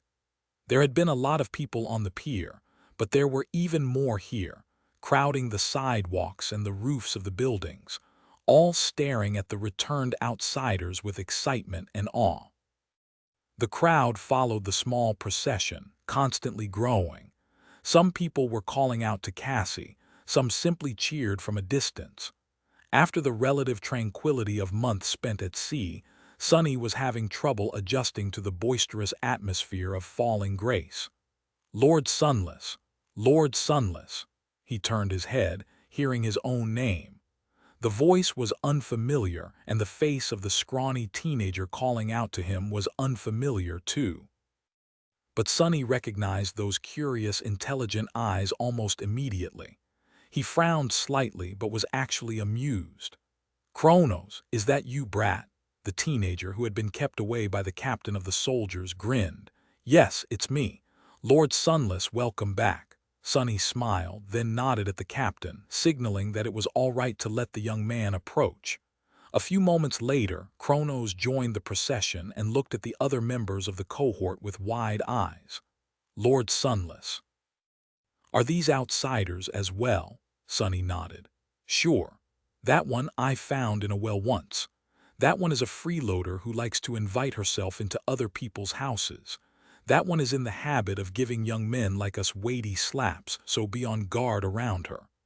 Oh, and that one is a monster wearing human skin. Don't trust anything he says and never look him in the eyes. They are all incredible warriors, though. There is no one more qualified to fight the defiled here in the tomb of Ariel, that's for sure." Hearing those descriptions, the members of the cohort gave him sour looks. Effie shook her head. "How come Cassie's introductions are so much better?" Kronos stared at her belly with a curious gaze. Noticing it, she grinned. "What do I need to give another talk? No, wait. You can be 100 years old for all I know." "How old are you, kid?" The teenager chuckled awkwardly. "Oh, I'm 18, my lady." "Sorry, I didn't mean to stare." 18. The last time Sunny had seen Kronos, he had been 17, so they had not spent that much time away, much less than he feared at least. It had been no more than a month of two at most before he remembered himself on Alethia's island. The teenager, meanwhile, blushed in embarrassment. "It's just that my wife and we were thinking of going to the House of Youth ourselves, since it was rebuilt recently. But it's probably not a good idea still." Hearing that, Sunny almost stumbled. "What, wait, since when do you have a wife?" Kronos laughed again. "Right, you don't know. Well, we knew each other for a while, but since we were both old and decrepit, there was no point in anything except for quiet friendship between two elderly folk. Once the city migrated downstream and we were both suddenly young once again, well, one thing led to another." He scratched the back of his head bashfully. "Actually, there are many new families in Fallen Grace. We all thought for a long time that we would be the last generation of the river people, but now it's a bit strange. People are actually looking forward to the future." The captain of the soldiers, who had been listening to the conversation silently, gave him a reproachful look. "You are too young to go to the House of Youth, brat. In fact, you should still be in the House of Youth, not as a parent but as a child. Spend a few decades growing up before thinking about acting like an adult and starting a family." She seemed to be from a generation that had experienced things properly, unlike Kronos, who had turned into an old man before reaching adulthood and was only now learning how to be young. Effie observed them with a perplexed expression, then glanced at Sunny and winked. "You hear that, doofus? This guy is 18 and has already proposed to his girlfriend. What were you doing at 18? Sunny gave her a dubious look. "You should remember it well, no. I had just helped Nephi's win a bloody civil war, and then led all the surviving dreamers of the Dark City to safety while the sky was more or less literally falling on our heads." Kronos stared at him incredulously for a moment, then suddenly asked, his voice full of curiosity, "How terrible? Does the sky fall often outside?" Effie laughed. "More often than you would think when this guy is around." Chapter 15, 37 Last Testament. Eventually, the cohort reached the familiar island ship that carried a beautiful palace of white stone, the Temple of Dusk. Sunny had spent enough time under its roof to feel a hint of nostalgia at the sight of it. That was where he and Nephi's had felt both hopeful and wary before their first meeting with the fabled Sibyl of Fallen Grace, only to meet Cassie instead. The blind girl's two ascended guards were waiting for them at the entrance to the temple. Unlike the other citizens, They had not changed as drastically. Both looked much younger, true, but were still mature and taciturn. Their composed faces did not betray any emotion when they bowed deeply to Cassie, but he could sense the deep care and reverence in their gazes. Despite that, the two seasoned warriors still wielded the macabre symbols of their duty to not only protect their lady from any danger, but also protect the city from the lady, if need be. The woman wielded an unsheathed greatsword, while the man held a crimson silk cord. Cassie greeted them both warmly, not paying any attention to the tools they were prepared to use to end her life. With that, the cohort was ushered to a hall where a feast had already been prepared. The leaders of the different forces within the city were gathered there, waiting to meet their returned ruler and the champions she had brought back from her journey. The next few hours were a bit tedious for Sonny. He enjoyed the food and the beverages while listening silently to the conversation. They had been gone from Fallen Grace for just shy of 8 months.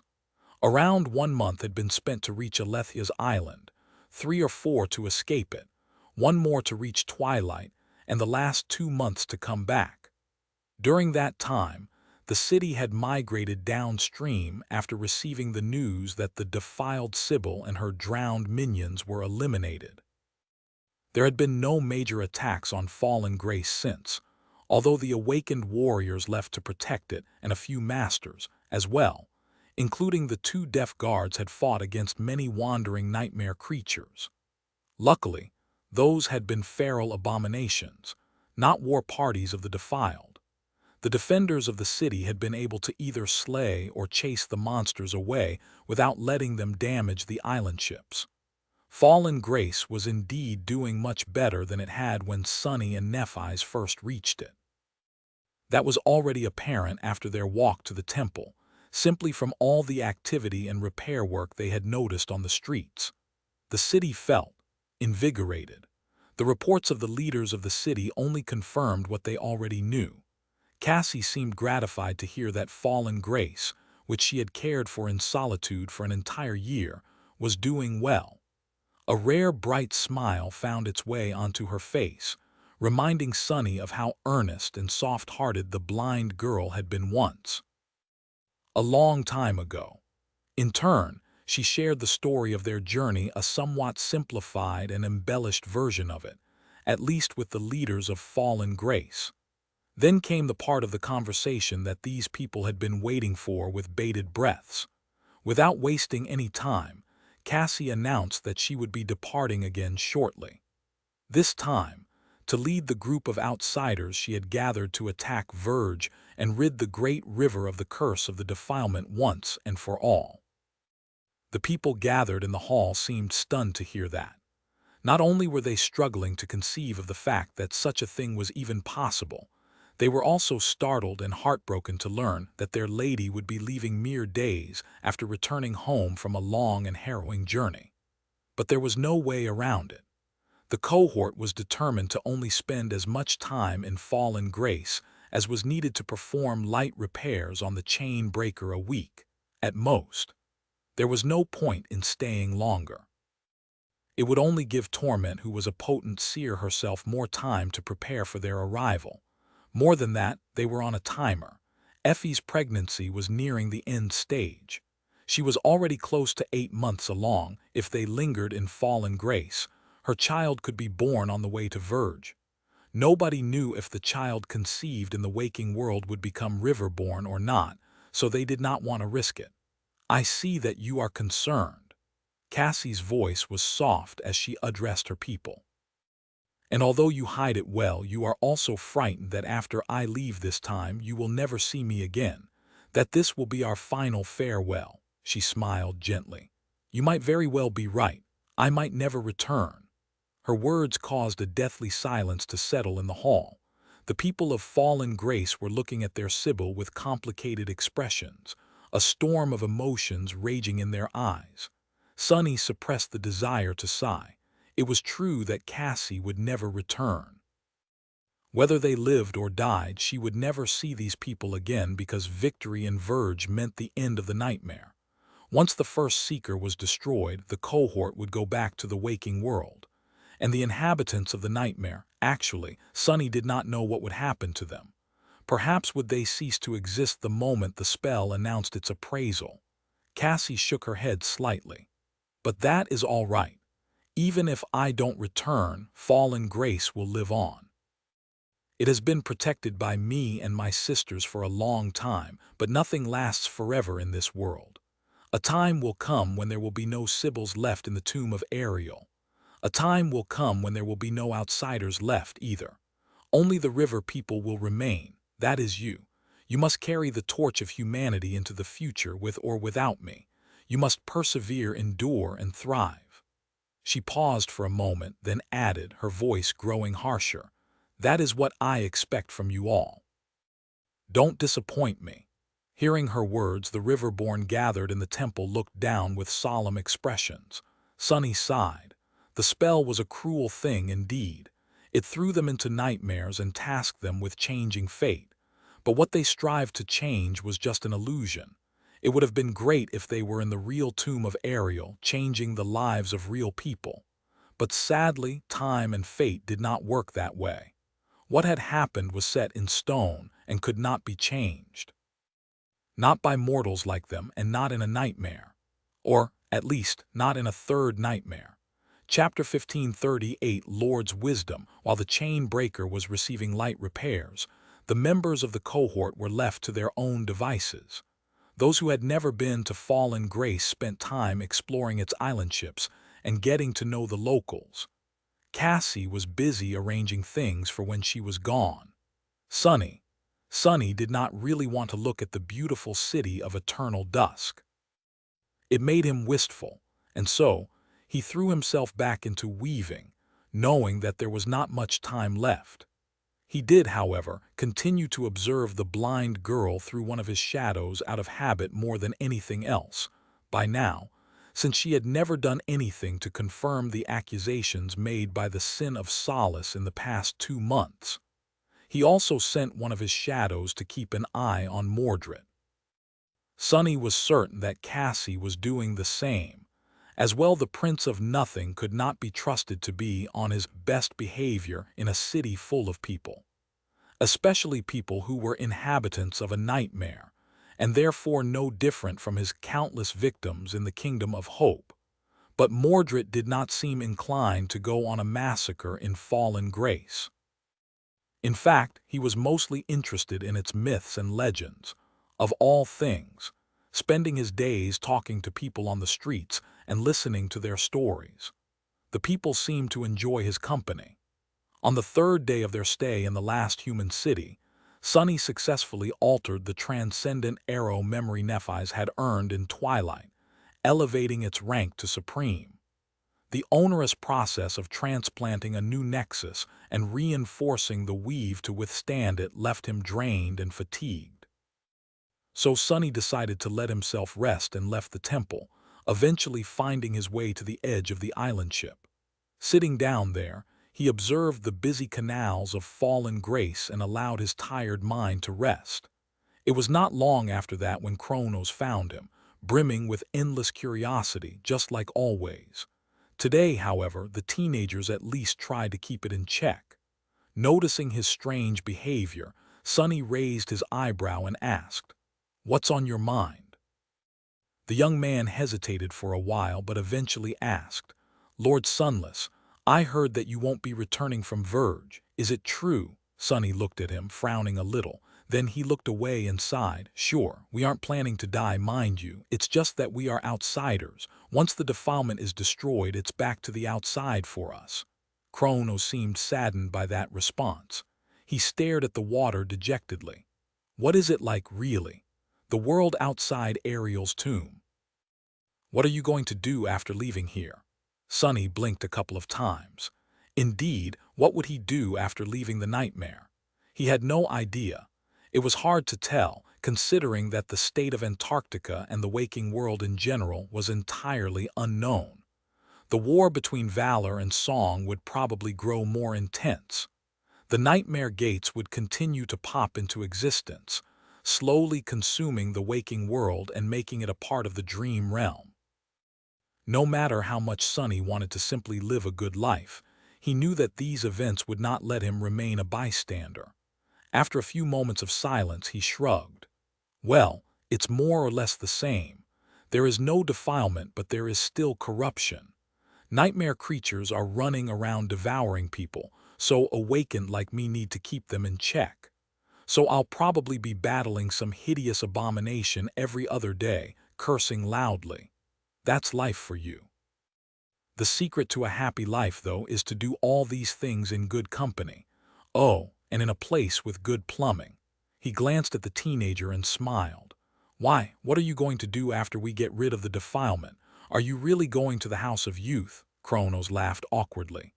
Well, I will eventually, but probably not just yet. He looked into the distance at the bustling streets of fallen grace and sighed. In truth, I've been sensing my soul essence recently a bit. So I'll probably work on forming a soul core and becoming an awakened. Even if you and the other lords and ladies defeat the first seeker and vanquish the defilement, there will still be corrupted creatures left, threatening our city. Someone has to defend it after you leave. Kronos smiled. Plus, I've always been interested in how the city works. All these people, all these moving parts, it's a bit of a miracle that a place like Fallen Grace can exist, don't you think? Lady Dusk has always been taking care of us. What are we going to do without her? His eyes turned cloudy for a moment but then shone brightly once again. Wiping them, he smiled again. I want to make sure that Fallen Grace continues to exist and thrive just like she told us to, for myself, my wife, and our future children. Ah, but I'm just some brat, so I figured I should become really strong first, like you, Lord Sunless. So that people had no choice but to listen to what I had to say. Sonny looked at him incredulously. Kronos was, indeed, just some brat, but all great people whose deeds shaped history had been brats once. Would this kid become a great leader one day? Would his actions shape the future of Fallen Grace and create a world where his children could grow up safe and happy? Would the stories of his deeds become legends one day? Or would he disappear without a trace once the nightmare was complete? Sonny forced himself to smile. Strong like me. Brat, do you think people actually listen to what I have to say? Stronger, become much stronger than me. Then they'll listen. With that, he patted the teenager on the shoulder and rose to his feet. The charm memory waited to be altered. The day of their departure from Fallen Grace was drawing near. Stronger than you, my lord, be but. No, that's just unreasonable. Sonny looked at the startled youth with a smile, then shook his head and headed away. Then be unreasonable.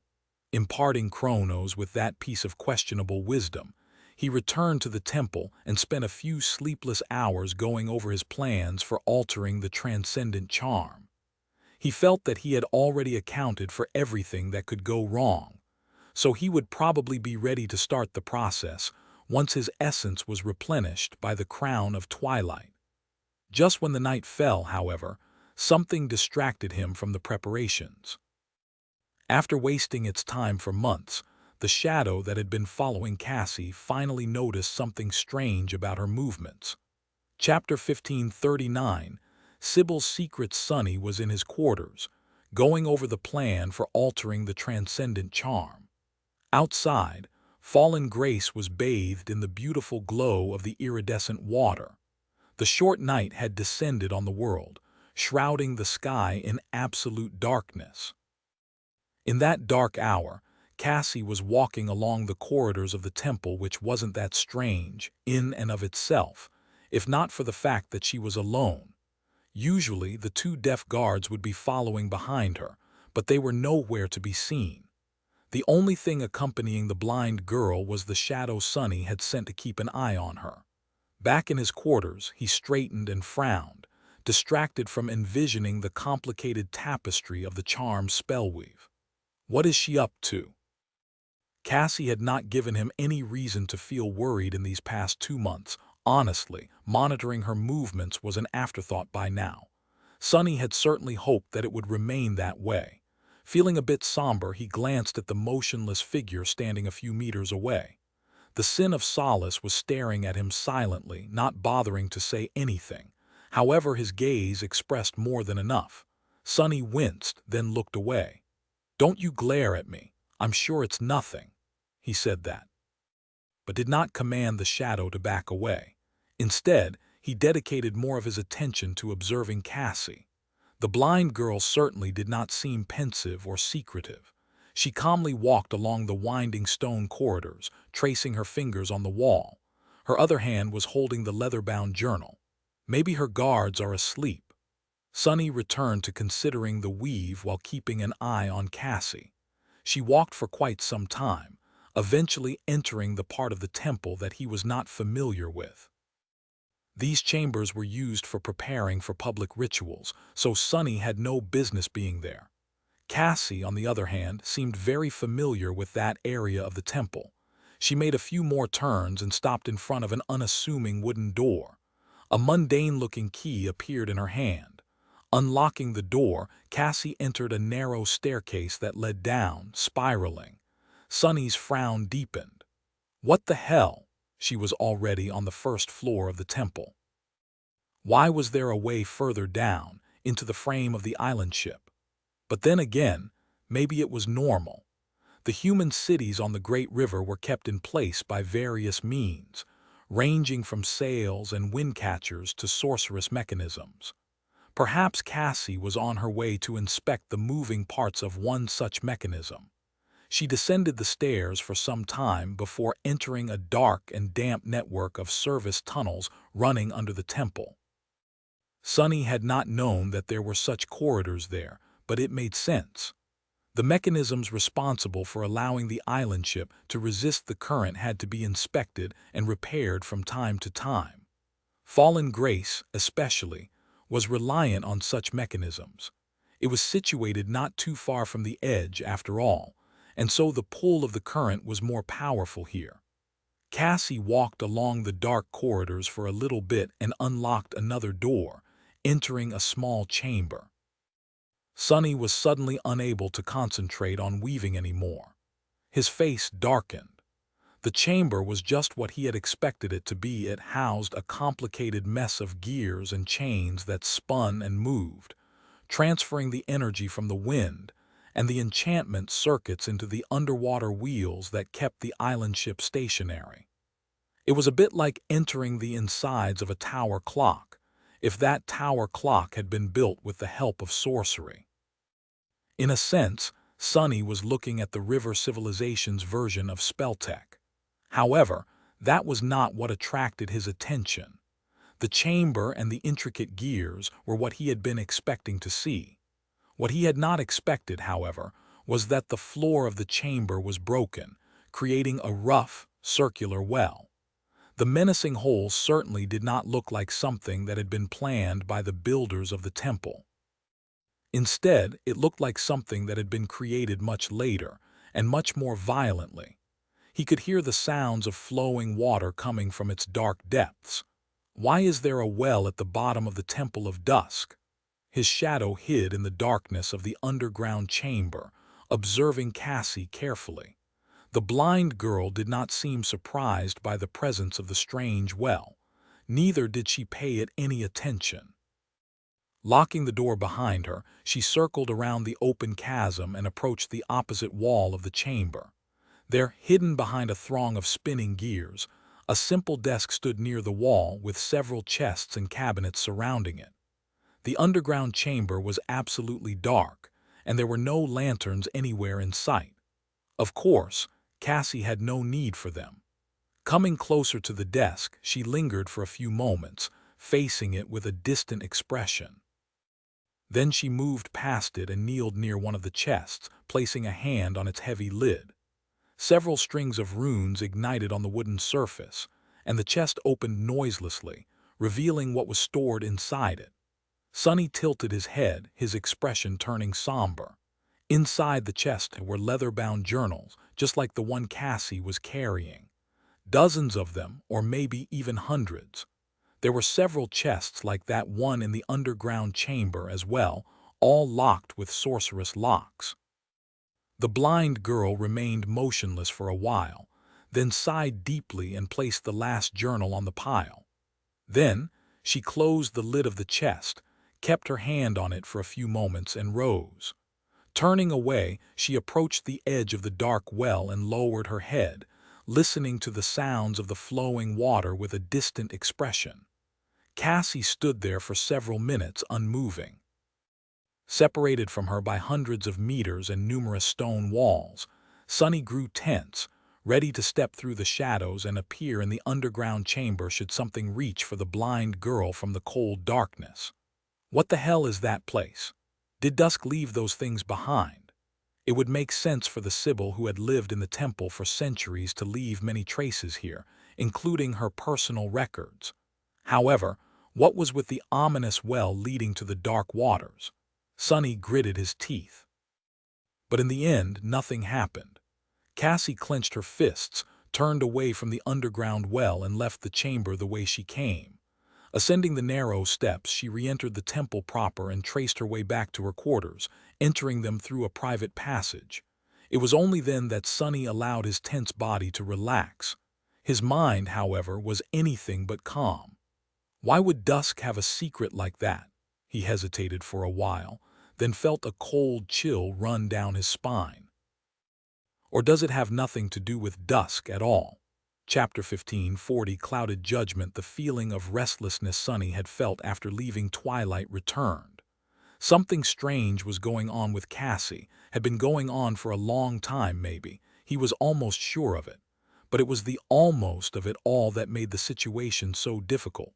He did not know what to do: confront her, share his concern with others. What would he say? That Cassie should not have survived Twilight. None of them should have survived there, really. That she kept journals. There was nothing wrong with that, and claiming otherwise would only make him seem strange. That she was too quiet and unassuming, which made him feel as if she was hiding something vital from them. That sounded like paranoia talking. In fact, it was the sin of solace whispering into his ear. The sin of solace, whose only purpose was to drive him mad. Was he a fool to listen to these whispers? Sunny was not even sure himself what he was suspecting Cassie of, just that he did not feel comfortable with her secrets. But was it really because there was something off about the blind girl, or was it simply because he had never trusted her? Was he still secretly holding on to the grudge after what she had done on the forgotten shore, which painted his perception of her? Sunny would be lying if he said that he had let go of that grudge completely. None of the others seemed to suspect Cassie of anything, so why was he the only one looking for faults in her actions? Ah, damnation! What was he supposed to do? Did he even need to do anything? So what if Cassie had a pile of old journals? So what if she kept secrets? Was he the right person to blame someone for not being entirely honest? More than that, he had always known that Cassie kept much of what she knew to herself. In fact, Sunny was the reason why she had closed herself off. To begin with, he was the one who had told her how destructive of a poison her visions were, in the most cruel way he could think of, at that.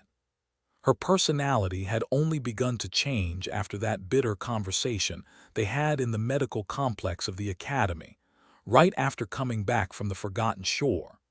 Nephi's was aware that Cassie knew much more than she was letting on, too.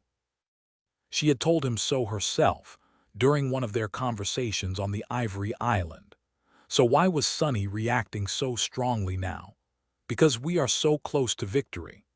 Because this nightmare was so dreadful, and its end was swiftly approaching. Sunny was nervous that something would ruin their chances of returning to the waking world, and the ominous shadow of torment was the last thing standing between them and salvation. Torment had never appeared before them, and so she was as frightening as their imaginations could make her. Perhaps Cassie was just a substitute for all that fear, or perhaps there was really something ominous going on with the blind seer. Oh, she is definitely planning to betray you, again. The sin of solace smiled, looking at him with dark amusement. Sunny cursed and threw a wooden tray at the sword wraith. The tray passed through the apparition and fell to the floor, clattering loudly. The hateful wraith laughed. "Fool, you are simply incapable of learning, are you? Even after what she did to you, what she took from you, you are still willing to give her the benefit of the doubt. No wonder you ended up being made a slave by her. Ah, and she never even apologized. I bet she doesn't feel even a little bit remorseful about her betrayal. Since she doesn't, what is going to stop her from turning on you again?"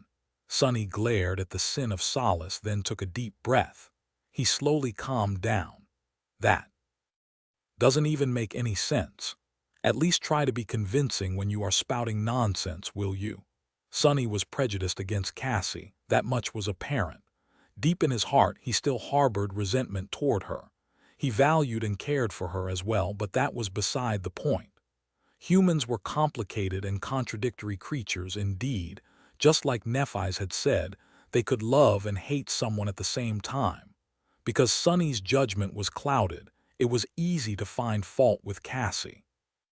But if he flipped his perception and looked at the situation from a different angle, trying to find the opposite, any suspicion that the blind girl could have been doing something to harm the cohort would crumble. It was a preposterous idea. Almost every action Cassie had taken was for their benefit. They would have never made it that far without her. From start to finish, she had been nothing but a selfless ally, putting herself in harm's way on numerous occasions. Finding the scattered members of the cohort, escaping Alethia's island, surviving the depths of the great river, none of that would have been possible without her. So, no matter what secret Cassie was keeping, it was not something that would harm the cohort. Sonny had no reason to worry about that. After realizing that, he felt his heart calming down. But then, it suddenly felt heavy once again. Because while Sonny did not have a reason to worry about the cohort, there might have been a reason to worry about Cassie. She's not preparing herself for something drastic, is she? A deep scowl appeared on his face once again. He remained silent for a while, then shook his head. "No, she wouldn't. Cassie might seem soft, but she is one of the strongest people I know. She's much stronger than anyone gives her credit for." Still, a tiny seed of doubt remained. Sonny cursed quietly, threw a hateful glance at the sin of Solace, and turned his attention back to the transcendent charm. The day of their departure was swiftly approaching, so he had to perform the alteration as soon as possible. Chapter 1541. Into the sunset on the last night before their departure from fallen grace, Sonny let out a deep sigh and listened to the spell whisper into his ear. "Your memory has been destroyed. You have received a memory." With that, the transcendent charm he had been working on had become a supreme one. Its enchantment, which enhanced the material properties of objects, was further strengthened. Not only was the nexus of its weave more potent now, but the weave itself had also been made more robust to withstand the increased pressure. Strings of ethereal light were intertwined with the black threads of shadow essence, forming a mesmerizing tapestry. Sonny took a deep breath. 4 down, 1 to go. He had saved the hardest memory for last, the transcendent memory of the 7th tier meant for Nephis. That one he was going to have to alter on their way to Verge. Things were happening so fast now. Looking back at what he had experienced in the nightmare, it was hard to believe how close the end of it all was. It seemed like Sonny had been sharing the catch with Nephis and Anik just yesterday, but now he was approaching the finish line. Dismissing the charm, he rose and stretched his limbs, then left his quarters. It was night, but no one in fallen grace seemed to be asleep. While Sonny was passing by the windows, he saw numerous people crowding the streets on the neighboring island ships. They were all looking at the White Temple, knowing that their lady and the outsider warriors she had gathered were going to leave come dawn, or rather dusk. Leave to challenge the very source of the defilement. It was not an exaggeration to say that their fates depended on the result of their journey. However, looking at these people, Sonny did not feel that they were concerned for themselves. It seemed like they were concerned about Dusk and her outsider companions instead. Funny, Sonny could not remember the last time he had watched someone go into battle on his behalf. It must have happened occasionally, but he was usually the one doing the fighting. In Antarctica, he had carried thousands of refugees on his back across the frozen hellscape, which had seemed like a burden at the time. But in a sense, he would have been burdened watching someone fight and die for him more. So he could easily understand the complicated storm of emotions brewing in the hearts of the people being left behind in fallen grace. He often complained about how harsh and unforgiving the life of an awakened was, but it was also a privilege. Consumed by such detached thoughts, he entered the hall where Cassie was giving the last orders to the people who would be ruling the city in her absence. Some of them he knew, like the captain of the soldiers or the carpenter who had been in charge of repairing the chain breaker, while others were strangers. All of them bowed respectfully when he entered. "Lord Sunless." He nodded at them and approached Cassie, then placed a hand on her shoulder. A spark of energy traveled between them as the supreme charm was transferred from his soul to hers. "Here, all done. The enchantment is substantially more powerful now. It also consumes much more essence, so be careful." She summoned the charm, which was shaped like a jade flower, and weighed it on her hand. Soon, the petals of the ornament ignited with a soft glow, hinting that its enchantment was activated. At the same time, the hilt of the quiet dancer glistened. A faint smile appeared on Cassie's lips. "Thank you," Sonny nodded, then hesitated for a few moments. There were too many people around them, so he couldn't be too free in what he said. Still, he didn't want to remain entirely silent. Eventually, he removed his hand from her shoulder and asked, his voice serious, "Listen, are you all right?" Cassie raised an eyebrow, seemingly confused. "Sure, why wouldn't I be? I'm better than ever." There was a rare hint of sincere relief and anticipation in her voice. Sonny frowned, lingered for a moment, then nodded again and turned to leave. In truth, he had wanted to use this opportunity to retrieve the shadow that followed Cassie around. But hearing that answer, he changed his mind. Keep her company for a little while longer. Who in their right mind would be relived in such a situation? Leaving the shadow behind, he left the hall and went to find the other members of the cohort. The night ended quickly, and the 7 suns rose from the waters of the great river once more. Fallen Grace was once again painted by the vivid radiance of the blazing sunset, drowning in its crimson splendor. The soldiers, all wearing their white armor, had formed a corridor on the streets of the floating city. Their gazes were solemn as they watched the 7 outsiders leave the temple and walk toward the piers. Separated by that living wall, the crowd of citizens was watching them, too. This time there were no cheers. Instead, everyone was silent, which felt a little eerie. Feeling the weight of countless gazes, Sonny was reminded of the docks of Falcon Scott on the last day of evacuation, for some reason. Back then, people had been desperately trying to get on the last leaving ship, knowing that everyone who stayed behind would die. Today, the situation was exactly opposite. The people staying behind were going to be safe. The ones who were sailing away would be risking their lives. However, the atmosphere was strangely similar. Desperate desire that could not be expressed with words, fear, longing, and shame, sorrow, grief, and pain, and hope. Hope was such a powerful and resilient thing, unreasonable even. It could bloom even in the most terrible of situations, bringing with it strength to go on. Sonny knew hope better than most, and hopelessness too. They reached the pier and boarded the chain breaker. Turning back, Sonny looked at the crowd one last time. Most of these youths looked unfamiliar even if he knew them from before. Their appearance had changed now. He did, however, notice Chrono standing in one of the first rows, accompanied by a pretty young woman. Noticing him looking, the teenager smiled and waved.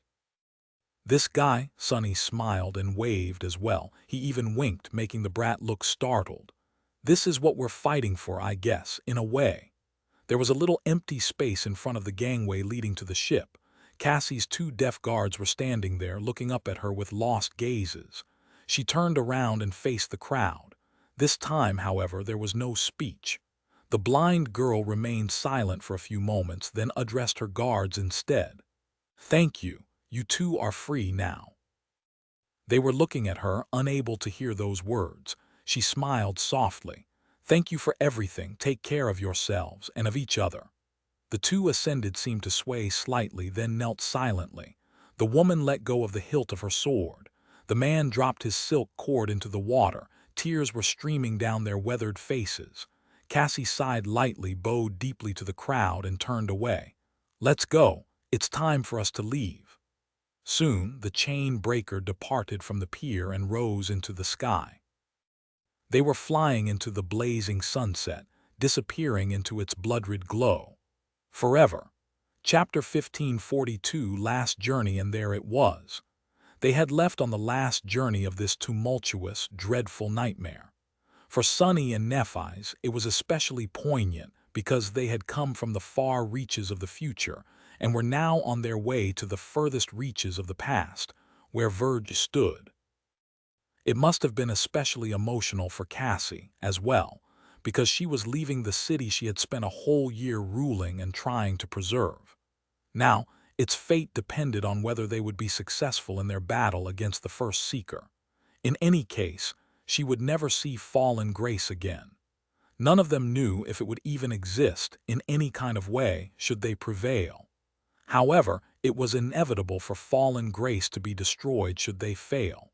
The blind girl did not look back. Instead, she stood at the bow of the flying ship, facing the setting suns. The others gave her some space, knowing that there had to be a storm of complicated emotions weighing on her heart.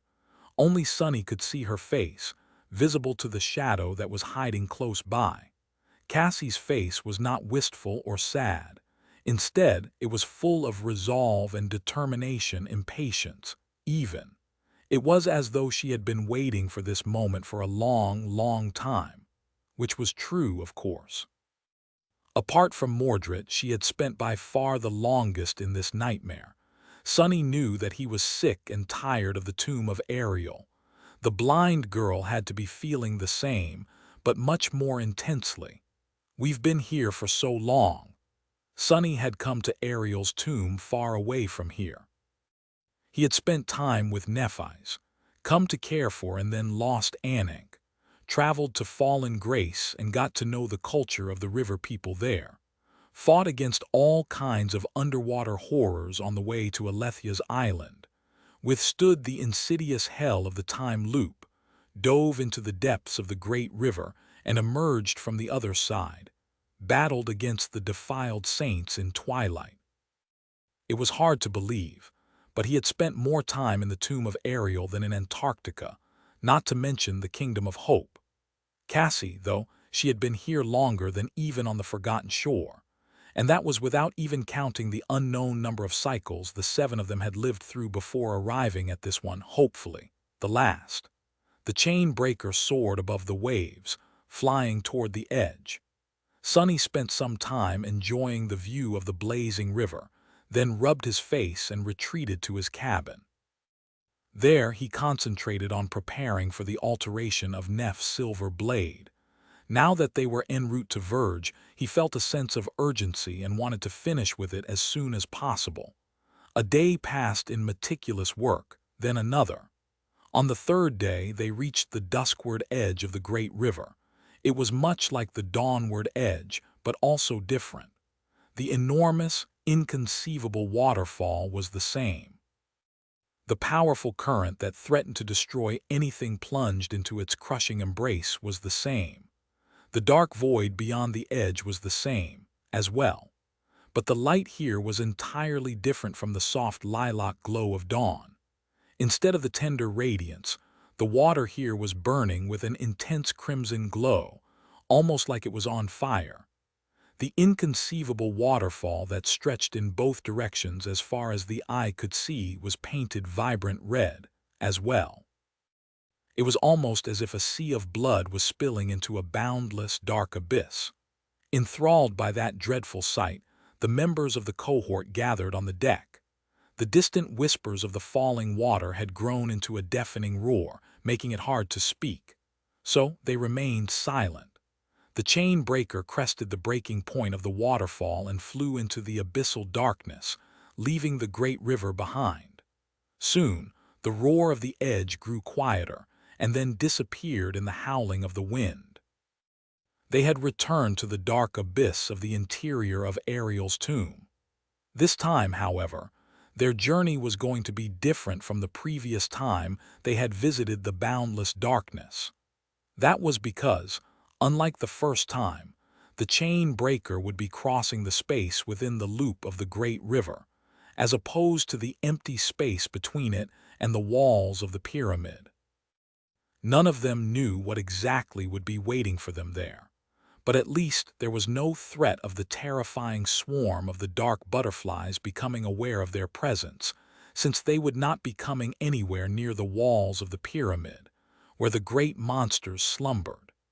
They also did not know how long the journey across the empty space in the middle of the looping river would take. The last time, they had arrived back to the surface of the great river rather quickly, but that was because space itself behaved strangely inside the pyramid. Still, it was going to be much faster than simply sailing all the way to the dawn of time. They were going to reach the waters surrounding Verge in a week, 2 at most, if nothing unforeseen happened. Sunny studied the darkness for some time, feeling both wary of the challenge ahead and ready to face it. Then he gritted his teeth and went back to working on the silver blade. The mind-numbing complexity of weaving calmed him down, eradicating all unnecessary thoughts. Soon, this nightmare will be over soon. Sunny refused to think that they would fail. However, now that they were nearing the end of this dreadful tale, the thoughts that he had banished a long time ago were returning. The thoughts about the fate of Antarctica, of the refugees he had so desperately tried to protect. What was happening to the waking world right now? How was Rain doing? Was she healthy and safe, or infected by the nightmare spell and in the throes of going through her own trials? Knowing that he could not allow himself to get distracted at this critical point, he suppressed these thoughts again. He was going to find out sooner than later anyway, if he survived. So, what Sunny had to do right now was make sure that he survived, and that his friends survived as well.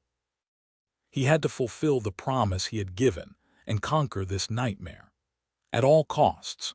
Chapter 1543, Pride of a Craftsman. Just as it was in the black void beyond the great river, the space itself acted strangely in the empty space contained at the center of endless loop of flowing water. The chain breaker had been traversing the vast emptiness for a while now, at least a day or two, from how it felt, but Sunny was not at all sure how far they had traveled.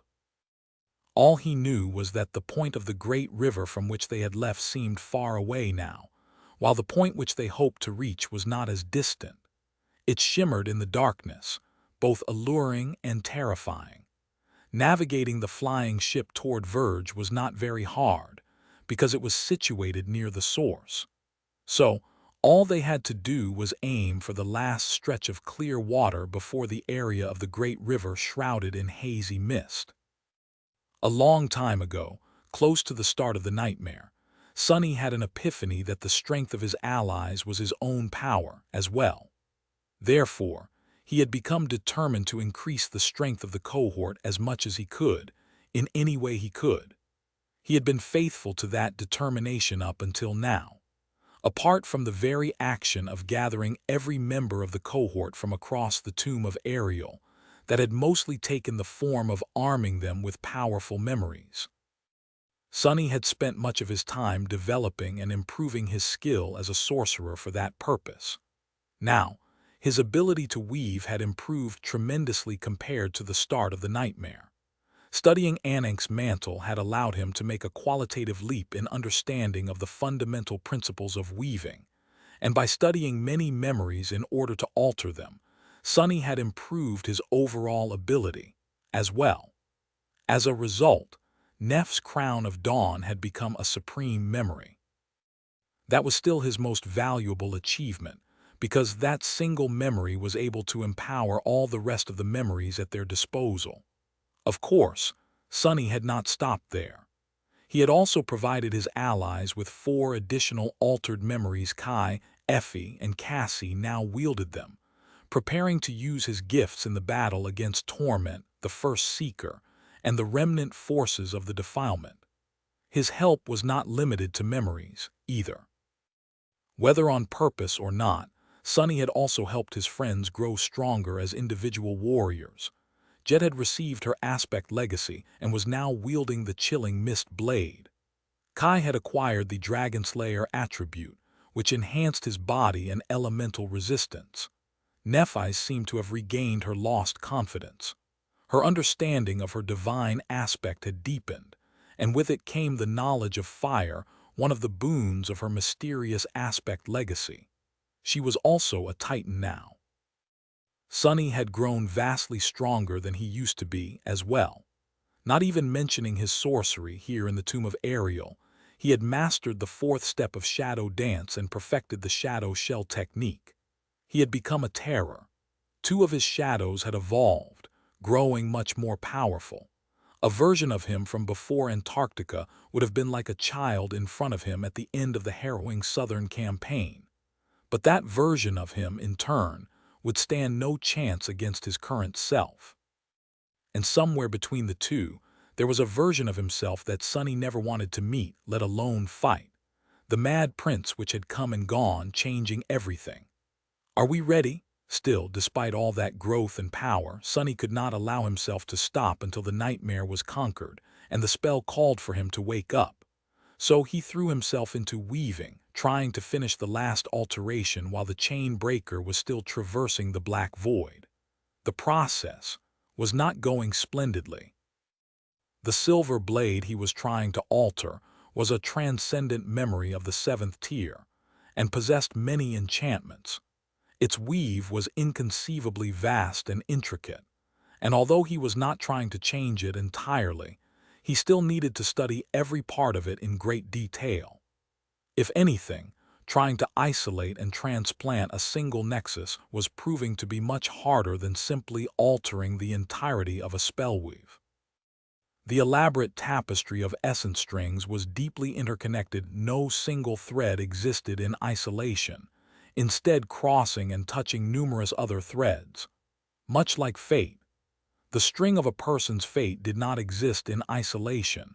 Either it touched the fates of countless other people, stretching from the past into the future, and thus influenced and was influenced by the greater flow of fate. But Sonny was nothing if not resourceful. Weaving strings of fate was beyond what mortals like him could achieve, but he could manipulate strings of soul essence with great finesse. Therefore, he could alter the weave of the silver blade to make sure that the nexus he was transplanting only burdened the pattern of a single enchantment, without breaking the balance of all the rest. He had to add new patterns in some places, and cut the others down to match. Those that were cut had to be restored, of course, albeit taking a different shape. Slowly but surely, countless lightless threads of shadow essence became intertwined with the radiant strings of ethereal light. He had forgotten about all else, pulling on everything he had learned about weaving to accomplish his task.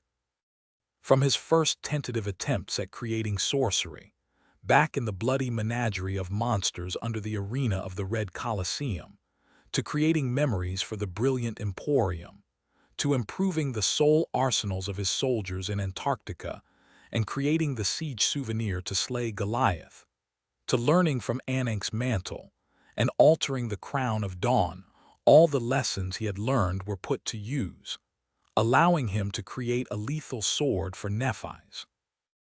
He knew that she would achieve incredible things by wielding this weapon, and if he managed to accomplish his ambitious alteration, every achievement she made with the silver sword would, in small part, also be his.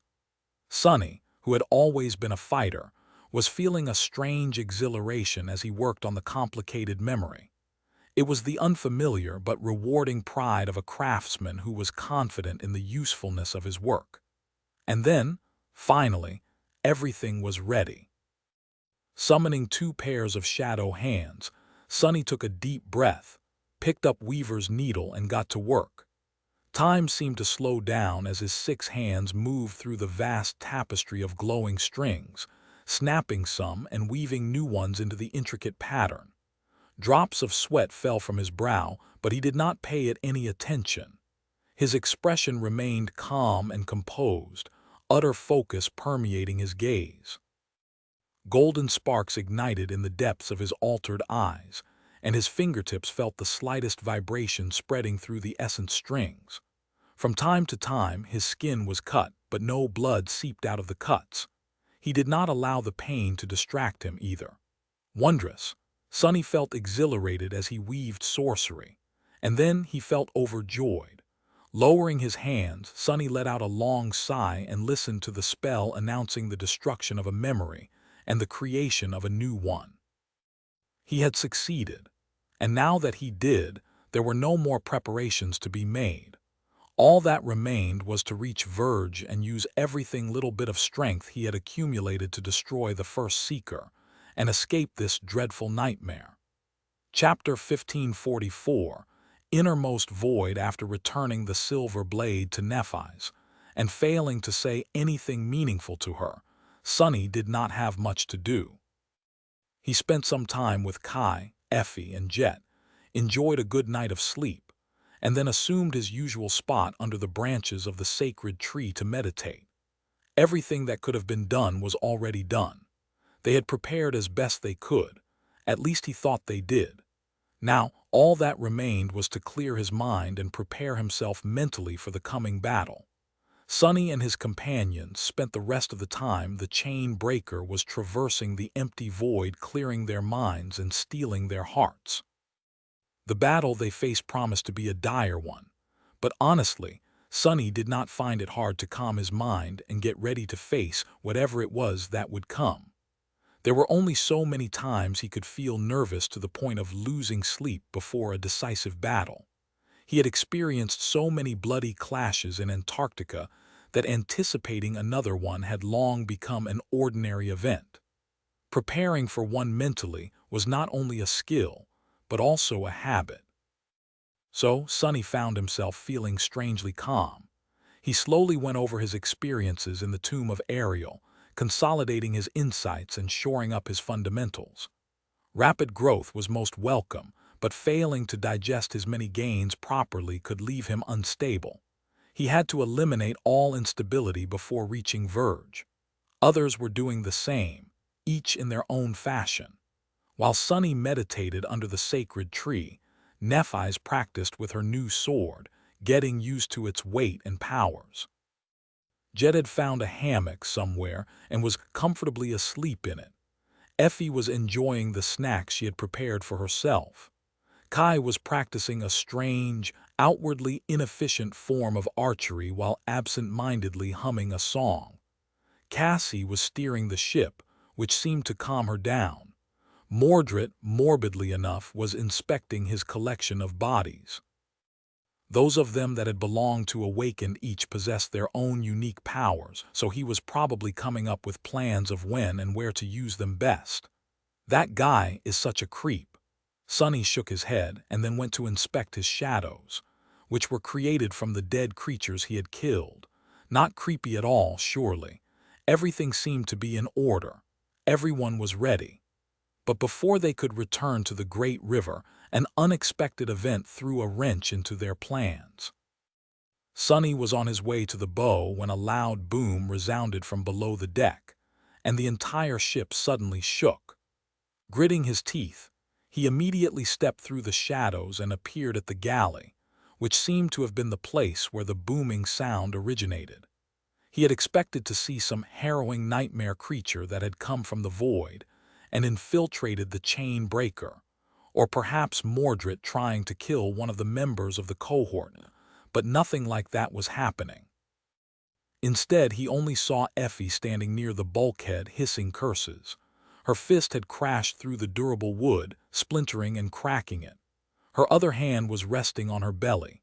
Her face was pale and twisted by a grimace of pain. Before Sonny could understand what was happening, Kai and Jet appeared at the doors. Cassie was not far behind them. Mordred had not deemed it necessary to show up, but was definitely watching through the reflections. Nephi's, meanwhile, remained on the stern, controlling the ship. What happened? Effie lingered for a few moments, then turned to them and forced out a smile. The sight of it was familiar, but Sunny was unnerved by the dark, bitter look in her eyes. The huntress took a deep breath and said, her voice somewhat strained, I think that was a contraction." Sunny remained motionless for a moment, trying to comprehend the meaning of what Effie had said. Then his face fell. They had left Fallen Grace so swiftly precisely because they hoped to end the nightmare before Effie was due. No one knew what would happen to her baby if it was born here. Would it be riverborn or an outsider? Would it become infected by the nightmare spell the moment it was born?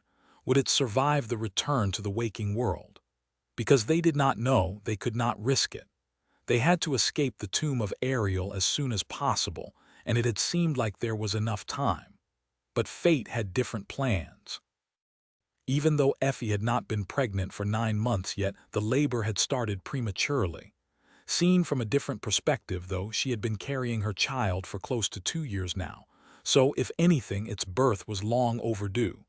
Effie studied their frozen faces and then looked down with a sigh. "Sorry, everyone," Sunny frowned. A moment later, he said in a stern voice, "What are you sorry for? Give that nonsense up right now. Also, please don't break the ship anymore. We need to traverse this bottomless abyss, so, it would be really inconvenient if it fell apart around us." He glanced at the other members of the cohort. Jet and Kai looked extremely worried, while Cassie maintained a calm expression. "First, I need to get Nephi's here." Effie was a master, and her pregnancy was nothing if not irregular. Sunny had very little idea about how to deliver a baby, but he knew that having a powerful healer at hand would be extremely helpful. Nephi's could recover from having her neck broken and most of her body vaporized. Certainly, making sure that both Effie and the baby survived the delivery would not be a problem. Banishing unnecessary thoughts from his mind, he shifted into problem-solving mode and pulled Kai away. "Let's go give the ladies some privacy." Then, glancing at Cassie, he said, "I'll send Nephi's down. You probably know what to do better than I do." Receiving a nod from the blind girl, he led Kai away. Ascending to the upper deck, Sunny walked over to the stern of the ship and stopped near Nephi's, who looked at him with a silent question. He lingered for a moment. "Effie seemed to be going into labor. Go, they're waiting, I'll steer the ship." A frown appeared on Neff's face, and she left the runic circle without saying a word. Soon, Sunny and Kai were left alone, but not for long. Mordred had appeared from somewhere, sparing them a curious glance. "I couldn't help but overhear. It seems that a wolf cub is about to be born, huh? How exciting. Can't say I ever heard about a child being born in a nightmare. That should be a first, even among the great clans." Before he was done talking, Kai suddenly turned and raised a hand. It seemed as if he had wanted to grab Mordred by the collar, but managed to control himself, and simply put a hand on his shoulder instead. Kai's usually gentle eyes were shining with a cold and furious kind of light. "You stay away from that child, Prince Mordred, I'm warning you." His clear voice did not contain the authority of his ascended ability, but it still crashed into the Prince of Nothing like a wave. Mordred stared at the usually charming archer for a few moments, amusement slowly disappearing from his gaze. Then he scoffed. "Who do you take me for, a monster?" He shook his head. "Well, all right, I might be a bit of a monster, but I'm not a fool. What do I gain from taking the body of an infant? Relax, Ascended Nightingale. We are all in the same boat, quite literally." Kai glared at him for a few moments more, then slowly removed his hand and took a step back, leaning on the railings. His expression was suddenly somber and pained. He remained silent for a while, then said in a lost voice, "How did this happen?" Sunny knew how he felt because he felt the same. Nevertheless, he suddenly had a ridiculous impulse to start explaining the birds and the bees to his friend, just like Effie had done to him so many times. Steering the chain breaker through the dark void, Sonny chuckled all of a sudden. It just did. Don't worry with Nephis there, it's all going to be all right. However, he knew that the delivery itself was not what Kai was worried about. It was everything else. Shaking his head, Mordred walked to the edge of the deck and looked into the dark emptiness beyond. Somewhere far away, the great river flowed, a long span of it shrouded in mist. Outside the mist of the source, Verge was waiting for them. He smiled. What an exciting nightmare it is. Is it not? Chapter 1545. Purists sound the delivery did not go smoothly. Sonny, Kai, and Mordred, of all people, remained on the stern of the ship for more or less the entire time, waiting for the results. Sonny at least had a task to keep him occupied. Guiding the chain breaker across the black void was not very difficult, but it still required attention. Mordred did not seem to care that much, but Kai was extremely concerned. He paced nervously, sometimes glancing down, but then hurriedly turning his gaze away. It was a bit strange. All three of them could learn exactly what was going on: Sonny thanks to his shadows, Mordred through the reflections, and Kai due to his awakened ability. However, none of them made use of that opportunity, preferring to remain in the dark about what was happening below deck. It was not like they did not receive any signs, though. The chain breaker seemed to tremble from time to time, and Effie's voice eventually reached their ears, penetrating the impregnable wood the enchanted ship was built from.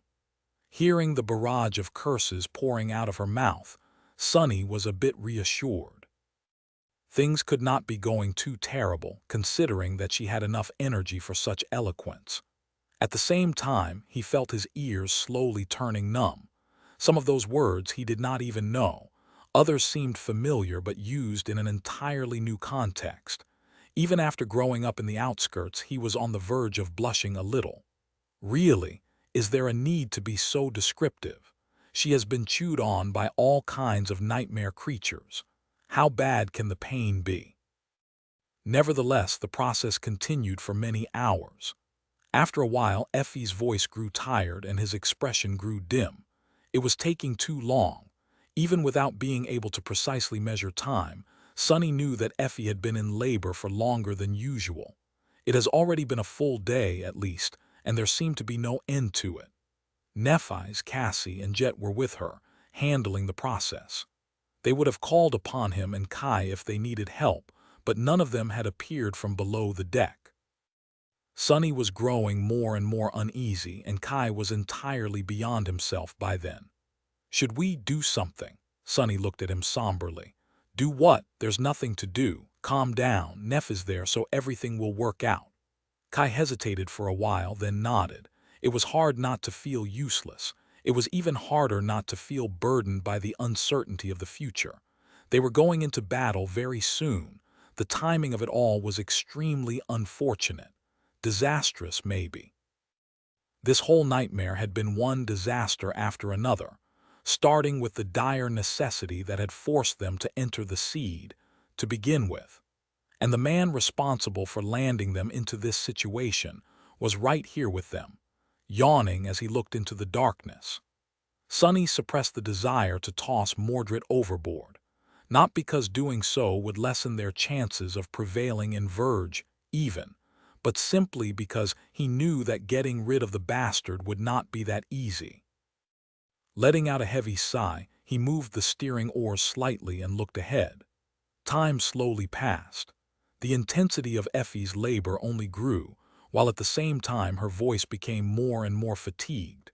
And then, after something that felt like several days passed, they finally heard a new sound. The shrill, loud sound of a baby crying.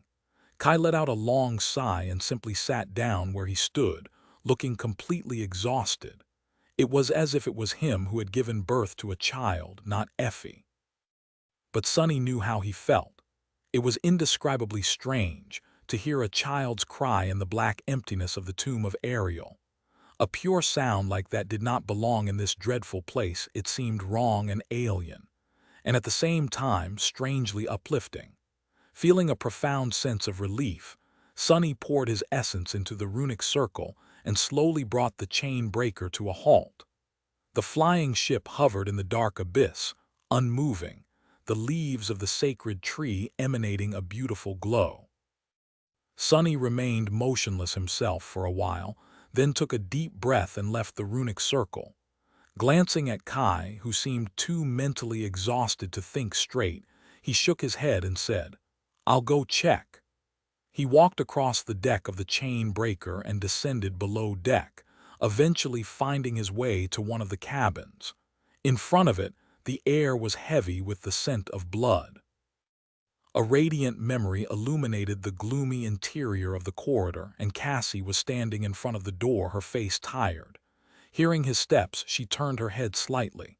Sonny stopped, feeling his heart beating rapidly. How is she doing? A faint smile slowly found its way onto the blind girl's face, illuminating it beautifully. It wasn't easy, but she's fine. They're both fine. Nephai's helped. He hesitated. What about the timing? Wasn't it too early? Cassie remained silent for a moment, then shrugged with uncertainty. Everything seems fine. Then she suddenly remembered something and raised a hand. "Oh, can you lend me the endless spring? I was supposed to bring more water, but the nearest barrel is all the way in the cargo hold. We'll wash them off, and then you'll be able to see them." Sonny summoned the memory and placed it in Cassie's hand, feeling a storm of emotions raging in his wildly beating heart. What the hell? What is this damned nightmare even? Right, sure, of course. I'll go tell Kai. He turned to walk away, then froze. "Oh, I forgot to ask, who is it? A boy or a girl?" Cassie smiled wider and then opened the door of the cabin, slipping inside. "It's a healthy boy." Chapter 1546. Raised by wolves. Although Effie had gone into labor prematurely, both she and her infant son were all right. The worst fear of the cohort had not come true either. Perhaps because the child had been conceived in the waking world, or perhaps because he was born in the black void outside the currents of the great river. At the very heart of Ariel's tomb, he was not river-born. At least that was what they surmised after cautiously setting the chain breaker in motion and observing no change in the appearance of the baby. It was an immense relief. Even Sonny, who always expected the worst and was usually prepared to receive painful blows from fortune, felt like an incredible burden had been lifted from his heart. The immediate danger had passed. Of course, the future was still uncertain. They still had to fight torment and destroy the first seeker. The child's life still hung in a fragile balance because it was unknown what would happen to his soul after the end of the nightmare. But somehow, Sonny felt hopeful. After everything had been said and done, the chain breaker continued sailing through the dark abyss.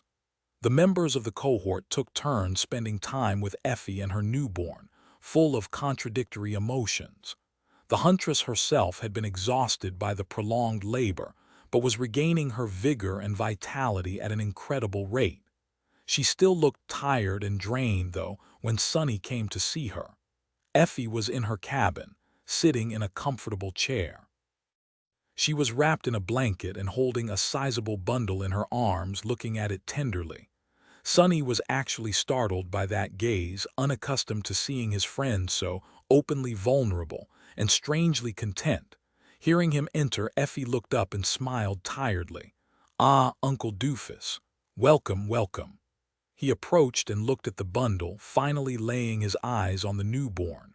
Effie's child looked pretty much like all infants did, with the exception of the fact that he was entirely too large to have been born mere hours ago, at least twice the size of a normal baby.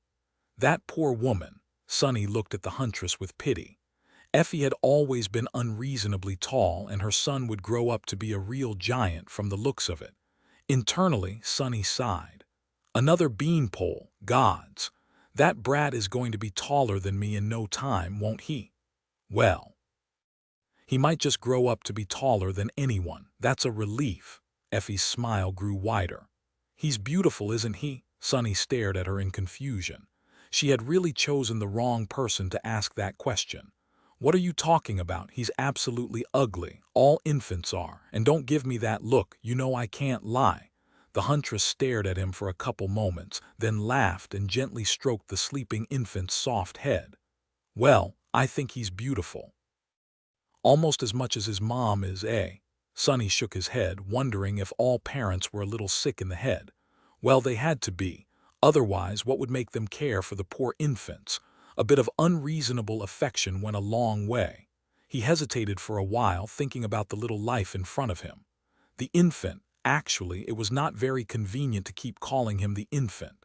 Glancing at Effie, he asked, "What are you going to name him?" She remained silent for a bit, smiling. Letting out a quiet sigh, Effie shrugged. "I can't just go and name him right away. I need to consult his dad first." There was a moment of somber silence, with both of them refusing to mention the fact that the baby's father was most likely long dead. Effie looked back at her son and smiled again. "Ah, but look at him. He looks like a little dumpling, doesn't he?" Sonny's eyes widened a little. "I knew it." He shook his head energetically. "No, bad, Effie, bad. You can't name your son Dumpling." "That's a very bad idea," she giggled. "Hee hee. Well, I'll just call him Little Dumpling for now. We'll come up with a proper name after getting out of the nightmare." Sonny just stared at her for a while, then shook his head again, this time slowly. "Whatever, do what you want. Don't come complaining to me later, though." Effie gave him a mischievous look. "Sonny, you of all people should know better. I mean, did you mom not name you Sunless? And look at you. You turned out, well." Her voice gradually turned doubtful.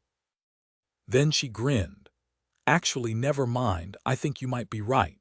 Hearing her laugh, he hesitated for a moment, then asked tentatively, "How are you feeling?" Effie looked at her son again, her smile turning slightly solemn. Eventually she shrugged. "Like I've been run over by a pack of nightmare creatures, but don't worry. Nephi's healed me up pretty well. I'll be good as new soon." She caressed the infant's soft cheek and added, her voice hiding a somber undertone, maybe it's for the best. At least this way I'll be able to participate in the final battle. I've been drowning in self-loathing because of being so useless, you know. Now, either we survive Verge or not. In any case, we'll be together until the very end." Sonny frowned, studying her face. Her eyes were sunken and her gaze was dark, but at the same time fierce. It would be of great help to have the fearsome raised by wolves fight side by side with them, of course. "But are you sure? What about your son?" Effie hesitated for a moment. "If we fail, he will die. So I'll hide him in the Black Beast locket and do everything I can to make sure that we both get to live." She remained silent for a while, looking at the sleeping baby. Then Effie turned to Sonny and suddenly looked him in the eyes. "You know, Sonny, I once told you that the world we live in is dying. And I still believe that. No, I believe it even more after experiencing the last few years." A light smile slowly appeared on her face, and something fearsome suddenly ignited deep in her sunken, tired eyes. "But you know now, I find myself in the mood to go and turn the entire world upside down. Maybe even tear it down completely and rebuild it from scratch if need be." She took a measured breath. "Just to make sure that there's enough space in that world for this little guy to live a life that is worth living." Effie looked at Sonny for a few moments and then laughed. "Someone has to, after all. And if we won't, then who the hell will?" Chapter 1547, Dawn of Time. The next day, Effie appeared on the deck of the chain breaker, carrying her baby. She was still recovering, and in truth, it would have been better if she stayed in bed for a few more days, but time waited for no one. Luckily, Effie was an ascended and possessed a body that was much more robust than that of a mundane woman or pretty much any other master, really. So, even though she looked tired and drained, her vitality was returning at a frightening pace. Perhaps she would indeed be ready to fight by the time they reached Verge.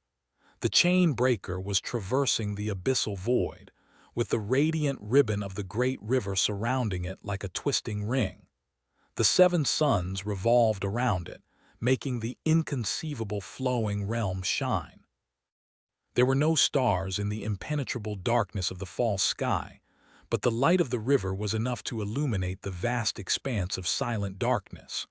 Holding the baby, who had just woken up, Effie smiled. "Look, that is pretty impressive, right? Nothing like a boring medical ward in NQSC. Leave it to a child of mine to arrive with such style."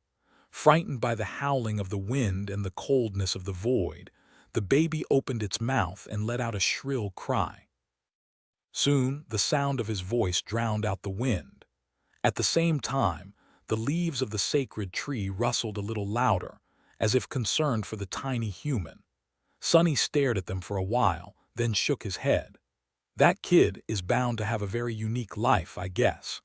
Sonny's own birth was rather unusual, considering that it had happened during a solar eclipse and on a winter solstice. But being born in a nightmare taking place inside a pyramid built by a demon from the corpse of an unholy titan, that took the cake. Of course, the 7 of them had to conquer the nightmare first, for Effie's child to have any kind of life. Letting out a sigh, Sonny went to keep Effie company. They traveled closer and closer to their destination. In the next few days, nothing much happened. Everyone was alert, afraid that the black void would be hiding horrors of its own, but it was truly and utterly empty. The members of the cohort spend time training, meditating, and hanging out with the baby. Sonny himself did not particularly see the charm. For now, the infant was indeed no different from a dumpling. All he could do was sleep, cry, and suckle on Effie's breast. There was little sign of intelligence in his eyes, and he did not really emote or react to anything. In short, the baby was ugly and boring. But being with her son seemed to make Effie very happy, so Sonny could not hold it against him. Everyone had their faults after all. Plus, while the infant himself was a bit of a letdown, watching how everyone reacted to him was rather fun. Kai seemed to be absolutely smitten. Cassie allowed herself to show her soft side, which had been hidden behind the mask of composure for so long that few people remembered what it looked like. Jet seemed to be in the same boat as Sonny, but she was also a bit intrigued by the tiny human. Perhaps she was holding herself back, though.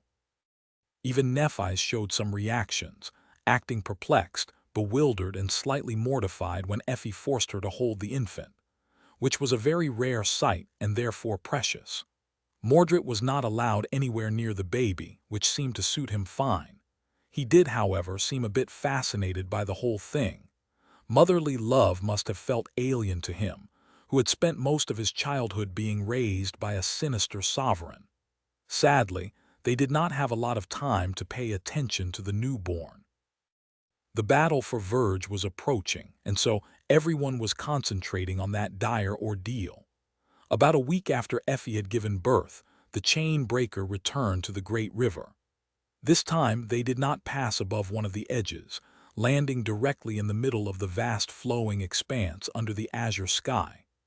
The sky was the same, the 7 suns were the same, and the currents were the same. However, here at the dawn of time, the air itself somehow felt different.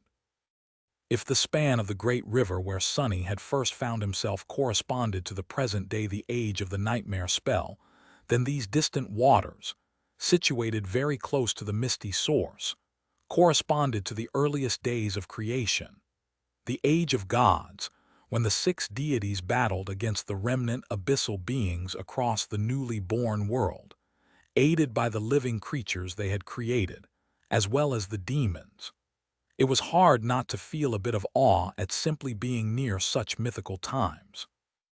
It was also hard not to feel pressured, not only because Verge was near, but also because this region of the great river was especially treacherous. There was only one place more dangerous in the tomb of Ariel, the place far upstream that corresponded to the world-ending Doom War, and was the source of the time storms. The battles between the gods and the demons had been furious and harrowing enough that the great river was forever twisted by their echoes. But the battles between the gods and the abyssal beings that had escaped the sealing of the void must have been just as dreadful. Therefore, any traveler had to be extremely careful while traversing the waters near the source, and there was the risk of running into the defiled abominations, too. Soon after landing, The members of the cohort gathered at the bow of the chain breaker, looking at the distant horizon. Their faces were solemn. They had made sure to land close to Verge, but did not dare to approach it yet. Nobody knew what was the state of the defiled city, how many abominations populated it, and what torment had in store for the potential invaders. Therefore, they had to proceed with caution and gather as much information as they could if they could before coming up with an actual plan of attack. Nephi's remained silent for a few moments and then said, her voice even, "This is it." Chapter 1548, Final Act. She studied the waters and put her hand on the hilt of her sword. The enchanted scabbard was the same, but the blade it sheathed was different. The longsword bestowed upon her by the great clan Valor had been destroyed in twilight, and replaced by the silver blade, which was currently molded to a similar shape. That weapon was a reward Nephi's received for slaying Soul Stealer, a defiled saint who had once been a prince of the same clan. Whether there was some symbolism to one replacing the other, Sunny did not know. Nephi's turned slightly, looking at Cassie, and asked, "How long before we reach Verge?"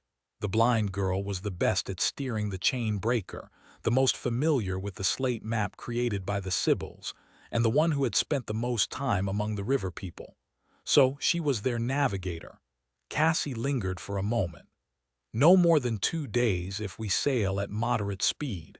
More if we want to be truly careful, less if we want to abandon caution." Noting the answer, Nephi's glanced at Mordred. "Is there danger close to us?" The Prince of Nothing had been a bit cagey about the particulars of how his aspect worked, but by now, they knew many things about it. For example, the distance at which Sunny could control his shadows as an ascended terror was somewhere around 24 kilometers. His perception was limited to what the shadows perceived, though. Mordred's dormant ability, on the contrary, allowed him to perceive the world through any reflection within a similar range, adjusted for the fact that he was merely a beast at the moment. It also allowed him to travel physically between these reflections. Considering that the entire Great River was one giant reflective surface, the Prince of Nothing was nearly omniscient in a considerable area around him. His awakened ability, meanwhile, was what made him so terrifying: the ability to enter a being's soul through their eyes and possess their body, wearing it as a costume. That ability, too, would make him a priceless ally during the approaching battle. Mordred remained silent for a few moments, then shook his head. "I don't see anything moving. The current itself is a bit strange, though. It's eerie. We'll see it soon, an area where the water is a little bit darker than usual. I would suggest avoiding that area completely, as well as any other place similar to it." Nephi's looked ahead, then nodded. "We will proceed at a moderate pace then for 1 day. Then we will anchor the chain breaker and scout the approach to Verge before moving closer." She hesitated and then added in a steady tone, "Be alert. These waters have to be brimming with the defiled. If we meet one, we can't let it escape alive and alert the others. We can't allow anything to see us before we see it either. You all know what to do." Sunny felt a little troubled. Since Nephi's was addressing a group and not him personally, her words were not equal to an order. Still, he felt a bit of a chill while hearing these words, but she was right. They did indeed know what to do. All of this had been discussed over and over again already. The cohort was prepared as well as it could have been, considering the lack of information about the state of the defiled city and its current ruler. Torment. Sunny frowned. She had to know that they were coming. Why wasn't anyone here to welcome them to Verge then? All of them had expected to be ambushed by the defiled abominations the moment the chain breaker left the black void. And yet nothing happened. What was the last plague planning? Feeling uneasy, he went about raising the ship's sails. They were going to sail on water for now, to not be so easily spotted. The 7 suns drowned in the water, suffusing it with beautiful light. The impenetrable darkness devoured the sky now that Sunny knew about the great swarm of monstrous butterflies hiding somewhere out there. In that darkness, the night seemed far more dreadful, almost impossibly so. But there were monsters hiding in the river as well. Before dawn came, the cohort clashed with several defiled abominations. Each of them was more powerful than the nightmare creatures they had usually fought upstream, and far more cunning. Thankfully, the might of the seven masters was more than enough to deal with these solitary abominations. Although it took some effort, none of the defiled managed to escape. Those who tried were chased after and finished off by Kai, who was the fastest of them all. His arrows could strike true from a startling distance. As well armed with incredible sight and a powerful bow, the archer was a deadly presence on the great river. Much more dangerous than the solitary abominations were the waters themselves. Here near the source, they were turbulent and unpredictable, often hiding fatal hazards. The chain breaker avoided the truly inescapable ones thanks to Cassie's intuition, and fought through the rest, protected by its enchantments and the sacred tree. Finally, the sky turned bright again. By the time all seven suns climbed high, the first of the 2 days they had been supposed to spend traveling to Verge came to an end. At that moment they planned to raise the ship above the water so that it would not be pulled downstream by the current and organize a scouting mission to stealthily approach the defiled city. However, that plan had to be scrambled. It was because unexpectedly they had already reached Verge, or rather its foundation. Sonny peered ahead, his expression incredulous. His eyes widened slightly. These madmen, how did they create it? In front of them, the eternally flowing waters of the great river turned to ice. A vast landmass formed by it stretched as far as the eye could see, disappearing beyond the horizon too great to be called a mere island, and somehow entirely unaffected by the current. Frozen in place, there was sand and lifeless soil covering the rough surface of the endless plain of ice, with rolling hills and dry riverbeds. Skeletal trees rose into the air, bereft of leaves or life. Here and there, mounds of black stone rose, forming a forest of twisted pillars. In short, Sonny saw something that he had never expected to see in the tomb of aerial land. Chapter 15:49 Scouting Mission. Everyone was more than a little stunned by the sight of the massive landmass in front of them. They had seen Verge from far away. While traversing the empty void, however, the ice and the pale soil covering it were indistinguishable from the flowing water at that distance. Nothing in the records left behind by the Sibyls indicated that the foundation of the city was so monumental, either. All that was mentioned on the slates, as well as passed by word of mouth between the citizens of Fallen Grace, was that the seekers of truth had established a city at the farthest reaches of the past, as close to the inception of time as they could, to serve as a staging ground for their attempts at reaching the estuary. So they had expected something similar to the fleet cities of the Sibyls, or perhaps a settlement built on a massive carapace of an enormous abomination, like Twilight. Maybe a levitating island like the one Alethea had created, or even a network of them. What they had not expected was an entire land of ice surrounding Verge. Sonny was both troubled and impressed. There was a whole day of sailing on the chain breaker left between them and the defiled city. That was a vast distance to cover on foot, at least for a mundane human, which meant that the mass of ice forming the foundation of Verge was truly immense, which posed a problem. Sonny studied the lifeless landscape of the frozen land in front of them, then glanced at Nephi's. So, what are we supposed to do? Now that they couldn't sail further, there was a decision to be made. Namely, they had 3 possible paths, each offering its own pitfalls and benefits. The simplest path was to raise the chain breaker into the air and proceed forward, flying above the vast sheet of ice. This, of course, would offer them the highest speed and defensive advantage, since the graceful vessel was nothing less than a mobile fortress. It would be very hard not to notice a ship flying above ground, though. So, They would alert the defiled of their approach long before reaching the city. The second path was to abandon the ship and proceed toward Verge on foot. That way, they would become much slower and much more exposed once the fighting started. However, it was much easier for 7 humans to infiltrate the landmass stealthily, remaining hidden until the very moment they reached the defiled city or even sneaked past its walls, reaching the first seeker unseen. The third path was to circle around the landmass first, studying it in detail from afar, and come up with the plan of attack later.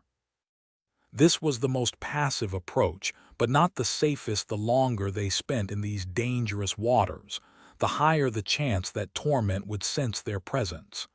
Nephi's hesitated for a while, thinking. "What are your opinions?" she addressed the members of the cohort, wishing to make use of their experience and intuition. However, the opinions were split. Some were in favor of leaving the ship behind and using stealth to approach Verge. Others did not trust the treacherous expanse of the desolate landmass and wanted to keep the durable hull of the chain breaker between themselves and whatever could be hiding beneath the ice. Sonny himself was undecided, as well. He felt somber at the fact that he would not be able to use the shell of the onyx serpent in the upcoming battle, considering that Verge lay deep inland. However, there were plenty of other shells he could create by now, including the giant version of his human body, and even though most of them were not as detailed and powerful as the great sea serpent yet, the versatility they offered made up for that. Overall, he felt that having solid ground beneath their feet was a good thing. He was sick and tired of fighting while surrounded by water, away from their natural element. So, perhaps not having the hull of the chain breaker to rely on was not that bad. Nephi's listened to everyone, then turned to Cassie, who had remained silent up until then. "What do you think?" The blind girl was not in a hurry to speak. After thinking for a while, she shrugged and said, "We don't need to decide right now. We wanted to anchor the chain breaker and scout the approach to the city stealthily anyway. All that changed is that we can do it on foot now, instead of swimming and flying. So, why don't we explore this desolate place first before making the final decision?" Sonny moved slightly when she spoke. He threw a long look at the blind girl and then asked nonchalantly, "What is the best way to explore this place quickly, in your opinion?" Cassie hesitated for a moment, then said thoughtfully, "One person has to stay with the ship. The rest should split into 3 teams. One team will proceed straight forward. The other 2 will move slightly inland and then move along the western and eastern shores of the island. Everyone will regroup back on the chain breaker tomorrow and share what they discovered." His expression darkened slightly. Nephi's, meanwhile, nodded. "Splitting up might be dangerous, but it's the only way to cover a lot of ground quickly. We can reduce the danger by making sure that none of the satellite groups strays too far away from the central one. That way, each team can be reinforced by another promptly, should the need arise." She remained silent for a few moments, pondering. Mordred should be the in-forward team. His ability to see through reflections will allow him to keep an eye on both satellite teams at the same time without sacrificing strength. He would also be able to travel between reflections to aid them. The second member of the central team should be someone who does not have a mobility ability. They could be transported through the mirror realm. She considered things for a bit before finally assigning each member of the cohort the optimal role. Mordred and Jet were assigned to the central scouting team. Kai and Effie would explore the eastern reaches of the frozen landmass. Nephi's herself would be exploring the western reaches, accompanied by Sonny. Cassie would be remaining on the chain breaker. It was as solid of a plan as they could come up with, considering the situation. The 3 teams were powerful enough to defend themselves, while at the same time being flexible enough to swiftly come to the aid of the other teams. The plan was solid. However, Sonny disagreed with it. Chapter 1550 Change of Plans. Nephi's had offered a good plan, one that was both solid and flexible enough to hopefully keep all of them alive while accomplishing the goal. Each member was assigned a role that suited the situation best, making all three teams highly mobile and capable of defending themselves in case there was an ambush.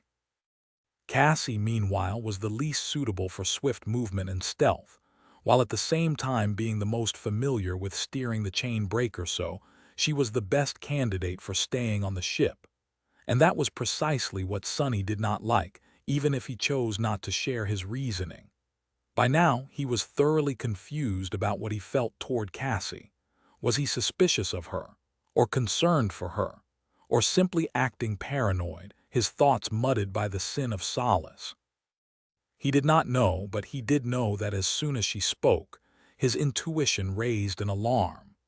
The blind girl did not directly volunteer herself to remain alone on the chain breaker, but she did not need to. As soon as they had decided to leave someone behind, she was the obvious choice. Instead of telling Nephi's to choose her, Cassie could simply let her come to the conclusion without anyone's help. And while Sonny was not sure about the reason for his anxiety, he was absolutely certain that Cassie had engineered this situation on purpose. For some reason, she wanted to send the cohort off and stay on the chain breaker alone. Why? Was it to lure them into a trap? Of course, no. Sonny had already established that suspecting the blind girl in wishing to harm the cohort was preposterous. However, he could easily imagine her going on some stupid, self-sacrificial quest by piloting the flying ship into the heart of Verge and dropping it on the first seeker. Or maybe drawing Torment away from the city at the cost of her life, to let the cohort win.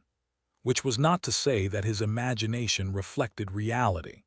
There can be any number of explanations for Cassie's subtle manipulation, from completely innocent to absolutely ominous. In any case, he did not like it. Which was why, after Nephi's explained the plan, Sonny shook his head. I disagree. The members of the three teams will be able to cover each other, true, but what about the person staying on the ship? Once we travel far inland, they'll be completely alone. If something happens, not only will Cassie be in danger, but we also risk losing the ship and becoming stranded with no way to retreat. Nephi's looked at him and frowned slightly. There was a silent question in her eyes, but Sonny pretended not to see it. Eventually she nodded. That is a valid concern. Do you have a suggestion? Sonny shrugged. Yeah, I think I should stay on the ship with her. My aspect is the most versatile, so I'll be able to deal with all kinds of situations. That would leave you without a partner, though, so the number of teams should be reduced from 3 to 2, one team consisting of you and Mordred, the other of Effie, Jet, and Kai. He smiled. Mordred can use his ascended ability to transport both of you, while Kai can carry both Jet and Effie in the Beast Locket. Therefore, everyone will be much safer. Not to mention that Mordred would not be able to pull any tricks under Neff's nose, considering she was more or less immune to his awakened ability. Nephi stared at Sonny for a bit, a subtle hint of confusion hiding in her eyes. His suggestion was not unreasonable, though, so she nodded eventually. All right. Let us proceed with that team composition then. There was no time to waste and no need to say anything else, so everyone immediately started preparing for the mission. Effie brought up the straw basket Sonny had masterfully weaved for her, cushioning it with a blanket. That basket was meant to be the infant's crib. Safely wrapped, the baby was going to spend the next few days on the idyllic and perfectly safe meadow inside Effie's supreme memory, sleeping and being visited by his mom, or other members of the cohort, every few hours until the final battle. That was a hell of a way to spend the first days of one's life, but such an arrangement was the best one they had been able to come up with. Eventually, the 5 members of the cohort whose task it was to scout the frozen landmass were ready to depart. Sonny watched them from the bow of the ship, not feeling the need to say or feel something poignant. This was not a farewell anyway. One way or the other, they were going to see each other tomorrow, either when the scouts returned, or when things went south and the chain breaker flew forward to rescue them. The ship approached the shore of the frozen island and came to a halt, hovering just above the water. 5 figures jumped from it, landing on the ice. Nephi's was first, wearing the Starlight Legion armor and wielding the somber silver blade, a unique hybrid memory of both the transcendent and supreme ranks, the result of the most complex and intricate sorcery Sunny had woven to date.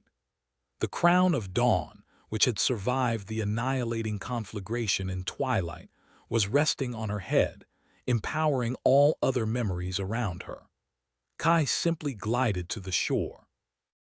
He was clad in the supreme armor crafted from the ivory dragon scales, wielding a transcendent bow of the 5th tier. Another supreme memory, a lethal severing arrow, was ready to be summoned the moment he had need of it. The cohort's resident dragon slayer was as deadly as one could be. Effie made a bit of noise when she landed on the ice, enveloped by her own supreme armor, the legacy of the Sun Prince, which made her look like a beautiful statue of polished steel.